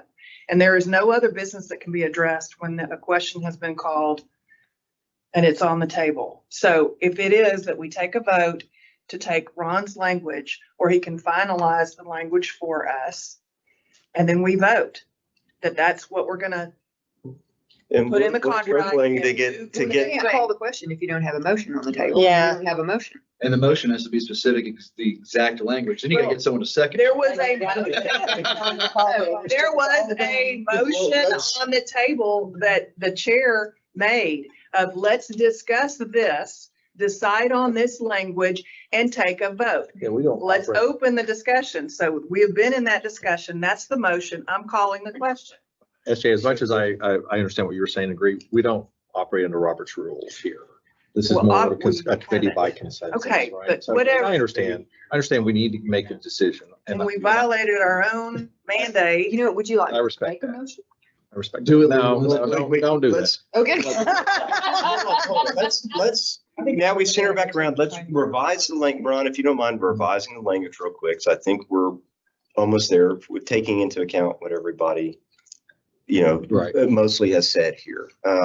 And I think that's. So what we have here is essentially this in our version 1 here, except now that we're going to say that the other broker's fees shall be paid by the concession that's in 12A1B, and any amount the listing broker is going to contribute here, and then buyer shall pay the remaining unpaid amount. Now, we have this, there's no need for check boxes here because it's an and you can simply put in $0 there and not check the appropriate boxes. I have a question. Mhm. Okay, we just heard Chairman Kessler say he didn't want any of that stuff. It probably won't go anywhere. Why aren't Right. we just looking at 12B? Hey, whoa. I did not say it would not go anywhere. I did not. I am one of 9. Okay, Yeah, but we know. 12, why aren't we just looking at 12B, which is actually in the ones that agree. contract? And Let's agree Get on that- 12B and then. let's just work on 12B, not after the It's fact. been worked to death. Well, Does anybody have any additional changes? Can we look at 12B on the screen, Ron? One more time. Just, Oh, yeah. let's see 12B. Is this the one that says fees that buyer has agreed to pay? No, the seller shall No. also. Seller has also Yeah. shall It also. does say Yeah. that in To it. be applied to brokerage fees that buyer has agreed to pay. Mhm. Or, yeah. If he's even agreed So to. does anybody have an additional comment or suggested change to that language? Does it need to say seller shall also pay an amount not to exceed blank to be applied to brokerage fees that buyers agreed to pay in a separate written agreement? No. No, No, okay. What if, I'm just just say, gonna, like, what throw if in buyer there. hasn't agreed to pay anything? Does that make that first? Then you would just say 0, right? 5%. Lee, you have another comment? 5% was my comment. Okay. 5%, Tony. Not in commission. So- but I like it. I like 5% it just the way it I is. like it Okay. that way. Let's all Okay. agree on We that. can propose Okay. that. Now, Can we make let a me ask motion you for that? this. Let me ask you this. Do you want to just have a dollar amount or do you want to say or blank percent of the sales price? I don't, Because the broker's commission, the buyer broker's commission may fluctuate if they amend the contract later. Darn you, Brian. I would put the dollar amount only for the fact that's what you're gonna see as concessions anyway. On the MLS, it's gonna be a dollar amount. It's not gonna have a Well, percentage. depending on, Yeah. but I would say, Maybe not. Brian, what I would say is thus far, when we have negotiated concessions, we do that knowing that the lender's cap is a percentage. So we figure it, we put the amount in, and then if there's an amendment to the price, we also amend the concession. There you So go. we already know how to do that. Gonna be amended. So I don't think this is a big learning curve to do it in the second blank. So he is good. Melissa? I have a question. So once we.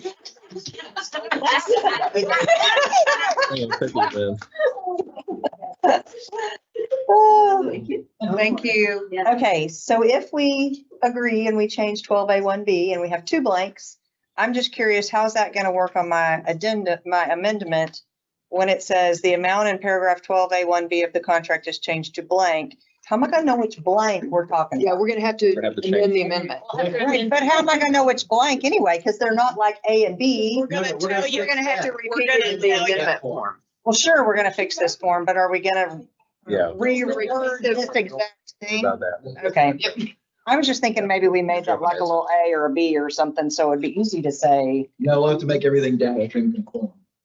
Okay, so circling back to that, I think we have consensus now on that part of it. That part of it. And so the next one is, do we include anything else at all? And if we do, what is it? Can we just vote on the first one first and be done with that? And then vote go on down to 12. the other half?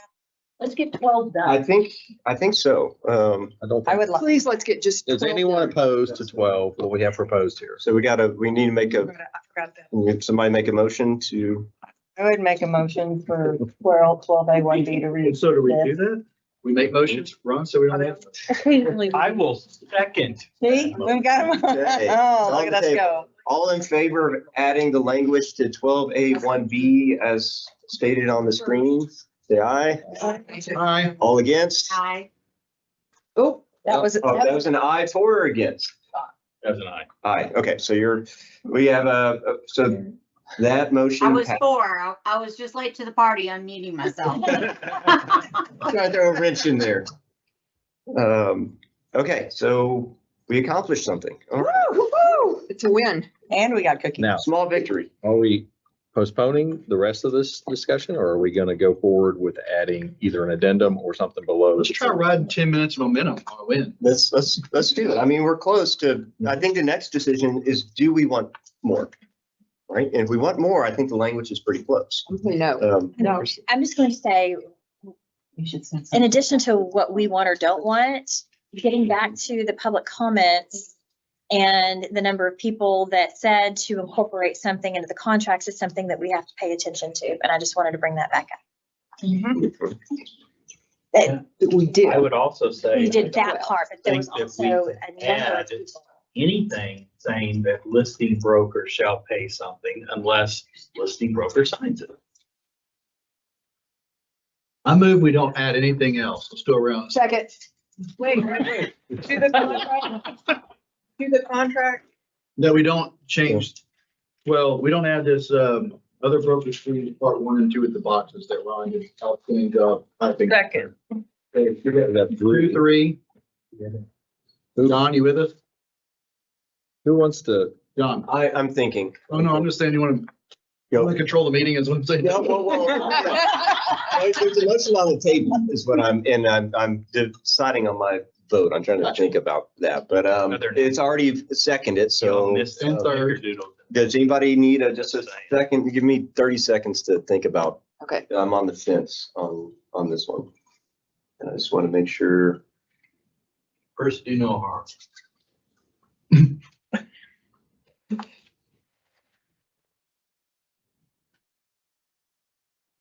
May I ask a repeat of exactly what the motion was and how it was? Stop said? right there. We will not adopt an addendum or a, something below. No, that's not what he said. His motion was not to add anything more to 12. That was the motion and that was. 12 only, or to That's stop? not- That's only. That's not what I seconded. Okay. All right, well, Flat I'll for rephrase. I'll preface, I thought addendum was dead. So let me move it this way. Nothing else to paragraph 12.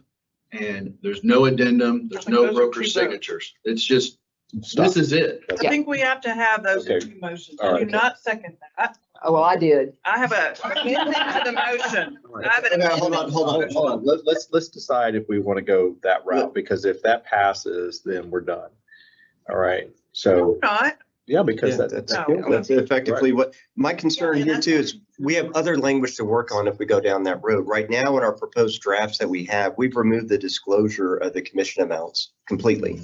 And so if they're redlined out. So if we decide not to do anything further, we have to look at putting that language back in and just modifying it to take out the references to MLS. Yeah, I'm not talking about changing the smaller aspects of the rest. I'm just saying, like the chairman was saying, like his opinion, not speaking on behalf of the whole 9-member board. Like, that's all we need. So I'm talking about. No, that's not what he said. He just said, don't put it in. Look, the fillers. this time let me speak. Just hold up. My motion is to get rid of the other brokers' fees paragraph and leave 12 as it is. How about we just do it that way to make SJ happy? We won't talk about addendums yet. Okay. Can we go around the room I on that? second that. Okay, so everybody in favor of the motion on the table is not to add any additional language to paragraph 12.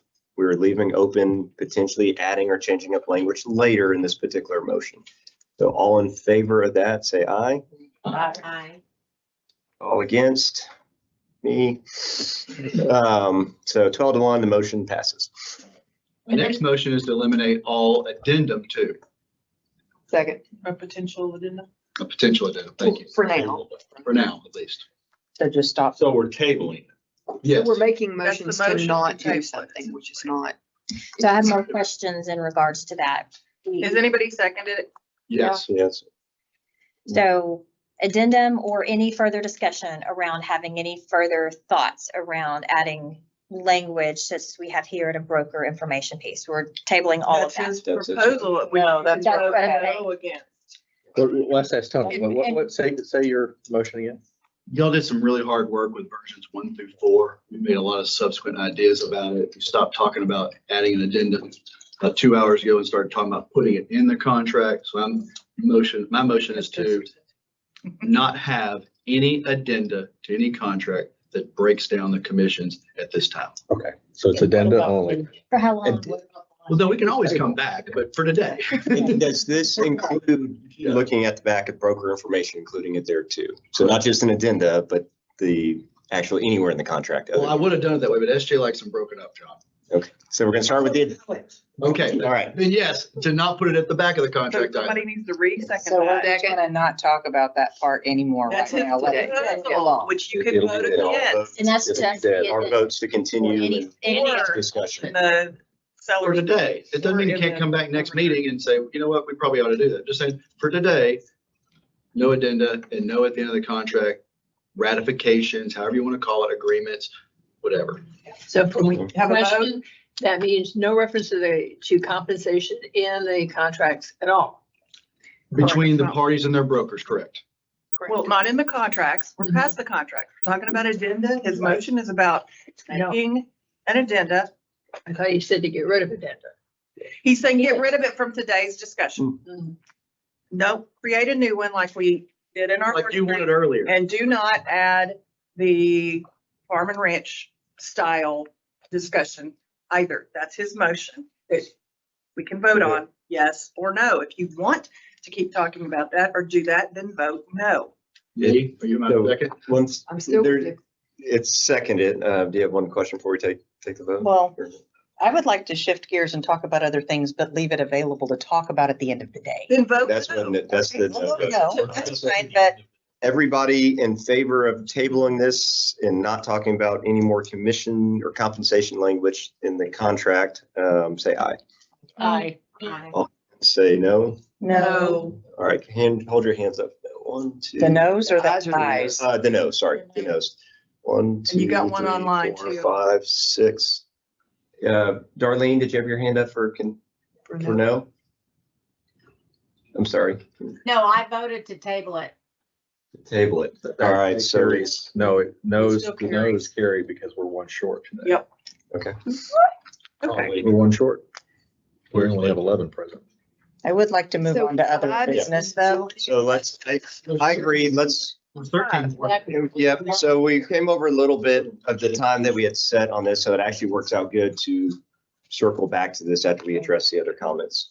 So, we'll march forward with the other meeting materials and agenda items.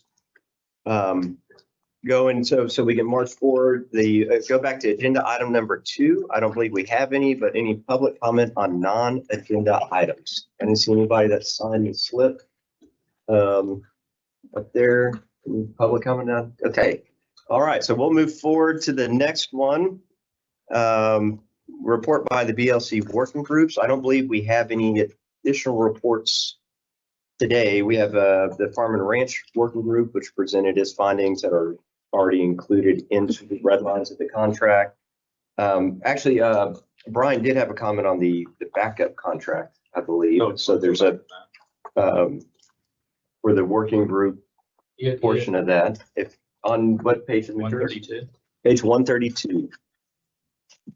Actually, while we're turning, the Farm and Ranch does have a report that we actually together agreed not to have a meeting until this was settled. Okay, This so, prior discussion was settled, so that's our report. We're holding. okay, thank you. What page? So page 132, this is our new proposed addendum for backup contract or the revisions to it. And Brian has a comment about some of the language in the revised portion. We revised the addendum to facilitate a situation where at the beginning of the contract, a nominal option fee will be paid.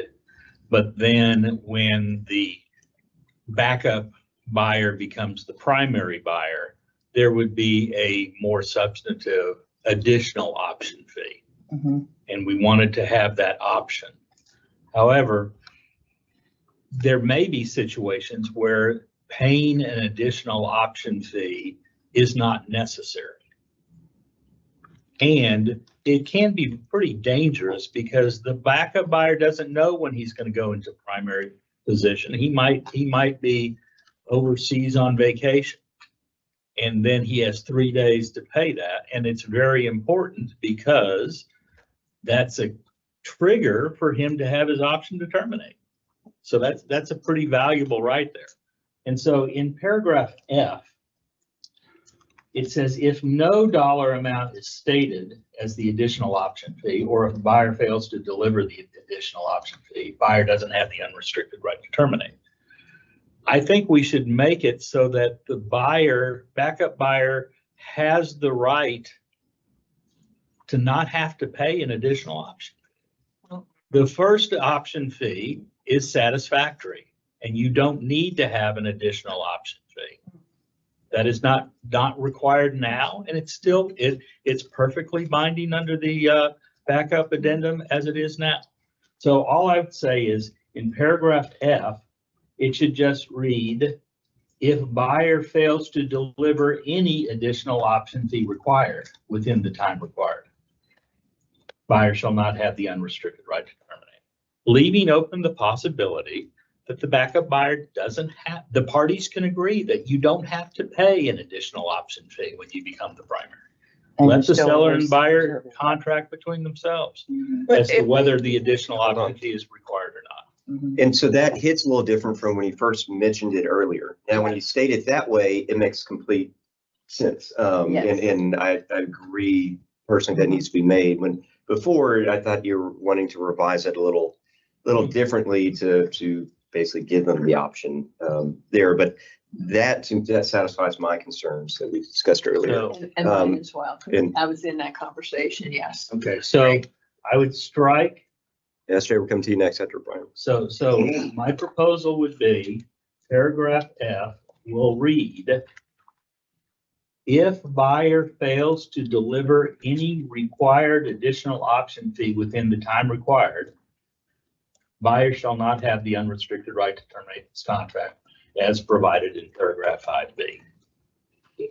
And while Ron's typing that, remember, we have not pushed this form up to the commission for review. It's not out there. This is new language that we've been holding on to, waiting to push all the forms up. So this is not a change to an existing form, but a change to the revisions that we made in the prior meeting.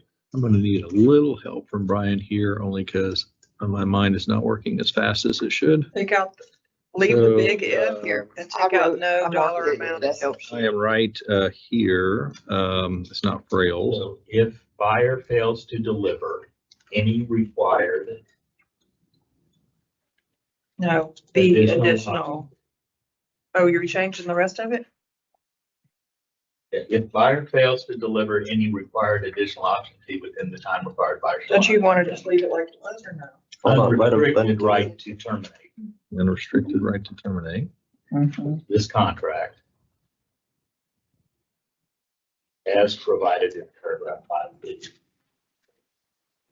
So you're changing D to any? That 5B of the contract or of the addendums? It just says paragraph 5B. But there is no 5 on the addendum, so it's just the okay. actual contract. Because I've been burned before on Okay. So Esther, this essentially takes out the if no dollar amount is stated as the additional option fee and just jumps in right to the latter half of that. In the second adds line any. instead of restricted. Unrestricted, yeah, thank you. And that is which paragraph in the addendum? F. F. Okay. And after the. So you were. You want the header After to the second required, header you is, put a comma. failure to timely deliver. Right here, after second, hold on, Yeah, right there. between F and the word if. If buyer fails to deliver. It's not timely. It's the heading of Y'all are this. adding language. If you Yeah, I was wanna just gonna- Copy the language in D, then quit changing it and adding. We're not in D, we're in I know, but the language that's in the proposed amendment copies D. And Brian has changed the word D to any. And Melissa's talking about adding timely fails. No, I'm talking about the header that's in all bold right above F. Like right when you first look at F, it says failure to timely deliver additional option fee. Gotcha, I thought you were in the language there. No. And the any is taken into account that there might not be an additional option fee. There might not be any, right? Well, what's wrong with D? Because if there's not the, then The additional option fee could be 0, and you would put in 0. Well, and my question is just to confirm to Brian and the rest of us, changing this can be in conflict with A2. It's a get out anyway, right? So the parties can agree that the buyer in A2 is supposed to deliver additional earnest money to get an additional option. You put in 0. Just listen for a second. The concept is you give additional, no, that's earnest money. There's That's both. earnest money There's both in there. and an additional option fee. Okay, so you're gonna put in earnest money of, maybe it's something, but you've got an option fee of something and you agree to that. But then the buyer can fail to do that and continue with the contract. You just don't get an option period. Exactly. And then the earnest money, if you don't pay the earnest money, then it opens up the window of termination for the seller until the earnest money is timely paid. And I so think that- that's confusing, but that's okay. And the concept we've gone over at past meetings, so I want to go back too much in terms of the format that we've agreed on in the past. This change is to account for the fact that there might not be additional option money and to ensure that the buyer's not giving up their option by failing to timely pay it. I get Which is the situation now. I get the any, but I would still put the, I think it means exactly the same thing and it matches 5D. Would you like to make a motion for the language? Instead of any and I failed to move deliver that the, we change paragraph F of the addendum for backup contract as written. Second, Second. all in favor, say aye. I All against, say no. Motion carries. need a bracket on B, bracket on B. Okay. Yeah, I have the parentheses. So the other working groups, my favorite one, but we've been pulled aside on and haven't been able to do Oh, the work on the Oxford comma. I'm sorry. Oh, we don't style it that way, do we normally? Normally it's just 5B. Abby, In you know the in the style? draft that I'm looking at, it's 5 It's like this? parentheses B. How do we normally style it? As a style? It was just incorrect here. Oh, it was incorrect on the Yeah. draft? Okay. Thank Okay, you. all right. Thank you. Okay, so the Oxford comma, new home, working groups, I don't believe have any updates for this meeting. There's a disclosures working group. And to be honest, I don't have my notes on who's exactly on that one. I will say that Ron Walker and I met with the Sunset Commission this morning for about an hour to go over all the sellers' disclosures in the contract and with a real focus on the mud notice. And there's a limited review, Sunset review right now of that. And so we provided them information this morning. You might have seen them in the back of the room. They introduced themselves. They sat in the first part of our meeting. So they are looking at that.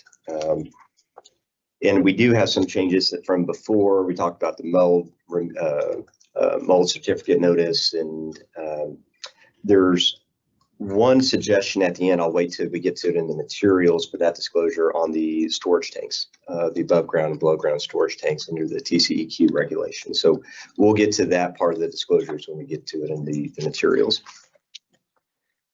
So the next agenda I'm item. sorry. So those reports, I have new home contracts, farm and ranch, and then Oxford comma. Oxford comma. Was there another one? So we have compensation, farm and ranch backup, disclosures, new home, and Oxford comma, 6 total. I don't think the team Oxford comma jerseys have come in yet. Okay. All right, go ahead. I'm sorry. Reach it daily. Let's see. So we go to the next agenda item. Let's see. Discussion and possible action regarding deferred comments and recommendations from committee members concerning possible changes to contract forms. I don't recall any direct deferred comments that we had outside. I did get an email back from Brian Sledge, who wants to continue the water disclosure discussion and adding additional language there. If you recall, a couple meetings ago, we had Charles Porter that attended along with Brian and others to give us a lot of suggestions and language that we may consider using. Brian emailed saying he really wants to get on the October meeting with us, and I'm going to connect him with Ron, and we're still trying to figure out how to best get the information about the various mud districts. When we say mud districts, it's really the water districts that is very confusing. I don't want to dive into this meeting because it does need it's an issue both legislatively, which some part of the Sunset Commission is looking into the legislative side this morning, in how to get the information into the hands of buyers, sellers, and license holders. It's still a pretty big black hole and a known issue that we're trying to solve. But I think a lot of that solving is not for this committee, but more legislatively and seeing what can be done through the TCEQ. SJ? So I do have a comment as to number 4, which I think I said earlier is what I would hope that we can do at the end of this meeting, or at the end, I guess, of number 5, listening to any comments on the contract forms. I think we need to approve pushing all the changes that we've come up with so far on all the contracts except for Farm and Ranch. Or maybe if you want to, because Farm and Ranch is not changing, or is it? There's a lot that's changed in the Farm and Ranch as well. No, I mean, but on paragraph 12, I guess that's going into Farm and Ranch also. Yes, that was for. Okay, well then forget that. So on all the contracts, all the changes that we have made, I think we need to look at them, review them, and agree as a committee that they are going on to track along with these other changes. The contra argument to that, if there is one, if Trek doesn't like it, they are up or down. They do not get to parse. So it'll either be accepted or rejected.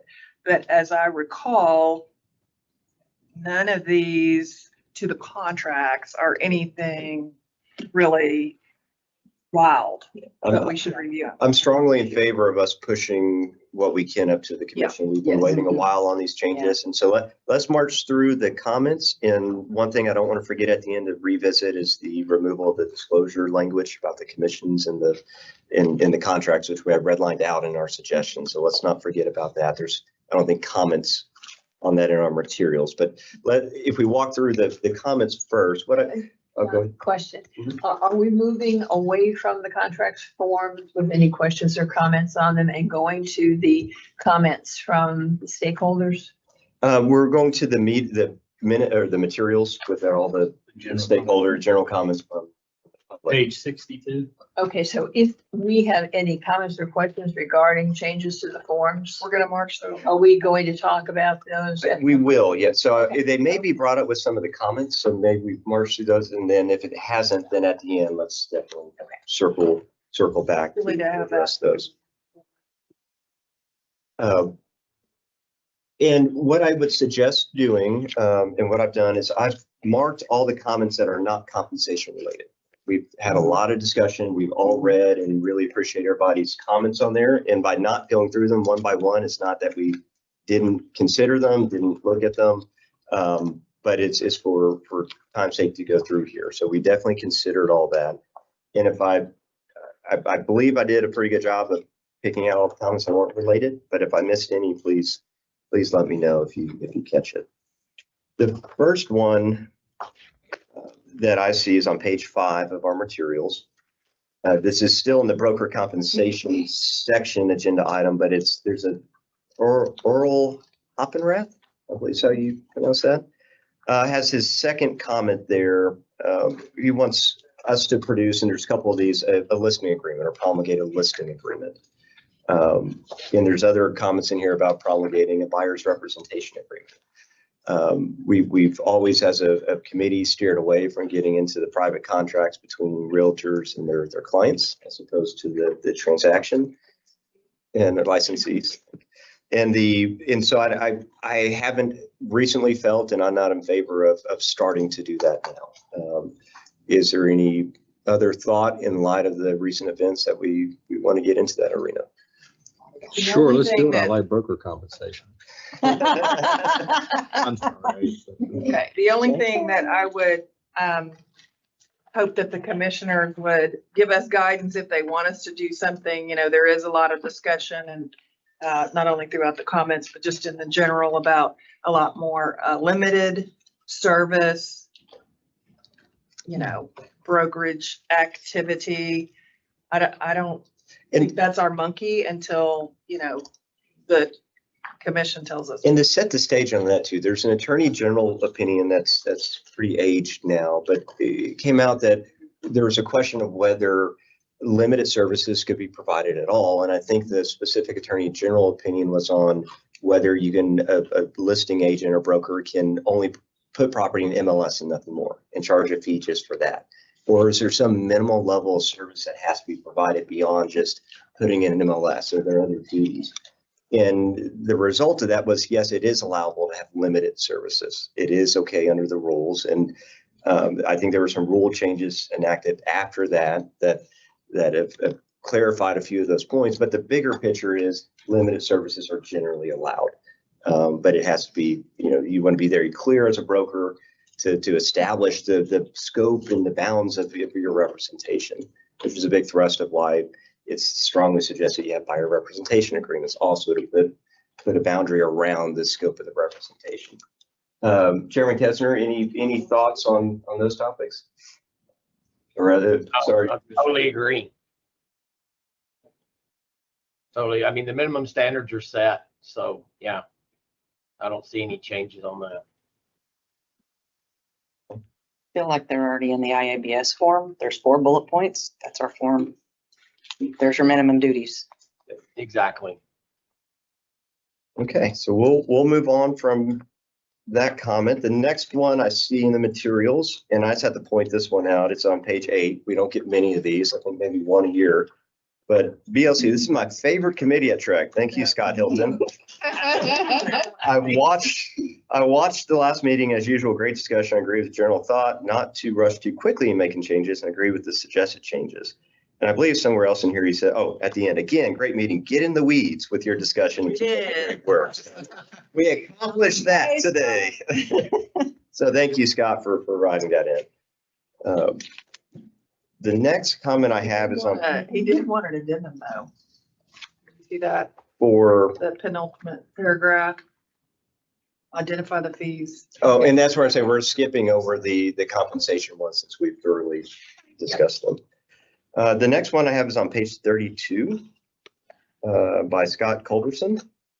He would like, and there's a couple comments in here for this, a checkbox for the lead-based paint in paragraph 7C.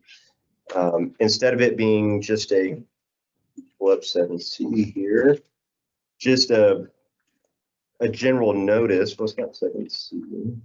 Keep this there.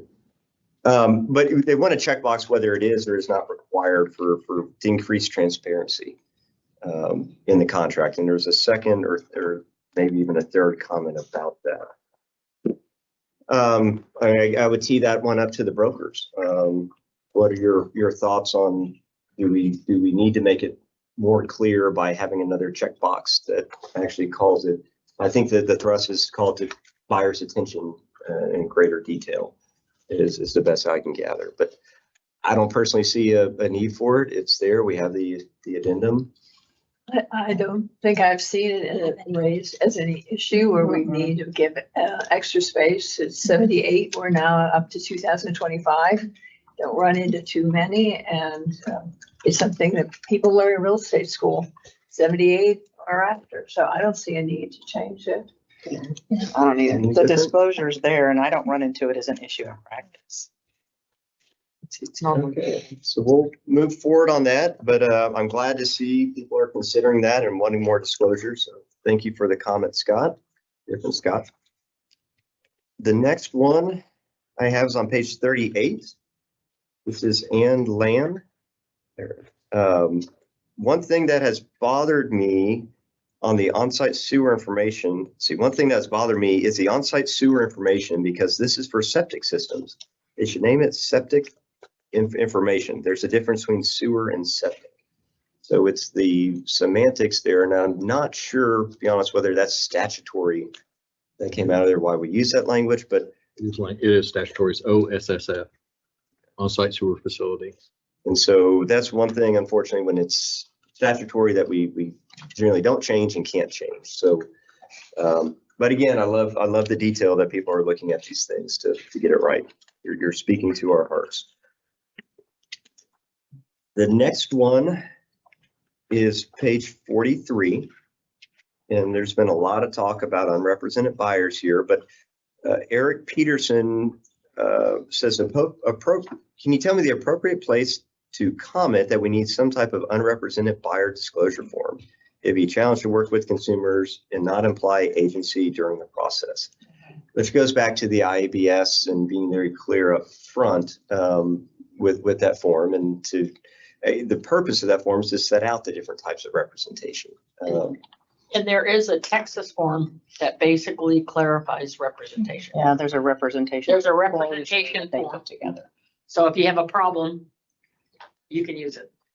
And so is Eric If you're- asking us, should we have one? So again, I would tee that one up to the brokers in practice. I know unrepresented buyers have been an issue in the past, and are only going to be more of them, I think, going forward than we have had historically. Lady. Well, I think I think that leads us into other forms that we 10 pages ago said we don't want to do. I mean, because if we do a form for an unrepresented buyer, would we not also then just have to do one for an unrepresented seller and then a buyer representation and a seller? I mean, It's part of the representation package. yeah, I that don't think don't we, deal with. yeah, I don't think that's us. And I would encourage agents to talk to their broker, or maybe their brokerage could have their own attorney or a document of self-representation if they felt they needed something. If they're not a member of Texas Realtors who has a representation disclosure, and go that route too. Wait, but he's talking about a contract, right? He's talking about He's asking a track disclosure form. to put a form forth. Disclosure. Many brokerages- so that buyer says, I recognize say- I'm not. He doesn't say contract representation. What is this? What does the Texas Realtors, does it require the unrepresented party to sign it? Yes. How are you gonna make them do that? It does have a place for them to sign it, and then they've modified it to where you can use it if it's an unrepresented buyer or an unrepresented seller. So it doesn't matter which side of the transaction you're on. People do actually sign it. I guess they would have to if they want to see that place Yep. or. If they want to see the property. It's also for money. If you like a FSBO, you might Yeah. get a commission agreement with the FSBO. So I'm not hearing a lot of Between brokers. desire to go past what we already have. Well, Yeah. Yeah, what's the next page, John? She's like, keep it moving. Yeah, I think a lot of brokerages have a non-representation agreement and what we're concerned about are non-represented buyers coming in directly to the seller at an open house or otherwise because they can't afford to pay a broker's fee as a buyer. So they go directly and now the seller needs to use, and realtors would use the disclosure, representation disclosure, saying I represent the seller. But if the buyer wants them to write the offer, then brokerages usually have a non-representation agreement that says clearly beyond that, these are the things I cannot do for you. I'm virtually a drafts person. And so I don't know if that is something that we want to be doing. I feel like That's it comes more into the of a company representation. policy thing, I would think. Yeah, I think Struggle enough with what's already on our phone. I think this is one to monitor too, if it becomes an issue with a lot of unrepresented buyers, which I don't think we're going to have this cliff that some people are predicting where buyer representation has gone away. It's going to be more common, but we'll less common, then we'll move on. I like his next paragraph though, from the same person, Eric Peterson, and he says, in addition, I've previously suggested Trek have a consumer guide to explain contracts. I'm not sure that's where he's really trying to go, so that we're not in an implied agency situation. So as opposed to making a representation disclosure or unrepresentation disclosure, whatever we want to call it, maybe a consumer guide. I don't know. I don't know if that's something that Trek wouldn't say, okay, well, that falls under consumer protection, hey, did you know, and something that's maybe more robust than the IABS form. I think it'd be, Or more, I don't know, infographic-ish. yes. But that wouldn't be us. We have my talked other- about It that. may not be us. What's that? Talked about the customer is making the He's- face. He's Oh. making the face. Uh-oh.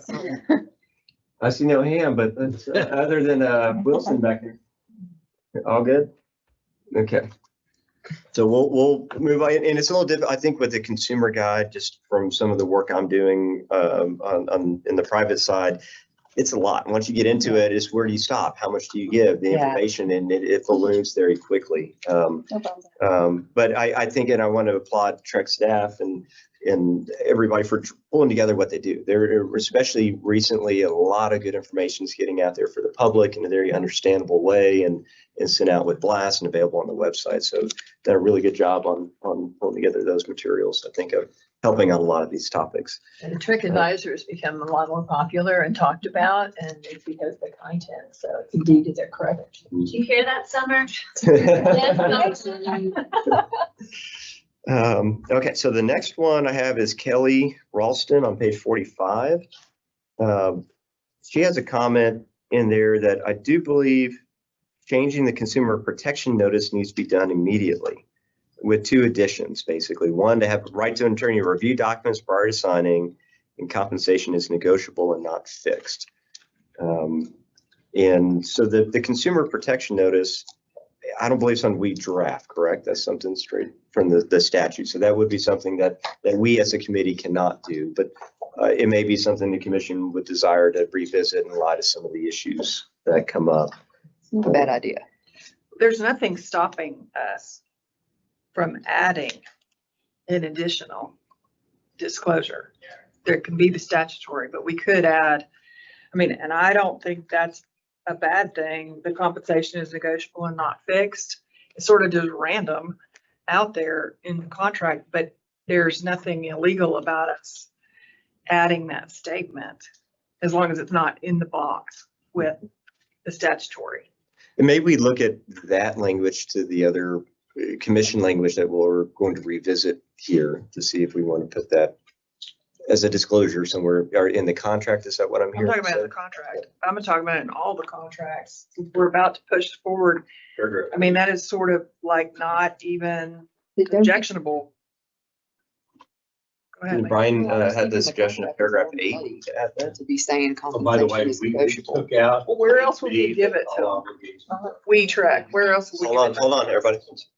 We took out 8B. Put it back in. I'm hearing more than just a mumble about interest in that. Is that something, and Brian's suggestion here is to maybe look at putting the compensation language in paragraph 8. We took out B, but it's. I'm thinking we probably need to put B back in. You put it in the IABS. I think if we're gonna tell them it's negotiable, we That's need to do probably a it good before they've idea already come into too, an but- agreement. So put it in the information about brokerage services. Which would be by rule, right? So the admin code, I think that's where that's published. And so that would again be beyond what. I think 8B would be a fine place to put it, but I don't think that is conspicuous and obvious, like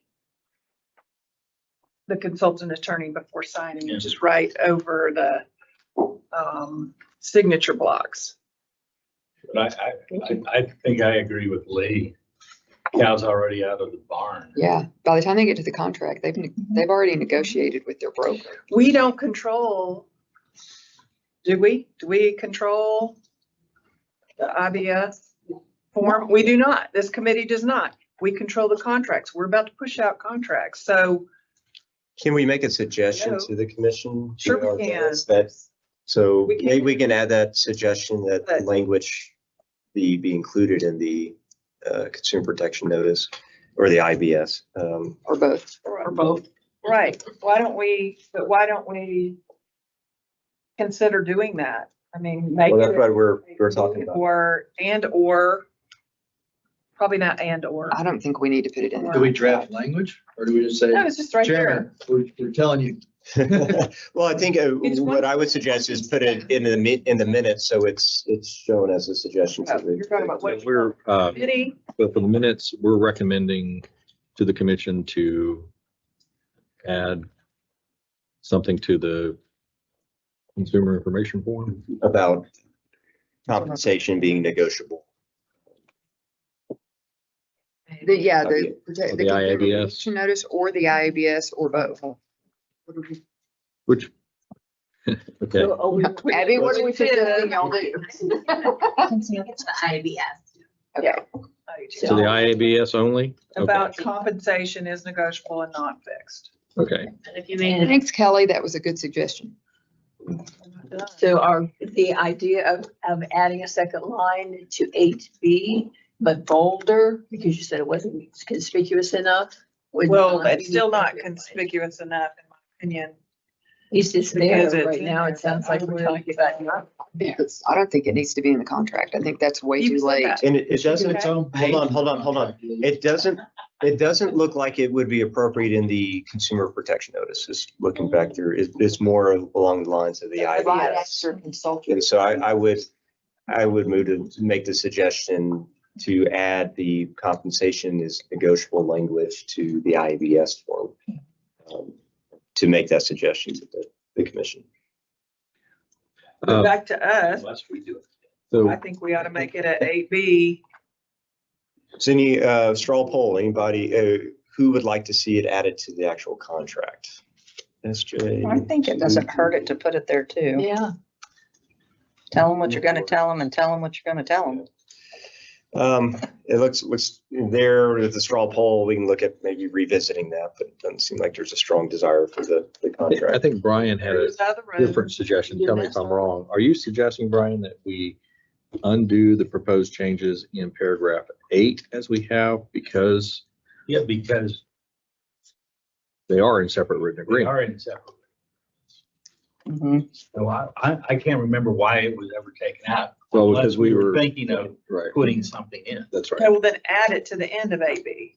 How about that? Okay, so Compensation is negotiable and not fixed. That's I would lean towards something like that if we put that back in. right. To get at that the makes end. sense. you know, It's just probably add going it. to. Yeah, if we put it back, I didn't hear Yeah. that, put it back in, so. I wouldn't want to add the, Should have, but nobody signed this when it goes over as an offer. so do we want to, there's language here from the Texas Realtors form, if we have permission to steal from. We've got it on their proposed agenda. Also, that the Yeah, that's good. subcommittee did such a good job Broker on. fees. That's right there. Yep. That's from the NAR. I don't know about fully. That's superfluous. I know, I'm good. They're negotiable. I would agree with that. I think those words are from the NAR settlement. Yeah. They are. Which we're not a party to. Yeah, they're already gonna have it in all their other forms from TXR. If I may, I'll add that our members want us to add to that brokers set their fees independently. They fear that just saying fees are negotiable makes the consumers think that they can ask the broker to change their fees when the broker is saying, no, here's my fee. Well, they can ask the broker to change your fees. Yeah, but we can say no. You can. That's where the confusion lies. So we are not adding anything to 8B. I think we've come around now to putting, if we're putting back in 8B and then add to that sentence from the Okay. addendum. Broker fees Um, are not set by law and are fully negotiable. MJ doesn't like fully. SJ. I'm sorry, set by law and what? And are negotiable. negotiable.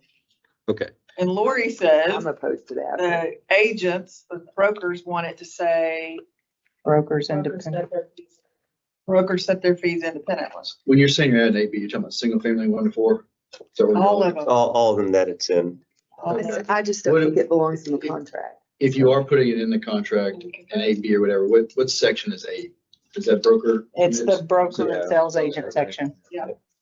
So we're undoing, what I've written down is that we're undoing the changes in 8A and in 8B. Oh, okay. So we're going back to the way it just currently Who is. it used to be. Or currently is. Yeah. Plus. And then we're adding to 8B, broker fees are not set by law and are negotiable. Is that correct? Or are we not doing that? Correct. That's, And do we want to add the, Fully. no, what did you say about independent? So The language we use to add on to that is brokers independently determine their fees. Just but they another put that in sentence? some of theirs and not all of theirs. I personally am not as excited about that, but And that's the trade association, that sounds Albeit very helping trade the- association. the organization's members, but we're looking more I don't just know. for the consumer. This, You're not speaking very strongly, Lori. You typed up. So are we adding that sentence there or not? I think it should stop at negotiable. I think it, I'm with SJ on that. I'm with SJ. Okay. No fancy fonts or anything. No, well, it is on that form. Their It's bold. form, it is all Bolded. caps and bold. All I right. don't think there is a fancy font. You want it, how do you want it? You want it bolded?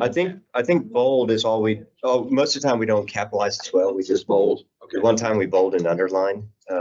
See, we need that style guide real bad. I will boldly proclaim this then. All All right. right. So That's page 45. Yeah. Who next? next, we're taking here.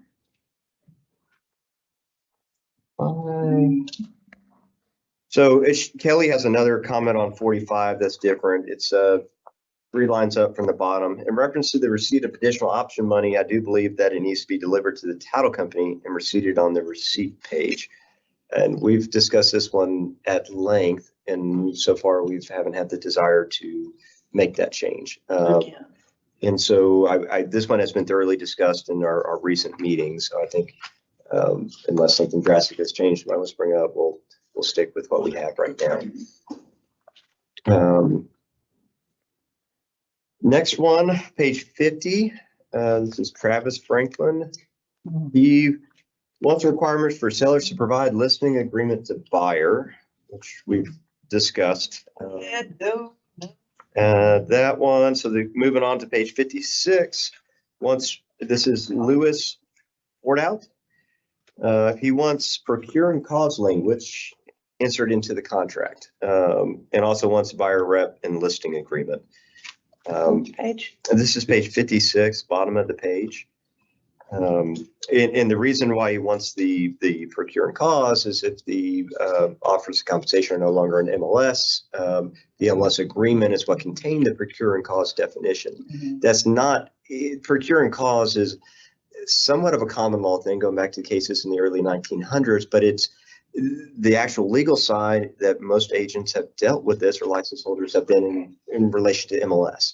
And the MLS contractual definition of procure and cause controls. Now that that's gone away, it will be interesting to see how these offers are made by listing agents or brokers and how they're accepted and how this procure and cause definition is included in that contract or not. And so it would be interesting to see if the common law gets further developed by lawsuits that hasn't been touched in a long time because of the MLS trumping the common law. What's interesting is the most recent Texas Supreme Court case says that procuring cause is, we're going to look to the contract and see how procuring cause was defined. Because I just wrote my own listing agreement and wrote my procuring cause definition. I was like, what's the state say? And most of the recent cases are all like, well, let's see how they wrote it. So that's a cautionary tale to the brokers out there developing their own forms and their own offers of compensation, is to make sure you closely analyze this procure and cause language, because it will be determinative of potentially who wins a particular case. And you don't take it for granted that if you are on the receiving side of one of the broker's agreement, that procure and cause is going to be the same as it's always been. They can redraft it in any way they want. And so be very careful when receiving these new forms that are already starting to be circulated pretty widely.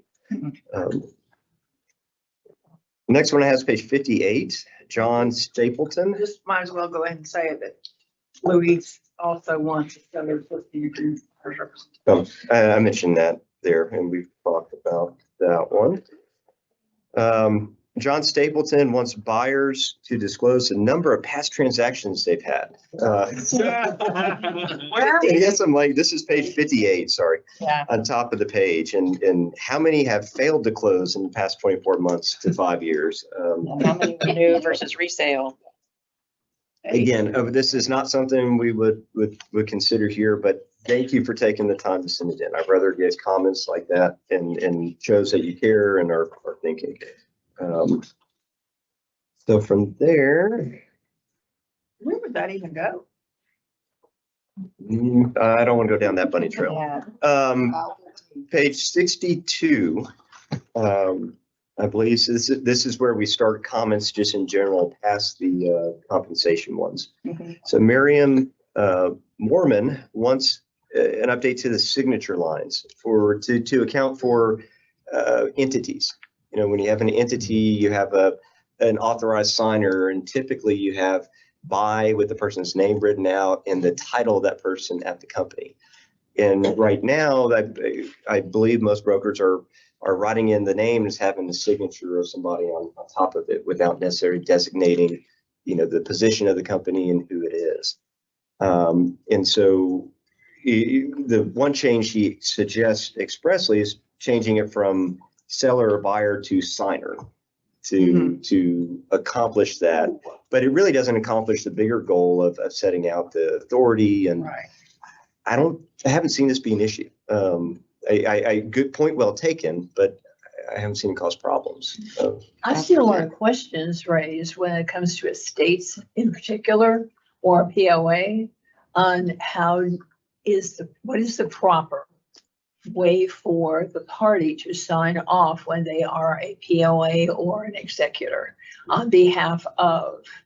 And we usually suggest that they contact the attorney that's involved in that to tell them what to do. That's exactly what they do. And there's some good guidance on the Texas Secretary's State's website on various different signature blocks and how to sign as a POA, or I believe on behalf of companies as well. So there is some public information out there through at least the Secretary of State on that. But I'm not sure what we could do as part of our contracts to have, you know, separate signature blocks on there for just to account for it. Yeah, the only way I saw it is probably under the 5% situation where under the buyer seller lines, there'd be a signer, just as she had suggested, and then they could fill it out as appropriate. Signer is place. Signer is not even a thing. I mean, if signer may be a person that signs, but that doesn't mean anything, and that doesn't give anybody any authority. And I do not think pardon? Or clarity. No, but it's just wrong. So we definitely wouldn't put the word signer. But I think if you are a person, the human or the humans behind an LLC or a corporation, if you don't know how to run your company, that is your own problem. That is not our problem, and you better get it right. And I don't think we can, if the need is there that we need to add more space, okay, let's do that.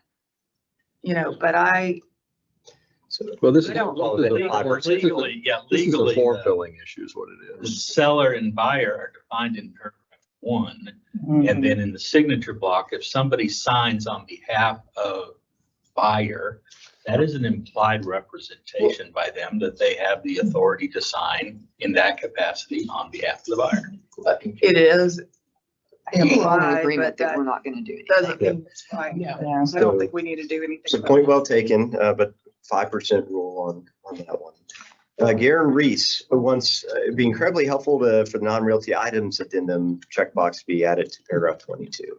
And so this one frequently comes up, and I don't think any stance has changed that we're not adding that to there for the purpose of lenders don't want to see it, and just generally speaking, it can be written in the other box, and that hasn't caused problems for all these years. It's not a form. It's It could be, but the non-realty one is. We have a non-realty. right. Mhm. Oh, okay. Yeah, we did. Scott Culberson, the next comment, says we need a definition of escrow agent in our contracts. Where's that? Scott Culberson's on page 62, the third comment down. He has 3 different suggestions. And so we capitalized it. Yeah. And the issue here, just to very briefly tee it up, there's a confusion over title company and escrow agent. And a title company, I think, is what everybody generally refers to as where you go close, right? And but the title company is the one issuing the policy. An escrow agent can be an independent agency, or it can be a direct operation of the title company. Or it could be a lawyer. It could be a lawyer, it could be anybody that's the escrow agent. They're handling the escrow side. And so doing a definition of it, it is, I think, would be helpful, but it hasn't caused a problem, right? And we thoroughly discussed this in the past meetings of putting individual names there, which is not proper. It shouldn't be an individual unless they're the actual escrow agent, like an individual attorney or CPA or somebody, as opposed to the company closing the deal, or an individual. What people do is put the escrow officer in there they want to use, which is not proper. They want Susie Smith because Susie Smith is their guy. So But he mentions that he was teaching in Legal One Update when this came up, and that's in Legal One Update. That's like one of the whole topics in Legal One right now is stop putting Susie Q in there and put the name of your title company if you're using a title company. And they do it agents do it all the time. And it's just, it happens. And, but I think we've always fallen to the 5% rule on that one. Keep doing the good work, Scott. Teach it right. That's right. Teach it right, Scott. He also wants a lead-based paint checkbox in paragraph 22. Rearrange the order of the documents to match the order in the contract and add the page number there mentioned in the contract. I'm not in favor of a page number, but I'm not sure about the ordering. Anybody experienced or think you could be more clear by just reordering the? I think we should refer that to, is that almost the disclosure? We've talked about addressing that list, on a big, I don't think we do it today. I think this is an issue that can certainly be brought up, but it needs to be done holistically. I would agree with that comment and tie it into the new paragraph E 11 or 12 that we have with listing the notices out and punting that one to the working group. I think that's a good idea to look at it more holistically. I'm not sure how the order came to be to begin with. It is, looking at it, it's a little odd. Not alphabetical, not necessarily in how much it's used. It's when they happen. Just when they came up in this meeting. We just add them to the end. Add them to the end. So we'll look at that. That's the first time I've seen that comment in all my years on this committee. Get out of the way and let's do what we do. Government regulations do not help. Bad apples, get them out, but do not create more rules for those who perform a good service. Ridiculous. Thank you, Chad Langston. What bad apples are we gonna get? I'm not going down that slippery slope. That bait's going to stay at the surface. So the next one from Trek staff, and this came up about storage tank notices. The TCEQ, this is part of the administrative code, I believe, and TCEQ regulations state that if you have an above or below ground storage tank, you have to provide a notice similar to the MUD notice to the buyer before you execute a contract. And we currently do not have this notice in any of our contracts. And there's the statute, if you look at the last two lines or two sections, 4 and 5, provide suggested language that meet the statutory requirements. Both for the first one, number 4 is for USTs, the above ground storage tanks. Number 5, or excuse me, underground storage tanks. Number 5 is for the above ground storage tanks. And I think this is, if it's an issue, it's probably more farm and ranch style, or I guess it wouldn't be vacant land, rural. But I would see this one up to two general things. Brokers, how often are you seeing this? Did you know about it? If it's not out there, there hasn't been a lot of discussion about it. And should we add this to part of our disclosures, whether it's just in the farm and ranch or whether it's in all of them with our other title notices? Would that include propane? Yeah. If we did something, if we add it to the sellers. They're buried tanks? That's what I'm asking. No. Well, the above grounds. And the concern here is if it's required and you don't provide it, you're providing the buyer additional remedies, right? And I think a lot of this is something that could be easily missed if it's not called out. And I quite frankly, I don't think many agents at all recognize this even exists, this requirement. And so I'm a little torn because I'm not sure how big the problem is in making our contracts longer. This language. Charlie, he would be all over this. What would Charlie say? Well, I know they have some, I mean, I do not do that much business in El Campo, but I have an interest there, and I've been involved in a couple deals, and I drive through there, and there's lots and lots and lots and lots and lots of people with above ground, and in Alito, and in. Yeah, I've seen them. I just don't know. All over the place too, but. Is it something we could add to the seller's disclosure form since it is required? Well, it's legislative. That'd be legislative, right? To add it to the seller's disclosure, unless we put it in there's the 4 contracts we have. Not all of that have the seller's disclosures, of course. So we could add it there. But the problem with adding there, I mean, this language is not the shortest language. It's three lines, and you have 2 different forms of it that may need to be provided. So you're looking at 5 to 6 lines, at least here, to be added somewhere. Or we could look at an addendum of putting this maybe we punt this to the disclosure group to come up with a recommendation to take action, not to take action, and where to put it. I like that idea.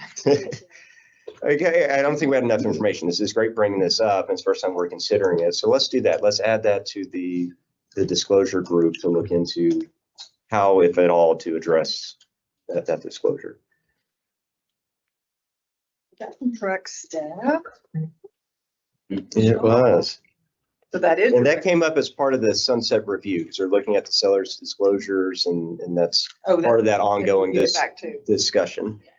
The next one, page 64, we have Dan Price. Is the cash portion of sales price considered a buyer's expense? No. And I think that's pretty clearly no, but anybody else confused by that? No. Creative.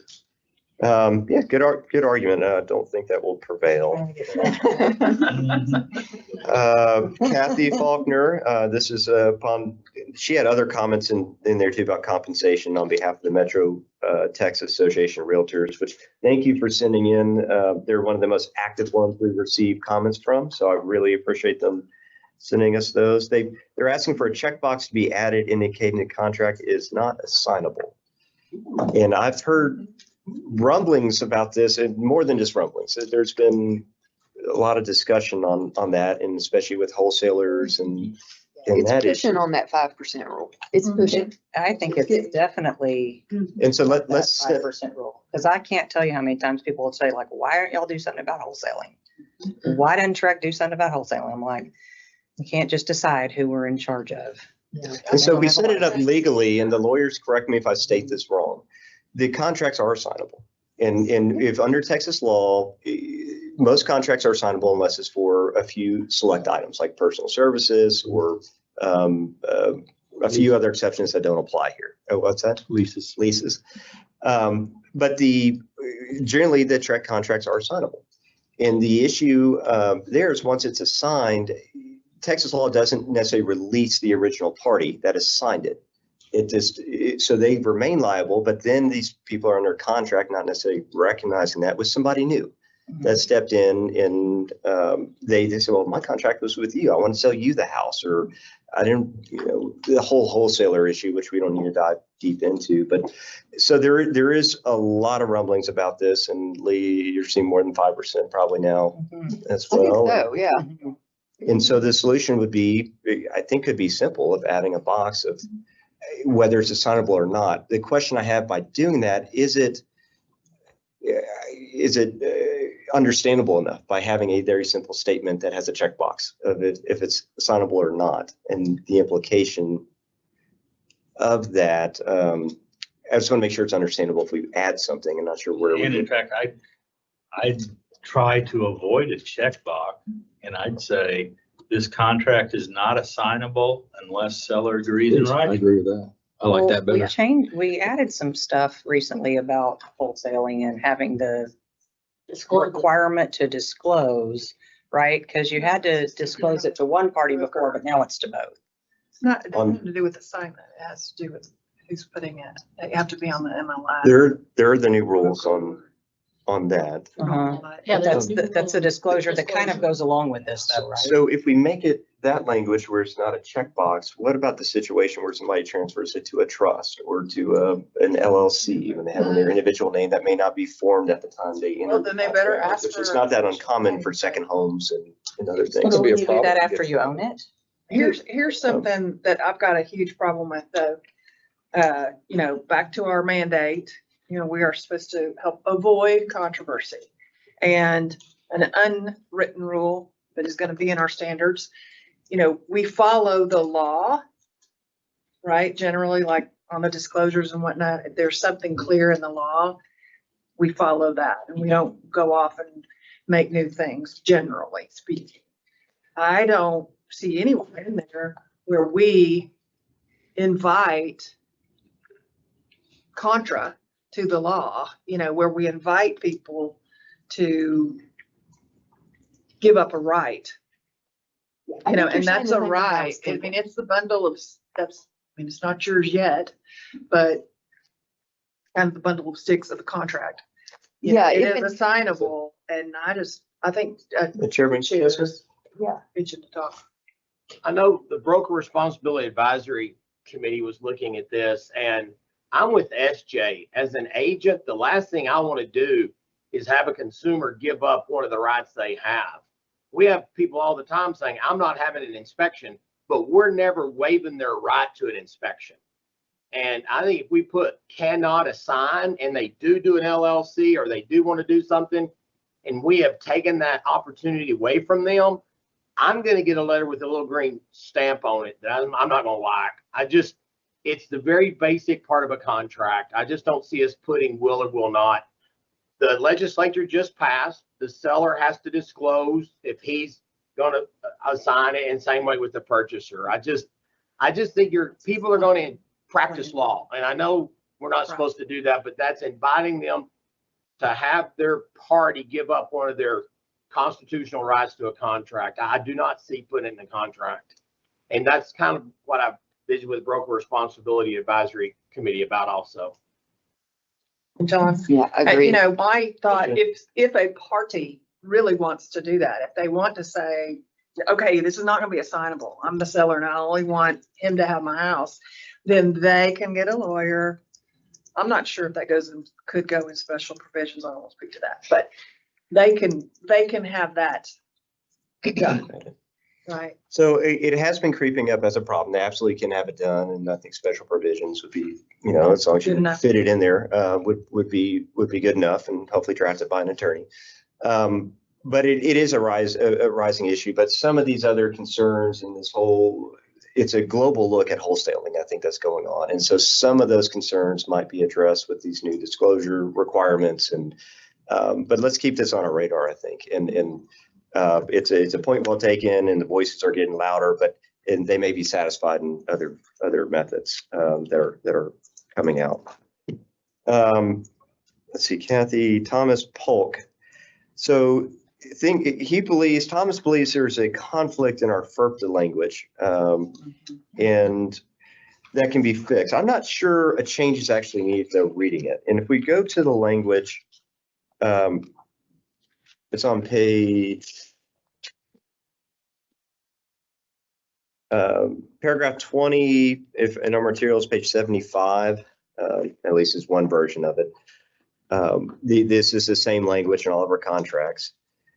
It starts out by saying a seller is a foreign person as defined by the Internal Revenue Code and its regulations, or, and this is where he has a problem with, or a seller fails to deliver an affidavit or certificate of non-foreign status to buyer, the seller is not a foreign person, then the buyer shall withhold, ... And his problem is, well, it's or. So if they don't deliver an affidavit of non-foreign status, the buyer's required to withhold. Yep. And on that one, my concern is if we don't have the or and it's just an and, we have to take somebody's word for it. right? This is, to me, this was drafted for title companies when they asked for, or, to provide knowledge to the seller, and for title companies that generally provide the form, to have some kind of confirmation that's sworn to. If we remove that requirement, seller can say, I'm not a foreign person, right? And if there's some kind of details or something out there, this actually gives some teeth to say, well, prove you're not a foreign person. Give me some sworn, affidavit to that effect. So I'm not sure we need a change. I can see the conflict that he raises there. I'm just not sure that this isn't something that we actually do need at the end of the day. Change it. And I haven't heard of it causing a problem I don't think so. Someone else in the comments, I know we're going to get there. Or was it today's comments maybe? Someone else said they wanted a checkbox. Are you a foreign person? Yes or not? Yes or no? Added to this. Did I make that up? No, I read it too. Was it today's? It was, I don't remember which one, but I read that comment too. I'm not sure. Yeah, that's coming up on the next page So as well for Catherine. I mean, that didn't hurt anybody to add that. But it doesn't, but I wouldn't change this. I would leave the teeth in. I would leave the teeth in, but if you say, yes, I'm a foreign person, or no, I'm not, at least then the title company knows what they're doing, what they're expecting, right? And to tee it up more broadly too, so we don't lose sight, it's not the title company's obligation. It's not it's not placed on them. It's the buyer's obligation to withhold. And it's drafted that way just for general knowledge, because the seller, once they sell, they may be out of the country, and good luck for the IRS collecting from them. And so they put the obligation on the buyer, who's going to be here generally in the US, to be able to actually have some teeth to go after to get those funds. But again, I like the teeth that's in there. It to me hasn't caused more than a 5% problem out there. Anybody feel different? Very good picking up on that, both Dan and Catherine.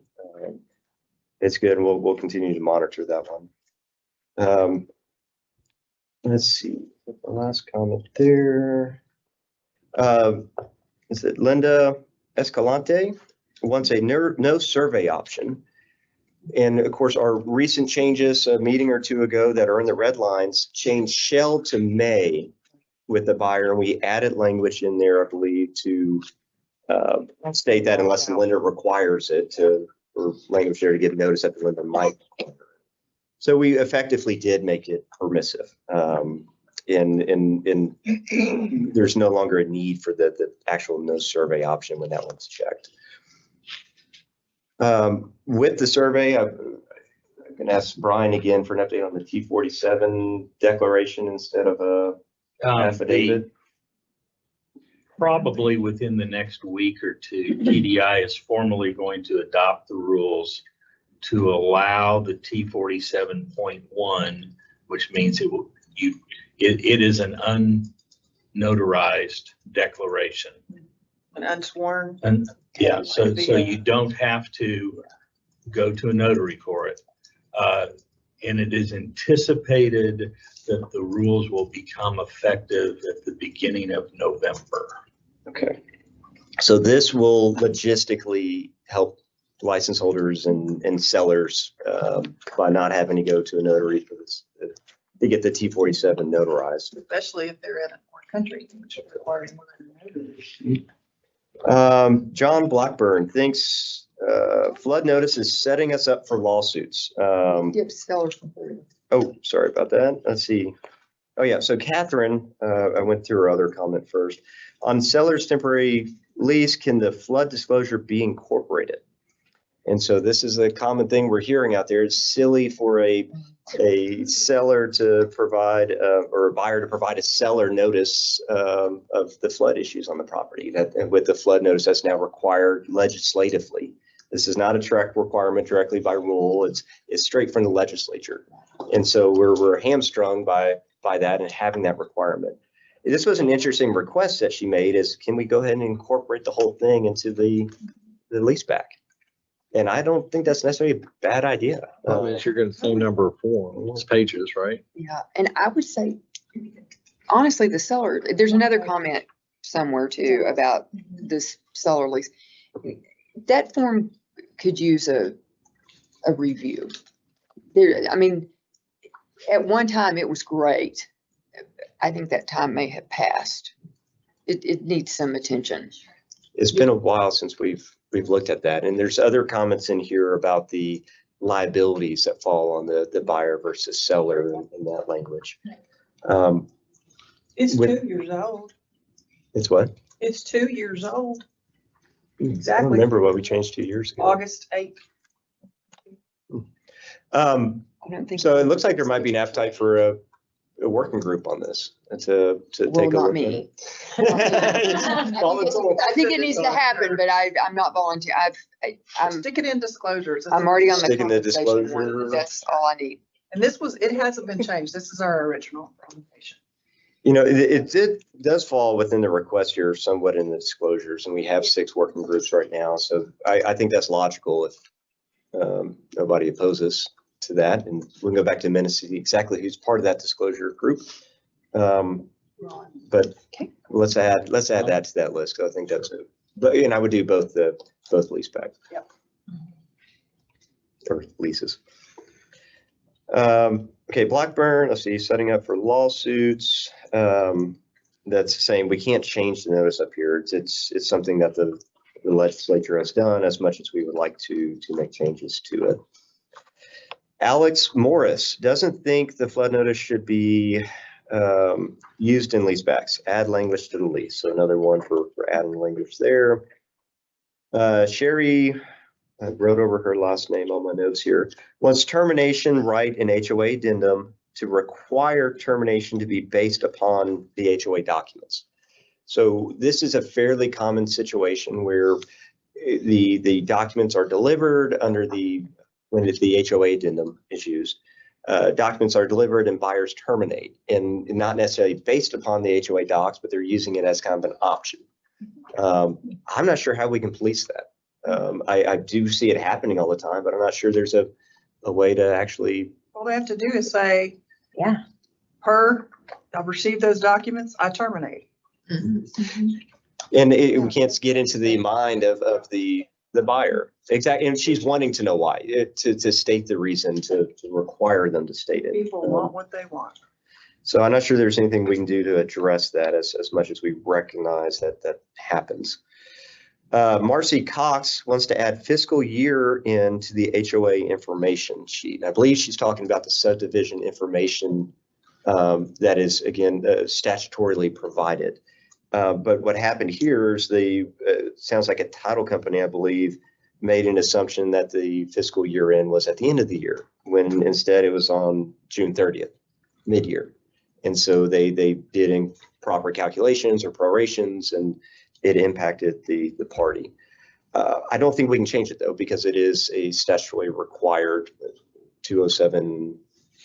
whatever the section is, requires certain information, and that's what's in the form.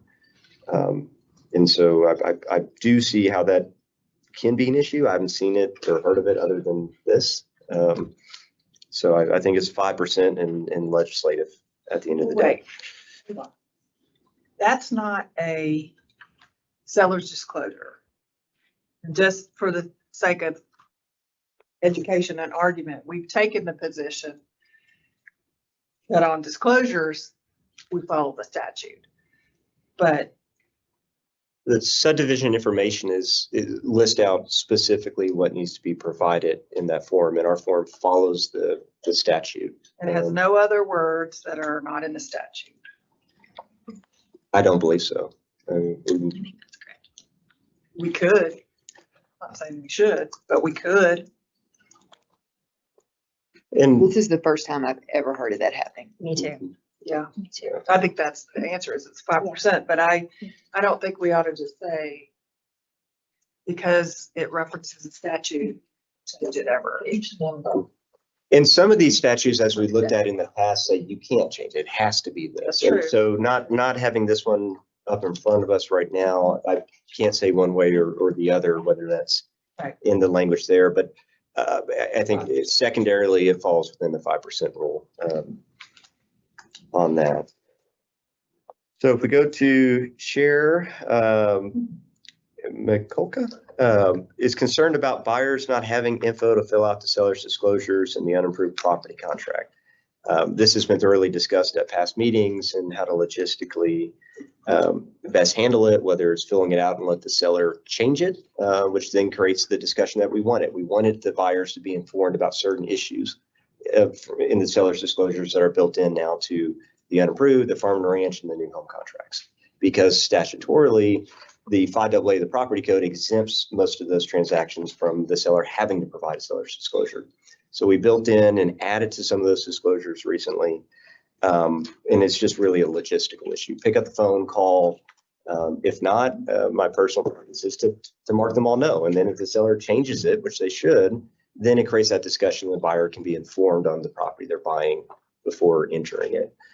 You mean as the buyers rep, mark everything no? Correct.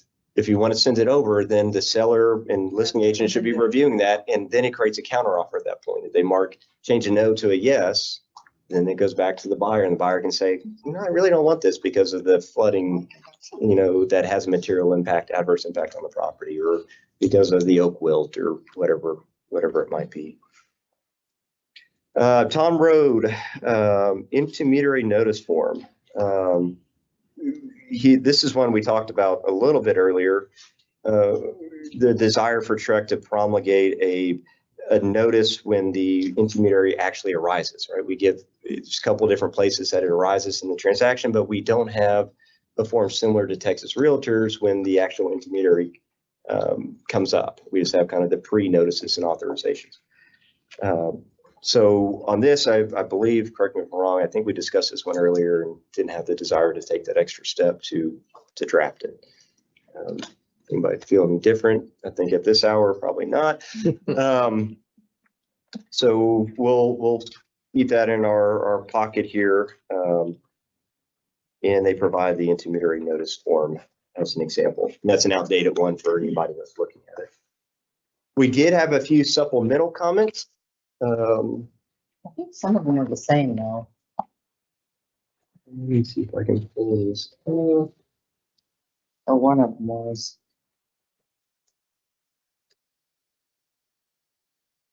Does everybody have a copy of those? They brought them this morning. You did? Okay. Oh, thank you. Okay. If anybody doesn't have one, there's no. So we had the buyer temporary residential lease. Well, I believe this one was the seller of said group of renters. So this is about the liability concerns, and we've about who's responsible for what type of damages, and thinking it's not clear. And Susie Bruning gives an example that she was in and asked for a guidance on, in which we don't give guidance on these particular set of facts as this committee. But we are going to look into this as a broader subject on the disclosures to see what, if anything, we should change. But her main concern is being more specific on who's responsible for what damages, especially when a seller is leasing back the property and then the HVAC goes out while they're still in the property. And there's discussion in her comment here on how it's more gray than it really appears. So I think we'll take a deep dive into that on the subgroup.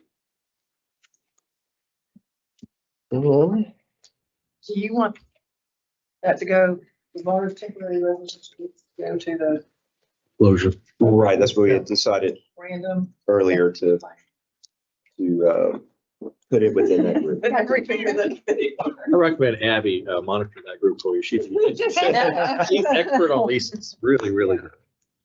All right. And so is that the only additional comment? Or is there a second page? I thought? Flip it over on the back. Oh, it's on the back. Sorry, double-sided printing. Or seller's temporary residence.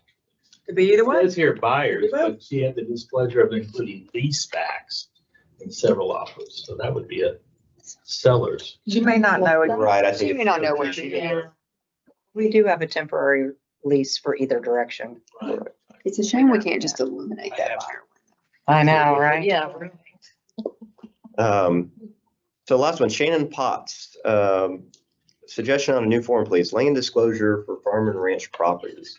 As seller's disclosure in farm and ranch, makes more for some confusion with different brokerages, since this is a seller's disclosure. Okay, so this is about the issue about how to fill it out when the seller doesn't provide the information and the logistical issues that we just went over. Well, no, I mean, yes and no. She's talking about farm, she wants a brand new form.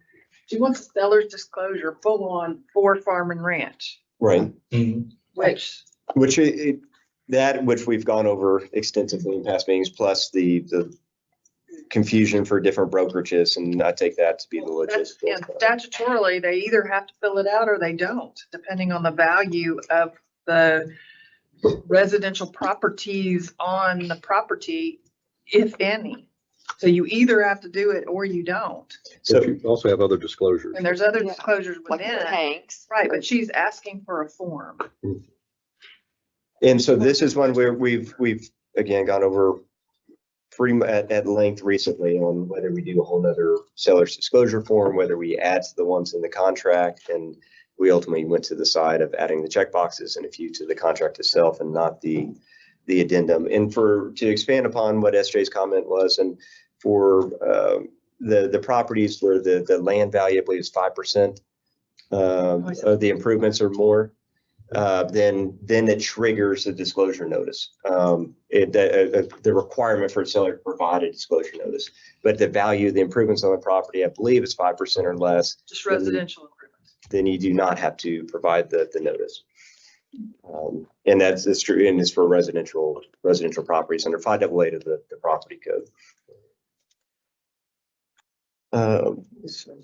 That's the end of the comments. Before we circle back here at the end to the compensation, we do have a couple court cases. Wait, John, what we talked about doing after we went through the people comments was to go back and quickly go through the contracts. Right. Changes. That we had already proposed, just make sure we're all good on them and actually take a vote to make those contracts. To go through. Yes. Okay, I was trying to save that in the conversation to the end, but we can do that and do the court cases at Well, maybe the court case, because maybe it affects us. And then the vote. And Ron, do you have a quick summary you can provide of I know you sent those cases over? Yeah, there's 2 cases, I believe. Yeah. I can't even remember now. Let's see if my mind's gone someplace else. Was busy. Let's see here. We all read it. Does anybody else? Yes, and Maverick versus. I was like tired. I'd like to point out on page 149, the right-hand column. 149. Is it you? Oh, this is the one with the, that's great. Good judge. And so this is the tail clause on basically a commission agreement. So, and then it was the language here of the that was placed in there. So. And I think the general thrust, and it's a little bit down on that same column there, about you have to give effect to all the words and provisions in a contract. The courts tried to make sure nothing's rendered meaningless, and so they try to drive the different contractual provisions, which goes into what we do as this committee, looking at where we stick things and in what paragraph, and do they conflict, and is there language like concessions that may not be defined somewhere in different words that are used. So the courts, when they look at those type of things, try to give some meaning to them. They assume parties didn't just put words in there to put words in there.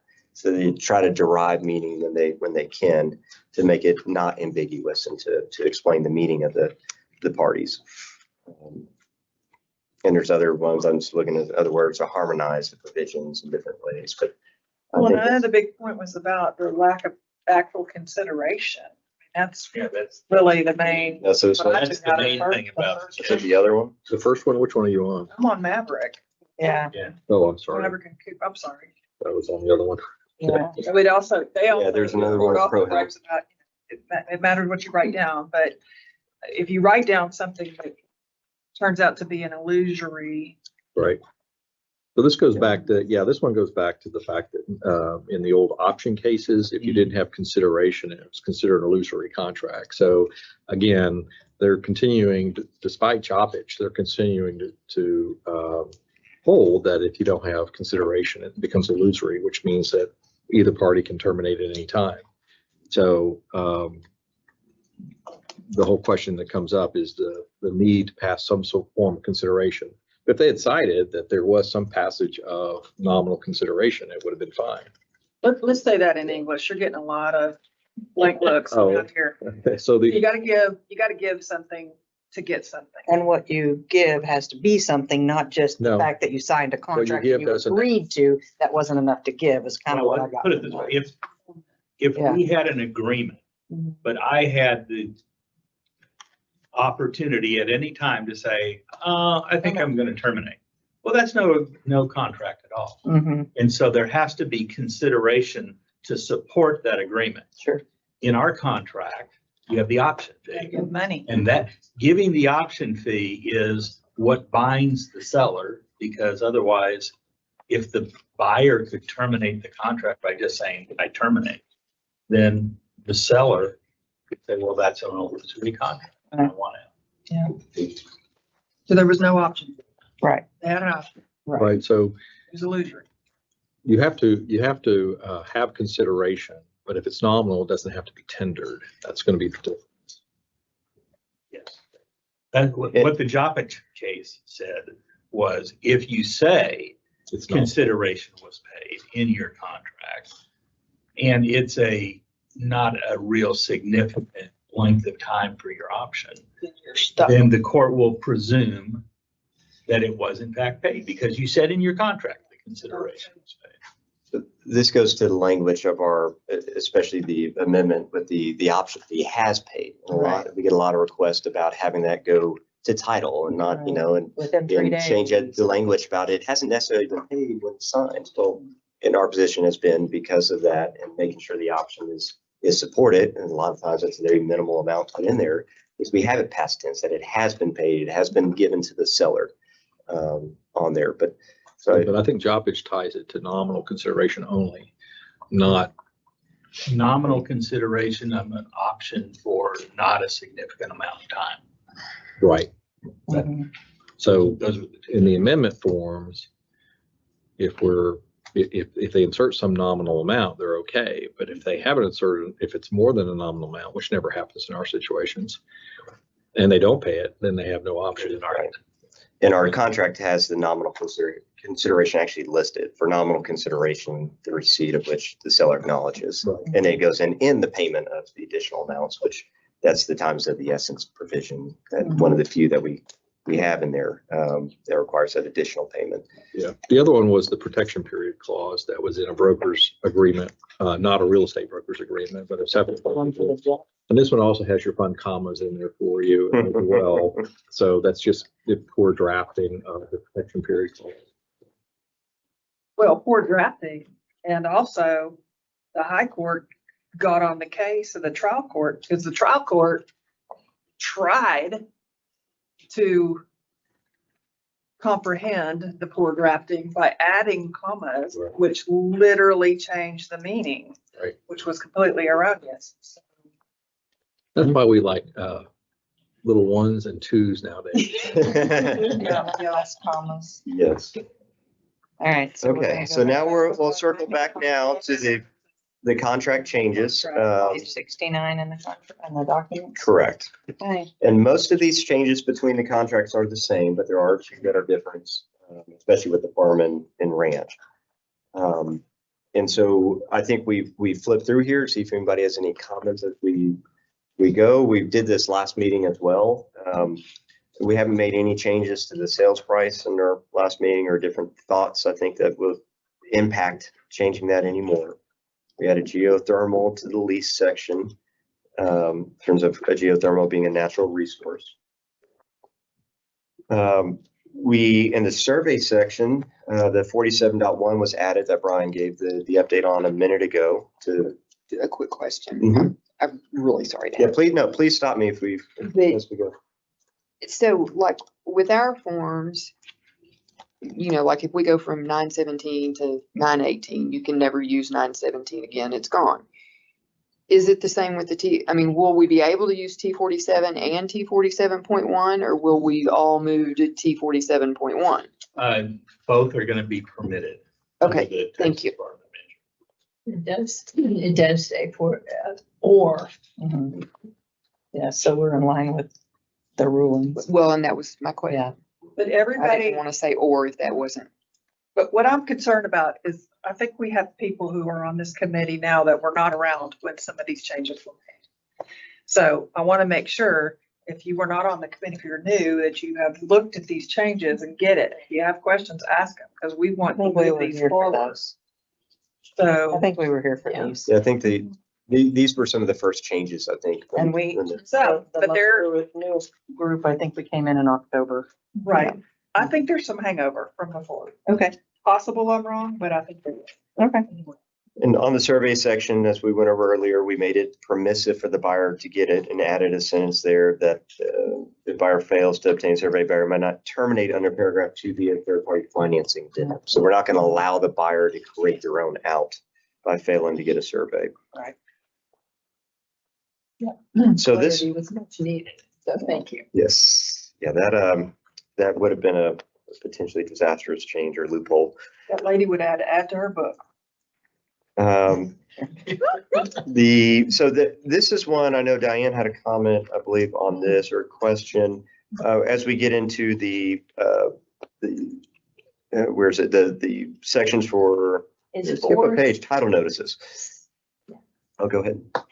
Under 6E, 4, 7, and 9, where the reference to an addendum being promulgated by TREC. And then, of course, it does say shall be or should. That's not consistent. But my question more is, it's a good reminder to the agent and the consumer that there is a specific addendum that promulgated by TREC. And my question was, why was that removed? I think the language over in the addendum paragraph is there, is it not? Yeah, it was added in Just the bottom of 12. I right. believe that's what you're referring to, but I think that being included, it's not missing one of the appropriate addendums and paragraphs in title section is a good reminder.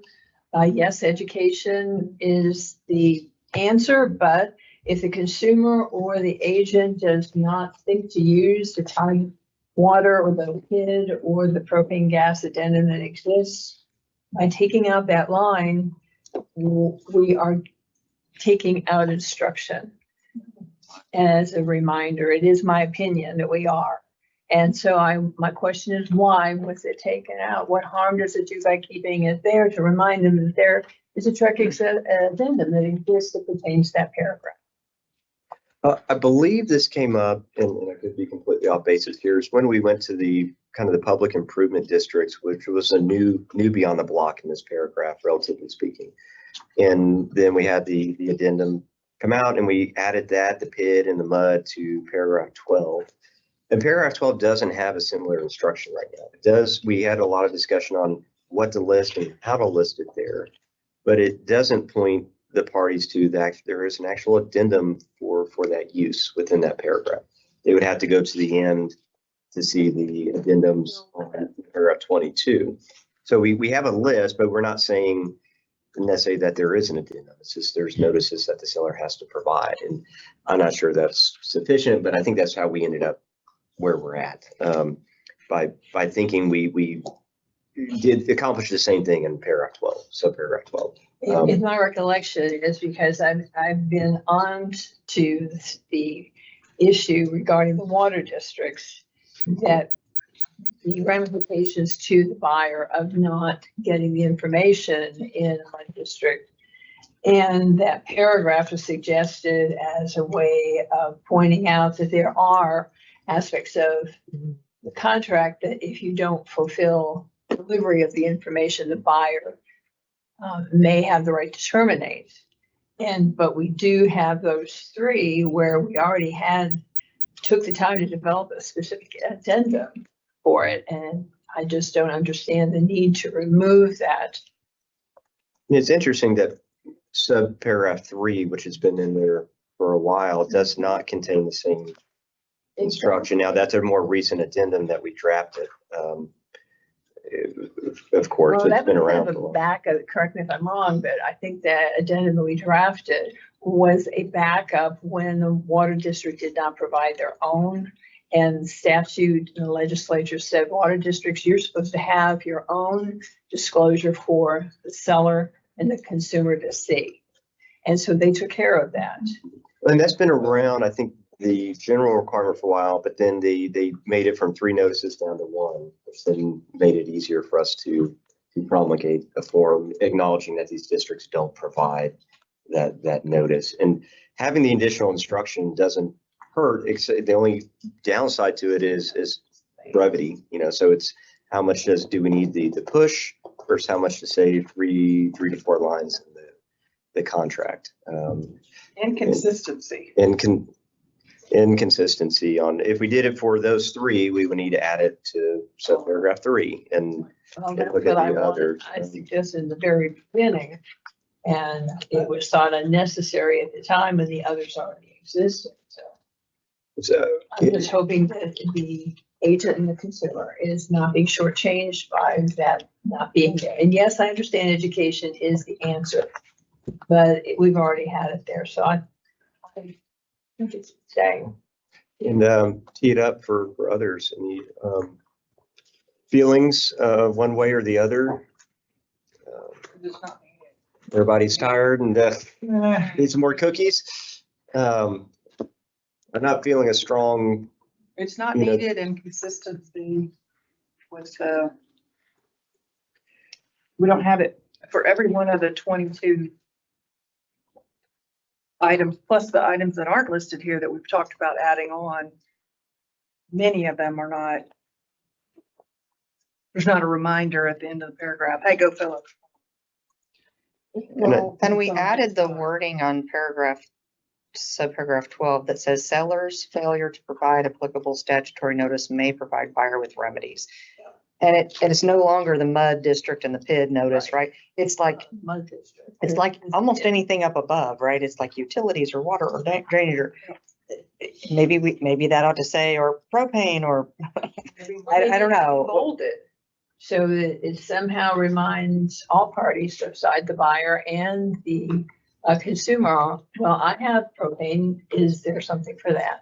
I'm not opposed to bolding it. That's Well, actually, I have bolding issues. you do.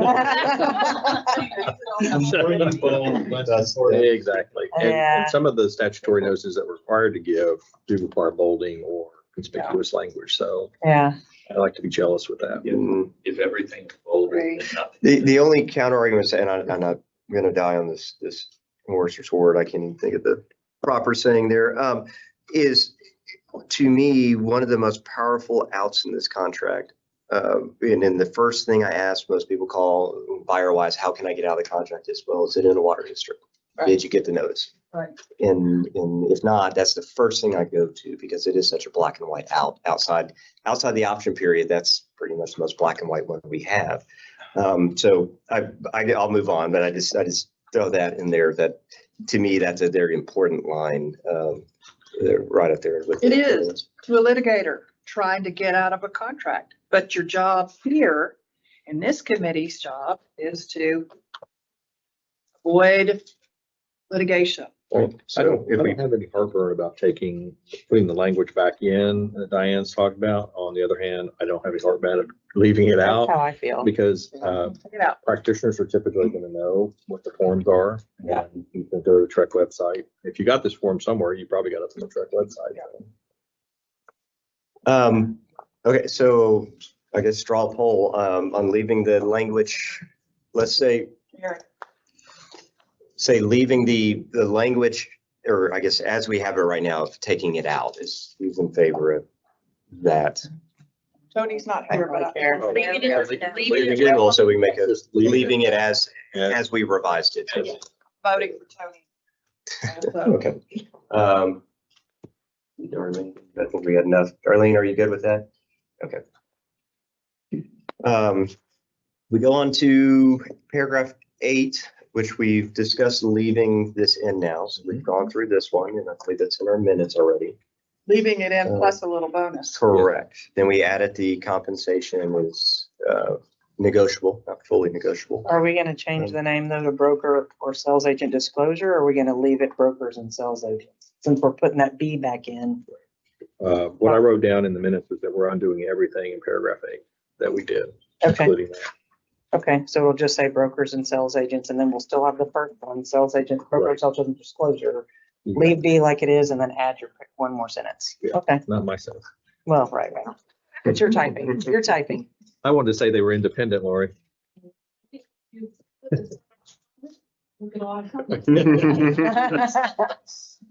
We'll take the data from you, Lori. We'll let you filter that. No, the next one, paragraph 12. And so this, do we want to circle back to this? Well, we already did this on there, but the change that we made, broker's fees that seller has agreed to pay in 1A, A1A, is that staying? And I don't think that was in our language we put in our minutes. So No, we changed it to make it two separate things. No, that's B. No. we did B. You're talking about. My apologies, my apologies. It needs to be. Thank you. It needs to be up there. We did talk about it being above. Yeah, You don't get another vote. I know you want to change your 11 to 1, but. Me? 11, oh, yeah. Maybe. It's what it is. I'm all about groupthink. So the federal, so we changed, this is something on paragraph 20, we took out tax and federal requirements. And we did that because of the change to the farm and ranch. And so we'll wait to see the farm and ranch language when we get there, SJ. We want to put a box? Is a foreign? Is not a foreign? I think we decided not to on that one. I don't think we decided. We said we'd talk about it when we got here. Okay. I didn't know. Anybody have a strong feeling about a checkbox in the paragraph 20 for the FERPA requirements? My general inclination is to leave it as is because it has the teeth and in the trade association listing agreement, there's a checkbox for it for them to disclose that to their listing agent so that their listing agent can then move forward appropriately. So just FYI, there's a checkbox. It's in the listing agreement.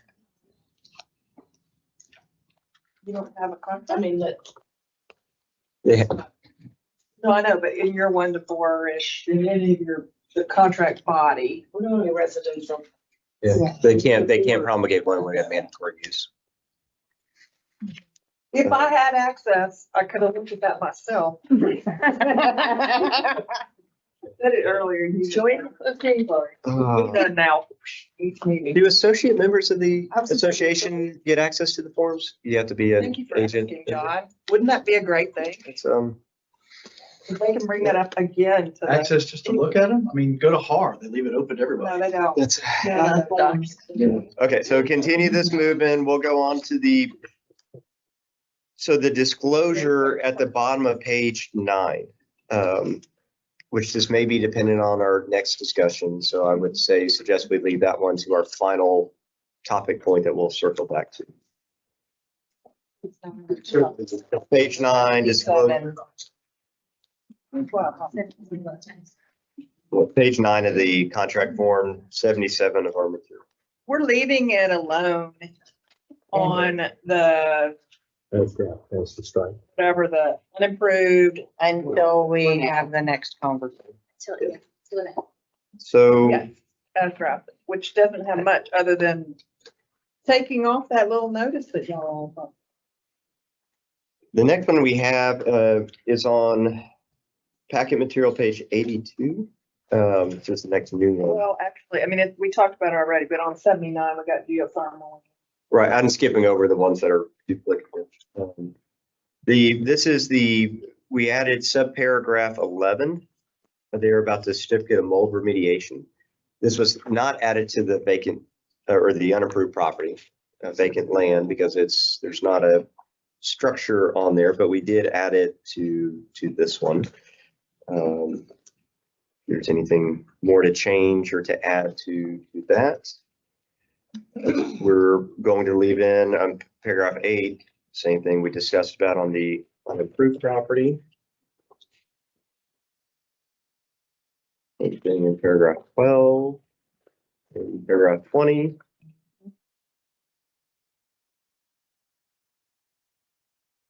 New home.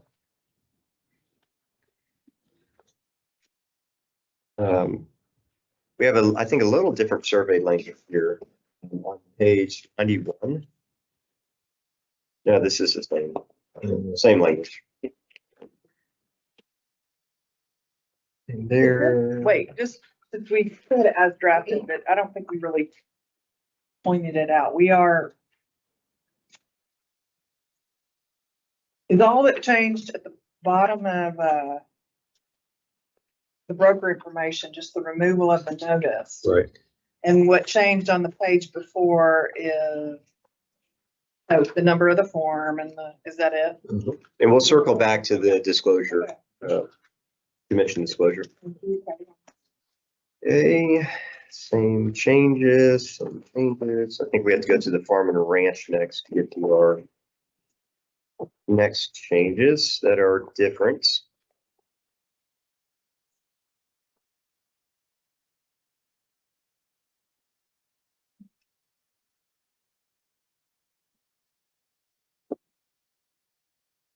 Farm and ranch.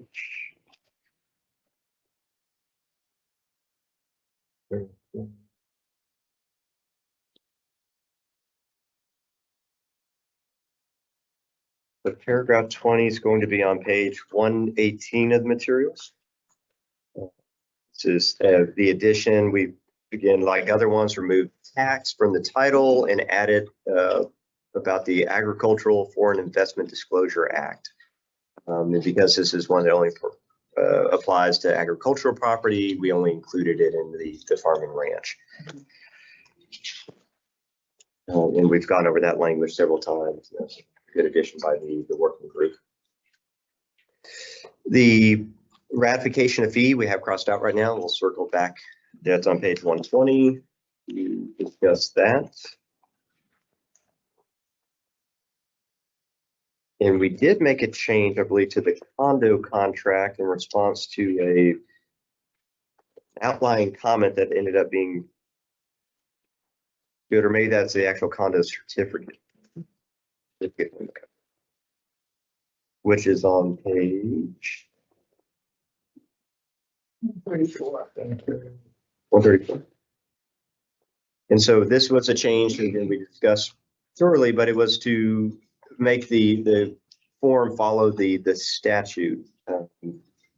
And it actually created, I believe, an obligation that was in excess of what was required or different.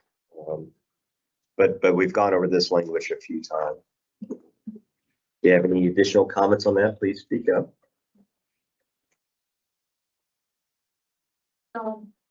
Yes. Did we decide that we are or are not gonna push the addendum for backup contract forward? I believe we decided we are with the change that Brian made.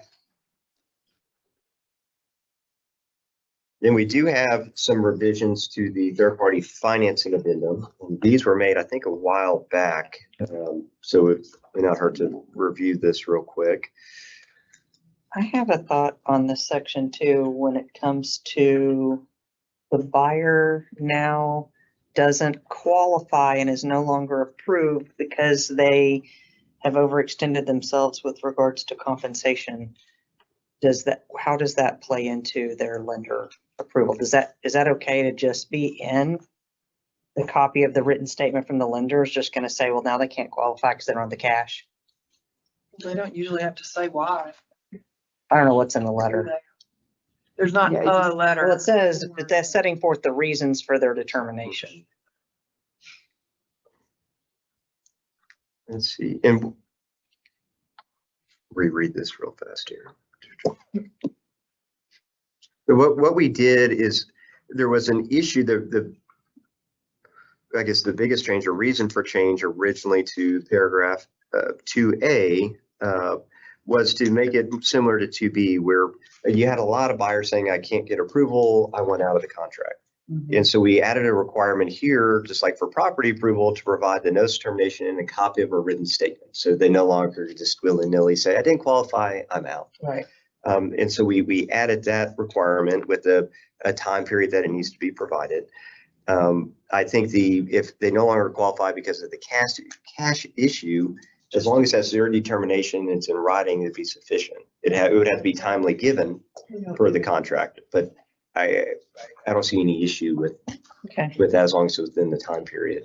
We don't state the reasons that are effective or not effective from the lender. It's kind of whatever the lender can come up with. determines, but at least we added the obligation to provide that written documentation with the reason. Similar to what we did for property approval, which the revisions we made to property approval is to clarify the timeline, the deadline to give notice of termination. Right. There was some ambiguity there a little bit on the old language we had. It didn't match our other deadlines in the contract. But there we had an issue for, we made the written requirement that the buyers were showing up and that closing day saying, oh, sorry, lender didn't approve the property because of the survey issue or the appraisal or whatever it might be. And so we made that happen 3 days in advance. And so we kind of borrowed that and put a time period that's selective in the buyer approval. It's not 3 days like we have for property. It's within so many days after the effective date. So it's from the beginning of the contract forward, not backwards like property approval from closing backwards.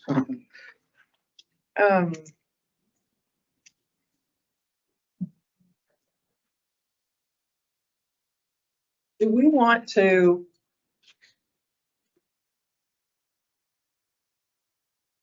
we didn't add the addendum to the 1031 exchange to the list.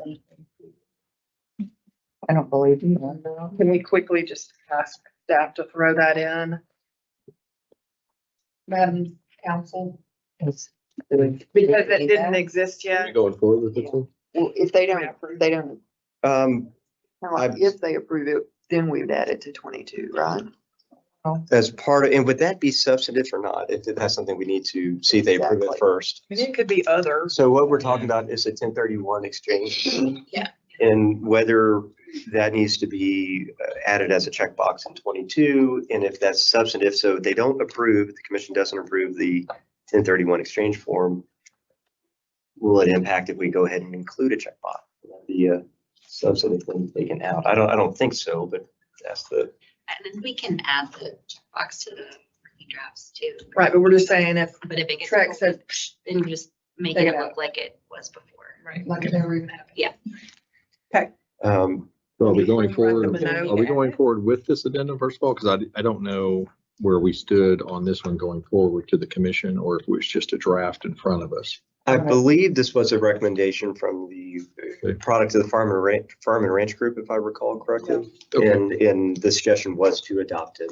And so I believe we are moving forward with it, and we can look at anybody have any questions or comments about the language that we're looking. Yeah, I think we talked about it and agreed. We're good. I agree with Tony. This one says you're going to play nice on this one. Didn't you have some comments like that? I don't remember us Oh, recommending okay. that we still fighting it out, but. Well, here it is. It's time. That's what the one is. This is the, you beat him down. It's 4 o'clock. He's I'm saving. strategically waited to the end. We got another war coming. That's, well, let's jump right into that next war because we're there. We have to, this, I think we do need to be formal about. Well, we're not there yet to push it forward because our next discussion may impact the language that we push. That ratification being taken out and all that, we gotta fix that before we can go and say yes. Apparently, we are gonna talk about it again. Yeah, so I think we revisit because I feel that we're. I still think we ought to make a motion to approve all this stuff, just in case we get whatever happens. Approve it like this, and if we get to the point we want to change it, then we will make a second motion to change the things that we want to change. You know what, I'm fine with that. Let's let her have this. Let her have it. Let her have this Then one. vote no. We can, So if we did that, we would have to make 2 additional changes and go back on taking out, leaving in the disclosure language and the ratification of fee that's in the farm and ranch that's currently taken out. I agree. So if you want to do that, then It's something different that would need to be addressed. So somebody make a note of those 2 things. Well, But I had a question too about on the farm and ranch. I'm assuming, I want to raise an issue that doesn't need to be raised, so I'm not asking to do anything. But I'm assuming based on that conversation, we're leaving in the agreement between the brokers in the farm and ranch form? correct. for now. I Okay, don't want For to mess now, with. okay, all right. That's what I thought. Who's happy? the farm. Tony, there's a button we can push here real quick. Melissa? And the amendment that we're gonna need to address on paragraph 12A1B. Mm. That's not in any of the stuff, but if we're gonna amend We'll do it, it in a minute. Yeah. That's the point. We'll do it in just a minute. So the changes that we just went over, we've already voted on 12A. 12A1B, So this The would have to be a amendment. necessary change. yeah. If For we that. did an amendment, that would be new. Say that again? Well, The language Uh-huh. in 12 A1B, has been changed in the contract. right. If we do an amendment that also references, that will be new. And it will- It's in, she's talking about the language that's in the existing one. The existing amendment has a place to change the amount of money in paragraph I'm 12A1B. with you now. How about that one hold? I will keep that out because we didn't look at it. Yeah, We will address that for the end of the meeting. How about that, depending on what we do? agreed. So we have to do. the I just farm want it on ranch. the, I want it on the list of the things. that Yeah. need So to be somebody can addressed. make a proper motion on, My proper motion is that this BLC approve for submission, make sure I'm saying it right. Recommend for proposal to the Texas Real Estate Commission at their next meeting in August. All of the contracts and amendments represented in our meeting packet, page 69 through 138. 138. with the exception of the language we just talked about, the disclosure. No, in the We're ratification. changing it. This is the She rule. wants We're gonna to- change it now, and if we are going to change it, we will make another motion and change it. Well, with the changes that we've agreed to in this Oh, meeting. yes, yeah. Well, as I said, as stated, let me say that again. Page 69 through 138, as presented with all the changes that are shown, the proposed changes that are shown on those pages. Is that clear enough? Plus the one we approved earlier. 12A, No. 12A1B. Yeah, 12, Yeah. yes. Plus the one we All right, approved start earlier. up again. Okay, all of the documents, contracts, amendments shown between page 68 and 138 with all changes shown, plus the changes we approved earlier to paragraph 12A1B. Mm-hmm. And also 8, correct? And also 8, To put it back in, yep. paragraph 8. Mhm. Yes, put it back in, plus a Just like it bonus. was. Mhm. No second. Yeah, with the bonus. Ask Sean. Second. All right, Turn it back. all in favor, say aye. Okay. All against, say no. All right, motion passes. Okay, yay. Okay. All right, now for the hard work, when we're tired, it's been a long day. I would like to see if we can avoid talking over each other. I think the session and part we had earlier today where we all went one by one and stated our comments made it much more efficient and understandable. So I would ask that, I know we're tired and are all getting a little grumpy, maybe there's more cookies, I think. somewhere. So let's see if we can hammer this out. And Ron, I think you have the language whenever you're ready to pull it back. Which language? I think we were focused on the first page. I think in general, we're circling around option 1. Mhm. And you had, I'm we had the change to I'm not sure there's a general consensus that we need to add this broker information thing. Right. I agree with that You want statement. us to take a vote right away? And so what we've done already, just to recenter us real quick, is we've made the change, voted on the change to paragraph 12, A1B. It will be. And so that's been done. Now that what we have on the table is, do we add to the broker information the additional language that has been proposed or something similar to listing broker fees and other broker fees? The benefit there is having disclosure of the fees that are being paid. And I believe at the end of the conversation ended where we still don't want agents signing the contract, except for maybe an acknowledgement of the fee to be paid. And that's kind of the open thing, or one of the open things. Did you say just an amendment, or did you say an amendment or You mean addendum? an addendum, or in the farm and ranch style So page? let me ask this general question first. I don't think there's a strong or a big enough part of this committee that wants an addenda, a separate addenda to focus or be concerned about that. But let's take a vote on that. I'm just asking. That's what I can do. I did that earlier, but I didn't chop it up. Yeah, But I move that we don't do an addenda only. I'm just saying, we're not doing an addenda. Okay, that's my motion. For a second. Well, I move that we adopt an addendum.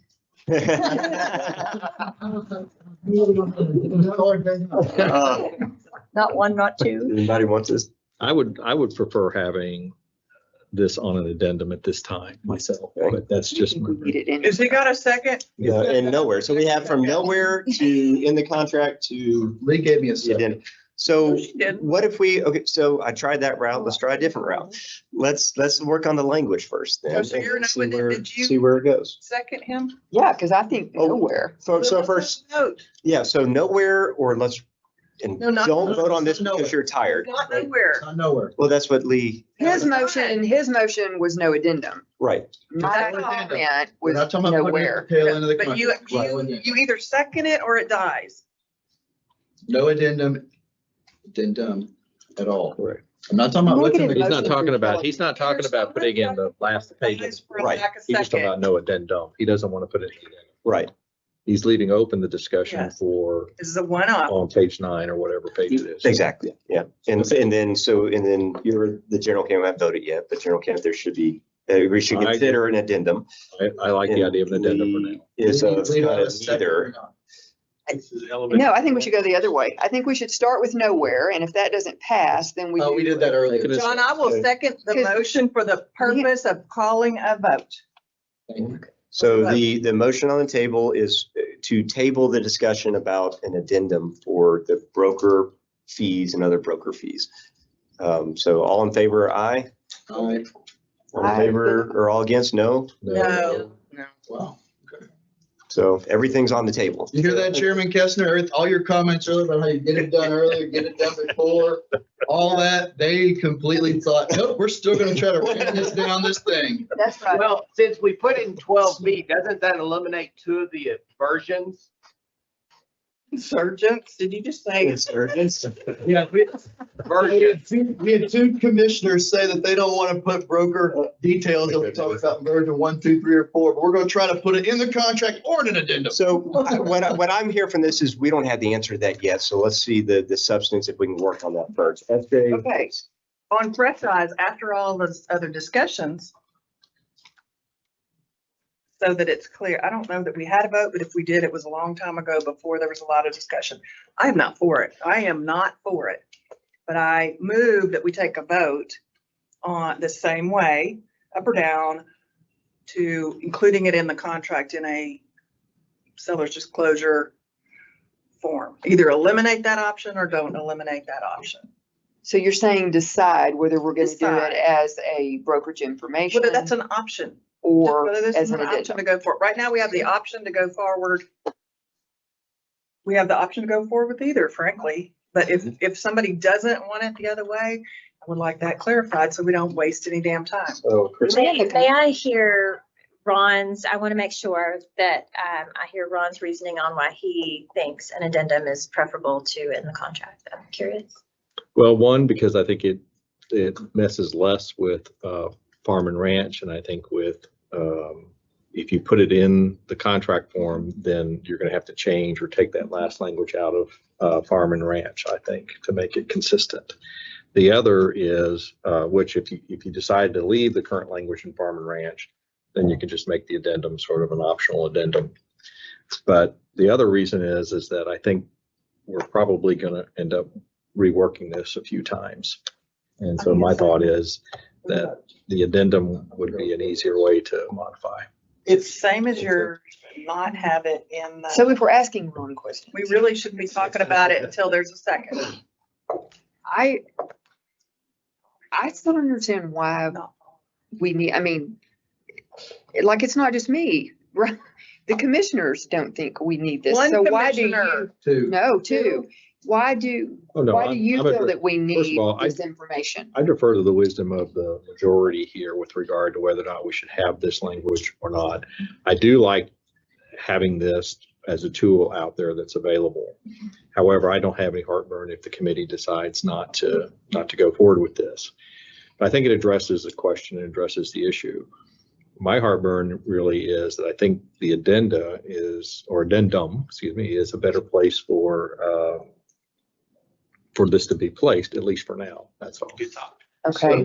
So you're not really so much for the language anymore. You're just like, if we're gonna do it in an addendum. Well, no, I still like the idea. I still like the idea of doing something.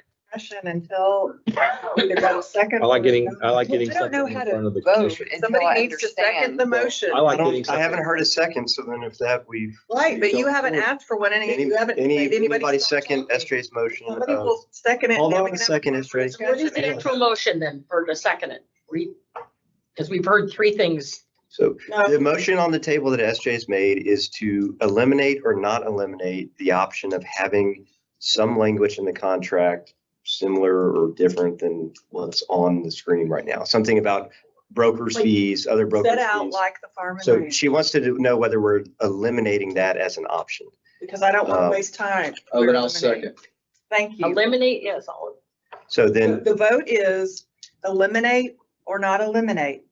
And there could be discussion now, except y'all already yapped about it a long time. I would just Come on, add all up right. here. so let's not, I know we're tired, but let's not snip and let's try to I'm work not through this. We're snipping. tough. That's a fact. So we have a second and the vote is going to be to, if all in favor of eliminating and stopping discussion on adding language to the contract itself. We've already voted on the addendum. This is to the contract itself. Say aye. Aye.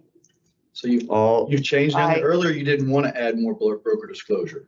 No. So No, this is about in the contract. Adding it to the contract. Okay, so SJ's motion is to table the discussion about adding any language to the contract. I'm just To asking, eliminate the yes discussion. to or table no, it. embedding it into the contract on that page at the end. No, just a discussion about it, not about doing it, just any more discussion. Vote yes vote to eliminate that option for today's purposes and only Conversation. focus on Conversation. having it in the addendum or not. Have it open that we can discuss either way. That is the vote. So and if both by yes and raise your hand, if you want to eliminate the discussion, table the discussion about adding language to the contract today, say aye. Aye. 1, 2, 3, 4, 5, 6. All against it, no. 1, 2, 3, 4, 5. All right, so that's tabled. Okay. So we're focusing on Just an addendum. So just an addendum. And then you have to look at the amendment, though. We have to look at the amendment for 12. We can look at whatever we want to look at. B1 is what I'm saying. Right, well, 12B1, I think, can independently stay in because of Yeah, the That already happened. the That's language its there. own thing. Yeah. And so let's look at the language and march forward here. Well, before we do that, could somebody give me, and I've been wavering on this, tell me what the value proposition is for having an addendum? Ron just did that. Were you taking a nap? Yes. Well, no, I think he's saying if we're going to do, if we're going to do this language, it's better served in an addendum. But nobody's given us the value proposition for having That's not the true. language. Having an That is not addendum, true. period. What what will the addendum achieve? Noise and confusion. So It's supposed to. I mean, achieve it's not I will going to be answer that signed by, question. it's not going to be signed by the brokers, right?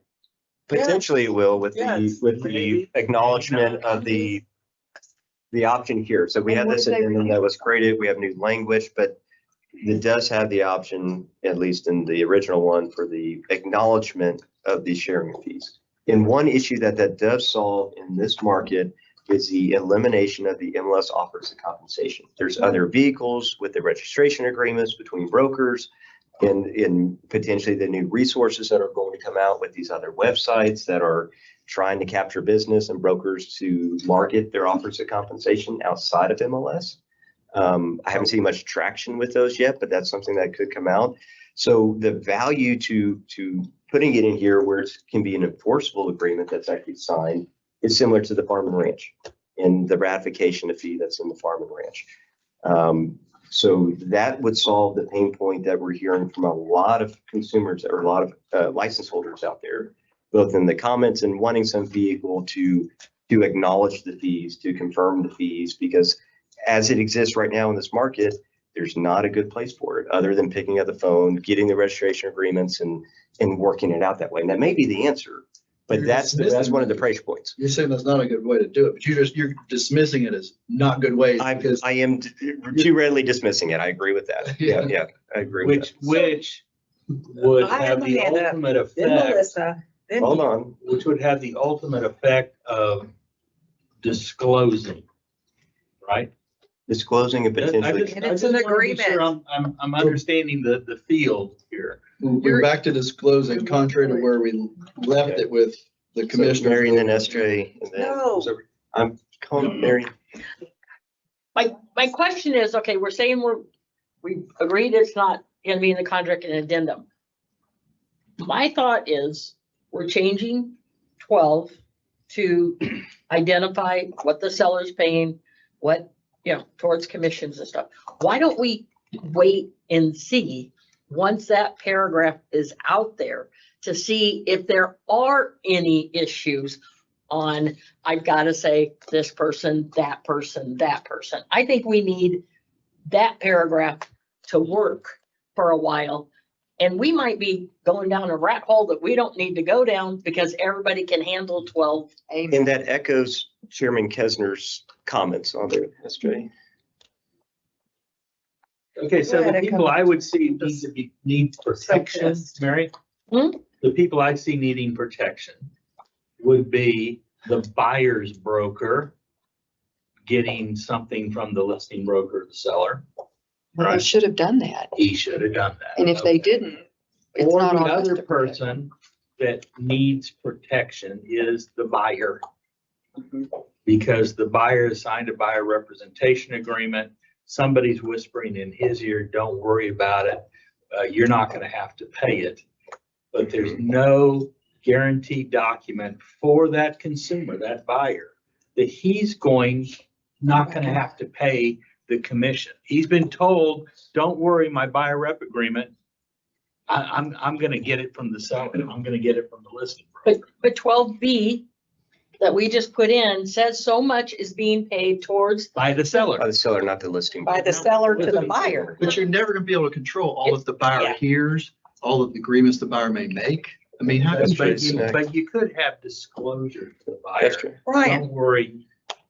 you asked for. What you agreed to pay under the buyer rep agreement is going to be paid by the seller or the listing broker. Don't worry about it. Maybe that's the value of this addendum, is to protect the buyer so that they know that they're not going to have to come out of pocket paying their agent a commission. That disclosure's on. That's right. Okay, Brian, John explained, and I agree with everything that John said. You willfully ignored what he said, which was that this is for disclosure to all the parties. It's an agreement because there's not an agreement in the MLS anymore. And then you just jumped on over to something else.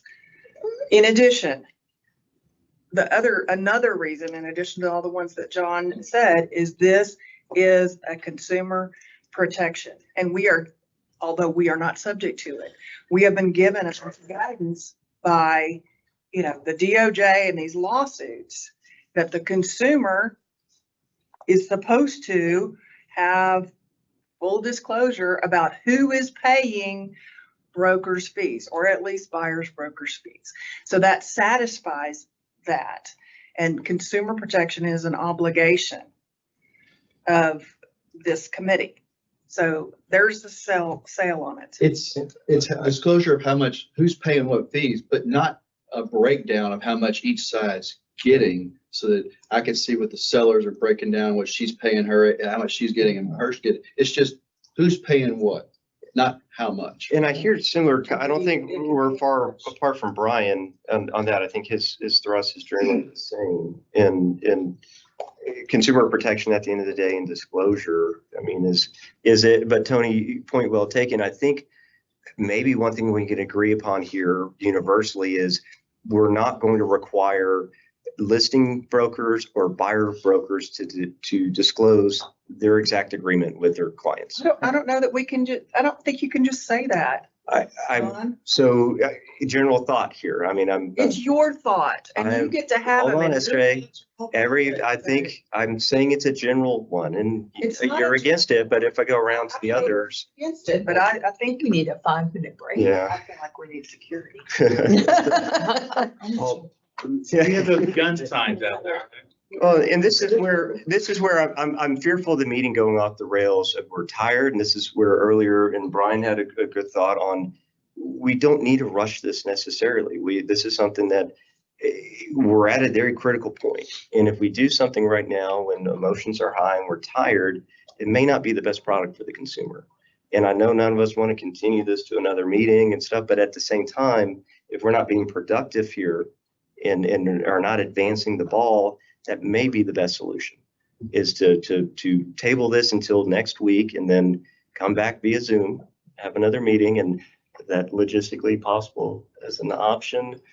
We've talked about that. So we have some posting requirements we'd have to adhere to. So I think the earliest day, if our counting is correct, earliest day posted today be next Friday. Otherwise, it could be Monday, Tuesday, Wednesday.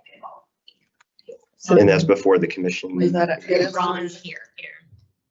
So the 19th, I think it was the 22nd. And I'm really leaning towards that because I fear and I feel that we are getting off the rails, and this is too important of an issue to rush. And I think we have a lot to consider with, you know, the subcommittee had the benefit of looking at this a lot, and the rest of the members here had it today. And we've had a really good discussion on this, and it's a vigorous discussion, which we all expected.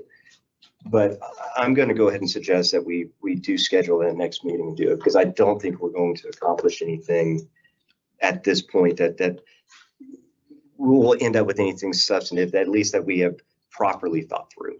So that would be my suggestion, that we do that. So I'm not sure I can make a motion, but I mean, so let's think about dates first before we make the motion to do it. Will that change any of the things? Because we approved everything, assuming that we were going to continue to have a conversation. Exactly. Yep. And To submit. Yes, and if we have another meeting, Mhm. at that meeting, then As long as we meet decide- before the decide commission. Whatever we decide. Okay. And then we can make, Okay. new orders. But I want to say something. I appreciate the chair's position, but I am a little bit insulted by the comments about just emotion and whatnot. And I feel that you're directing them at me, but what I am trying to do is actually have this meeting run in an orderly fashion, the way it should, and with all respect, all 17 times you've said people aren't going to talk out of turn, and they just go willy-nilly talking out of turn. And I admit I've been part of that, especially during the earlier part of the meeting. But of all the times, I mean, it needs to happen all the time, but of all the times that we need to follow the rules.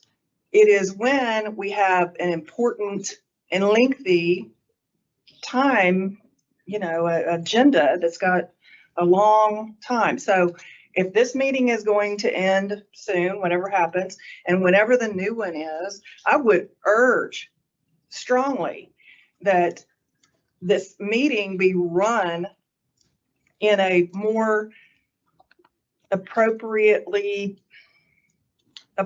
manner to the rules. And I would refer everyone who is obligated under the law, who's on this committee, we are all obligated to take the training that is out there on the Texas AG's website about how meetings are to be run. And I think everybody should take that 2 hours and watch those videos, or at least, get some kind of any kind of a resource on how meetings are to be conducted. We don't have to, yes, we can agree not to be black and white on Robert's rules if it can go orderly. But I think this has been I appreciate the it's comments. very and frustrating. Let's move forward. The emotional comment wasn't directed at you. It was one that I think everybody here is tired, and a lot of people are getting emotional, and I think those are comments that aren't directed at any particular person and are telling you are felt by myself as well. And as far as the running of the meetings, I think this meeting has been productive, and we go through and we've centered it back around, and I don't want to rehash. We're all here doing our best. And I think we made a lot of good strides moving forward. And at the point where we're at now, I don't want to get into further discussion about that, and we can move forward. And if a motion's made and we go forward, pick this up at the next meeting when it will continue to be productive. I think we have a special committee that runs in a way that, and I'm glad that everybody gets to see how the soup is made. And if it was sterile and we didn't have some discussions, and we're all guilty of it on this committee, but I think that it runs pretty efficiently, not perfect, but pretty efficiently for what we have to do, and especially this big challenge. So, Especially when you put a bunch of lawyers in. yeah, but I really would like to move forward with looking at the dates for the next meeting. We should at least run like the commission runs, which is not, a complete iron fist either, but is not pandemonium. Okay. Let's look at the next meeting date, and then the one thing too about the required training, I believe that's just for commissioners, based upon I don't believe it's for this particular group, but we can look at that. The open meetings. We had to take the open meetings. So, okay, if you're looking at dates, I think we are more comfortable, just given how late it is in the day, to go with 22nd, 23rd, or 24th. We have with a strong preference towards the 22nd and the 23rd, based on a deadline we have on the 25th to get some documents over. It'd be hard to post something today to meet 1 week from now, though I don't think impossible if everyone is like, no, we've got to do the 19th. Ron being our most important person in that he actually has to be here, or John.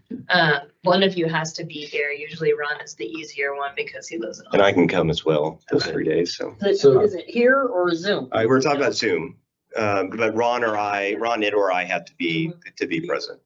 Yeah, there's a chair physical presence required. So I'm good either, just throwing it out there to get this roll. I'm good for the 22nd or 23rd afternoon, both days. If we can start at 1, I'm good for either day. Me too. I'm fine with that. I can't. After the 22nd, I can't. So I 22nd can do the 19th or 22nd, but I'm out for the 23rd. So 22nd, does that work for everybody? 22nd at 1? Good afternoon. I'm only free until 3. 22nd at 1. Do you say you could, Esther? Or I probably cannot, probably cannot. but I'm not saying, okay, go ahead without me. If it has to be, the later in the afternoon, the better. And can we put a block on this so that we don't go outside of it? A block of time? The, Is the 19th better for I mean. Well, actually, the 19th, I'm gonna be, unfortunately, I have to be in Houston that day. I got weddings and I got a kid getting his PhD. congratulations. Awesome. Can I make a suggestion that so we don't go down and have a huge number of hours, if we're gonna set a meeting, can everybody send in their feelings, their documentation, and why, so we know where everybody is? Otherwise, this is gonna be the same conversation that we've had. So the walk-in quorum is the issue that comes to mind there. I'm not sure if that would trigger that as we circulate things and review it. The Open Meetings Act requires we have a quorum, that those discussions be up there in a walk-in quorum, meaning we talk to each other, can create the quorum, even though we're not physically together in the room. So I don't think we can exchange our ideas like that without it being in an open meeting. I'm just saying send them to you, just so we have That's not fair to the rest of the people. But you can come ready to talk about, I mean, you could come with those things organized and ready to talk, right? Yeah. And so, looking at that, does anybody else have issues with I guess let's look at both the 19th and 22nd, just to be fair on Wait, that. Ron, we can't do the 19th. I know, and you can't do the 22nd, so I'm asking. I if said the anybody- later in the afternoon is better, and that's when I said, can we put a block on the time? Like, I truly believe after us slugging through this in 2-hour blocks, we certainly could do it in less than 2 hours. And I would say put a 1-hour block on it. Things get done. What is that saying? You know, Sponge it effect. expands. Right. So put a 1-hour block on it. It is 1 hour and we have to get done. When would you? want to- I'm not in favor of putting an absolute block on it. I wouldn't mind putting a target on there. I'm not hopeful at all an hour is enough. I think we need at least 2 to 3 hours to finalize this discussion. Just the reality of it. I don't think an hour's sufficient. Let's do it. So when you say later in the afternoon, what is later? Well, if you're not going to put a block on it, that's the problem. Unless people want to have an evening meeting, and can't imagine somebody does. But I think we all want to be done with it as fast as we can. And so if we can start at 1, somebody proposed 1 o'clock. I did, yeah. And then hopefully we can wrap it up I by can't 3. When can you start? I don't know, but it's not before. Mary, when can you Probably start? not You start at before 1? 3. About 1:30. When can you About start? 3. 1? Ron, can you start 1? Anytime. I start anytime. I'm done at 3 though. Anytime. Shit, Tony. Anytime in the afternoon. Let's not. Well, I mean, I want to ask Shay there, but I want to see because we also don't even have Amy here and we're missing another one too. So maybe we're not gonna be able to get maybe a consensus on all of our. But If we do the 20, hold on, if we do the 22nd, when do we have to? Needs to be publish 5. this? On Monday? Monday, yeah. So then we can check with Amy and How about 3 to 5? I'm fine with that. That sounds good. I'm completely booked 3 to 5. That's the 2 things that I can't move. We can But the rest of the day, I'm good. do a schedule poll. It depends on, I mean, if you want everyone here, but everyone in the meeting, it sounds like that's going to be hard to do. So you probably, and I think maybe where Tony was going was, how many can you get? But I get that this is important, this is a big deal. And it won't, if we start at 2, let's say, that bridges the gap where you could be there before you for the hour before you have to go. That will, if you can't be there by 2, then you can join at the later one. Because I have no hope this is going to be done in an hour block. I would hope so, but So it's not, the conversation doesn't end, right? We're pushing things for proposal, which means in October, anything that, I'm just giving you that reality too. But the conversation needs to end for this. I get that, but it's not the last time to weigh in. so let's do 2 o'clock on the 22nd. But can we? And then I am not in favor of putting an absolute block. I would like to target, 2, let's say 2 hours. It would be a great goal to have. With with that. But I'm not in favor of firm block. So let's say 2 o'clock on the 22nd. Well, how about we vote if we should have a block or not?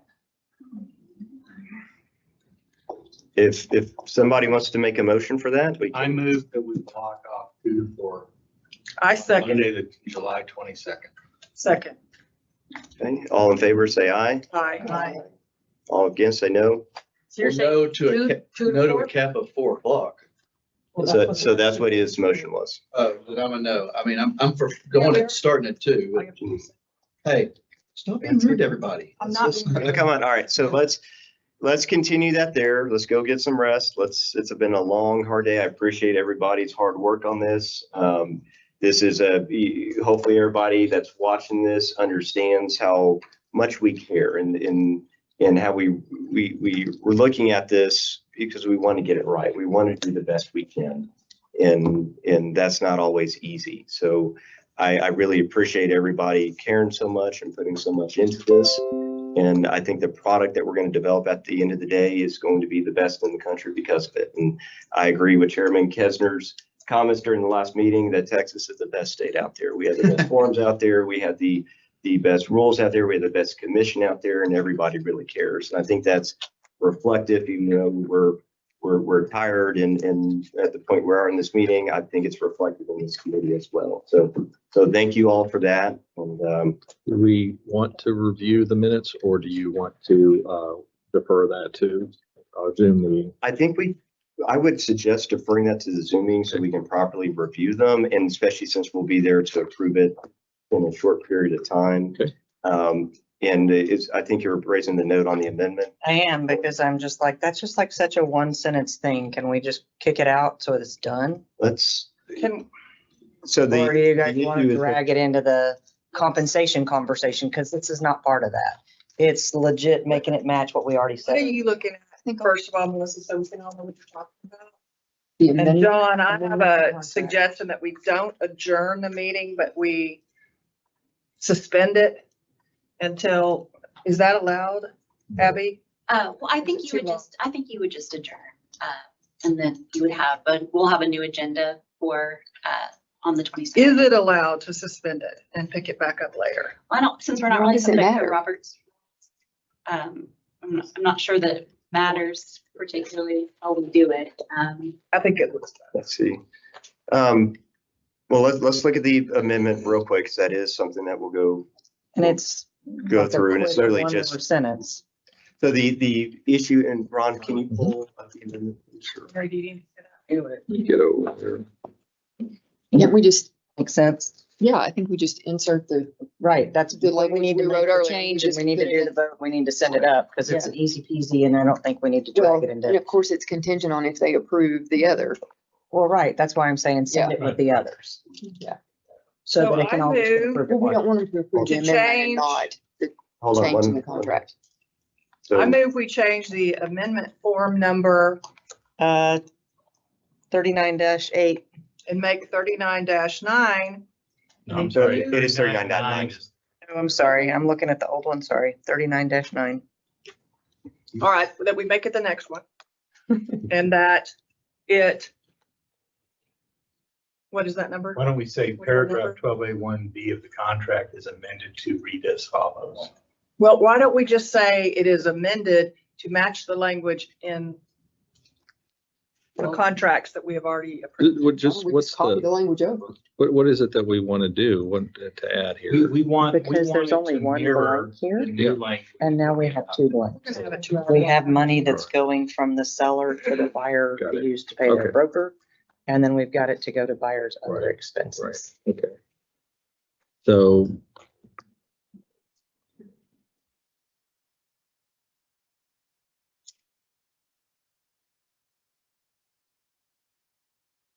This is paragraph number 4. Yes, item number 4.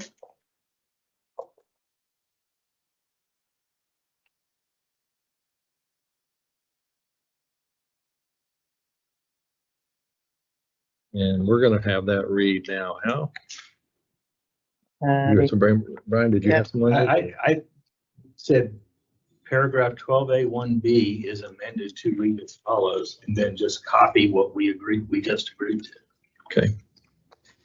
Well, which is in, And then you have two blanks and then you're good to go. I agree with that. Okay. All right, I got that. Okay.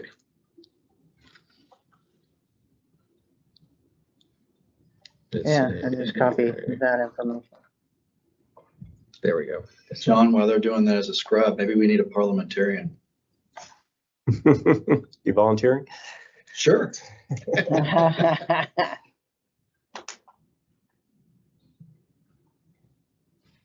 There we go.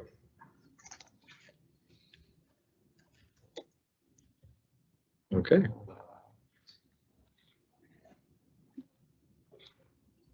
Something like that. Yep. That's totally easy peasy, and I think it makes the point that we need to make. Okay. And so not controversial, just saying. We have a motion to approve that language. should we make sure that there's not anything else that needs to be, I did make a motion. That's Yeah, what, but there is something. is there anything else we need to do? Brain. Brain? You like that? You want us to stick with it? We can stick with that. Is there anything Did I call you else brain on somewhere? the amendment that might need to be changed at all since we're here? There you are. There he is. Look at that. He's a smart guy. All right. We were going to review these minutes at our next meeting, right? Correct. Okay. By the way. We need a second to the motion, or a motion and a second for the amendment. Well, I think Melissa's gonna be my second, but she's Yeah, double checking. second, I don't see anything else. All in favor, say aye. Aye. All against, say no. Okay, motion passes. All right, well, again, appreciate everybody's patience and willingness to work hard on this and get it right. So have a motion to adjourn. Can I get clarity on my homework real quick? My homework is to look at what would I think the wording should be if it's in the contract and on an addendum, or are we just picking one? I think we said it's gonna be in a. Killed the contract. So is it just an addendum? So go back to the addendum stuff from the working group and play around. If you want wording, what do you want it to be? Got you. Actually, the only thing we killed in the contract is to have it as the addenda on the last, well, the attachment of the last page. We did not kill an idea of shoving it into 12. Thought we did. Good thing we killed it. We killed it for the whole contract. Till 12. Fine. Then that's all done. Okay, Yeah, just making sure I knew what my homework We'll be was. right where we need to be. And we'll have the draft minutes to, or I guess the language not, that you worked on earlier won't be in there. Maybe if you can include that language that we worked on earlier with the Yeah. cross outs and If you stuff. so want, we can see the- as I clean up these minutes, I can email them to everybody and then have that language, or you talk about the other. The other one where Yeah. we toyed around with it a little Yeah. bit, because it went beyond and we refined it together a little bit. Yeah. So we can see all the I'll shoot the that different to forms. In addition to the 4 options that the subcommittee came up with. Okay. We made great So, progress coming around through discussion on having more consensus. Okay, so I think we need a motion to adjourn. You want Okay. motion second? Second. All right, all in favor? Aye. Against, no? All right, thank you, everybody. Thank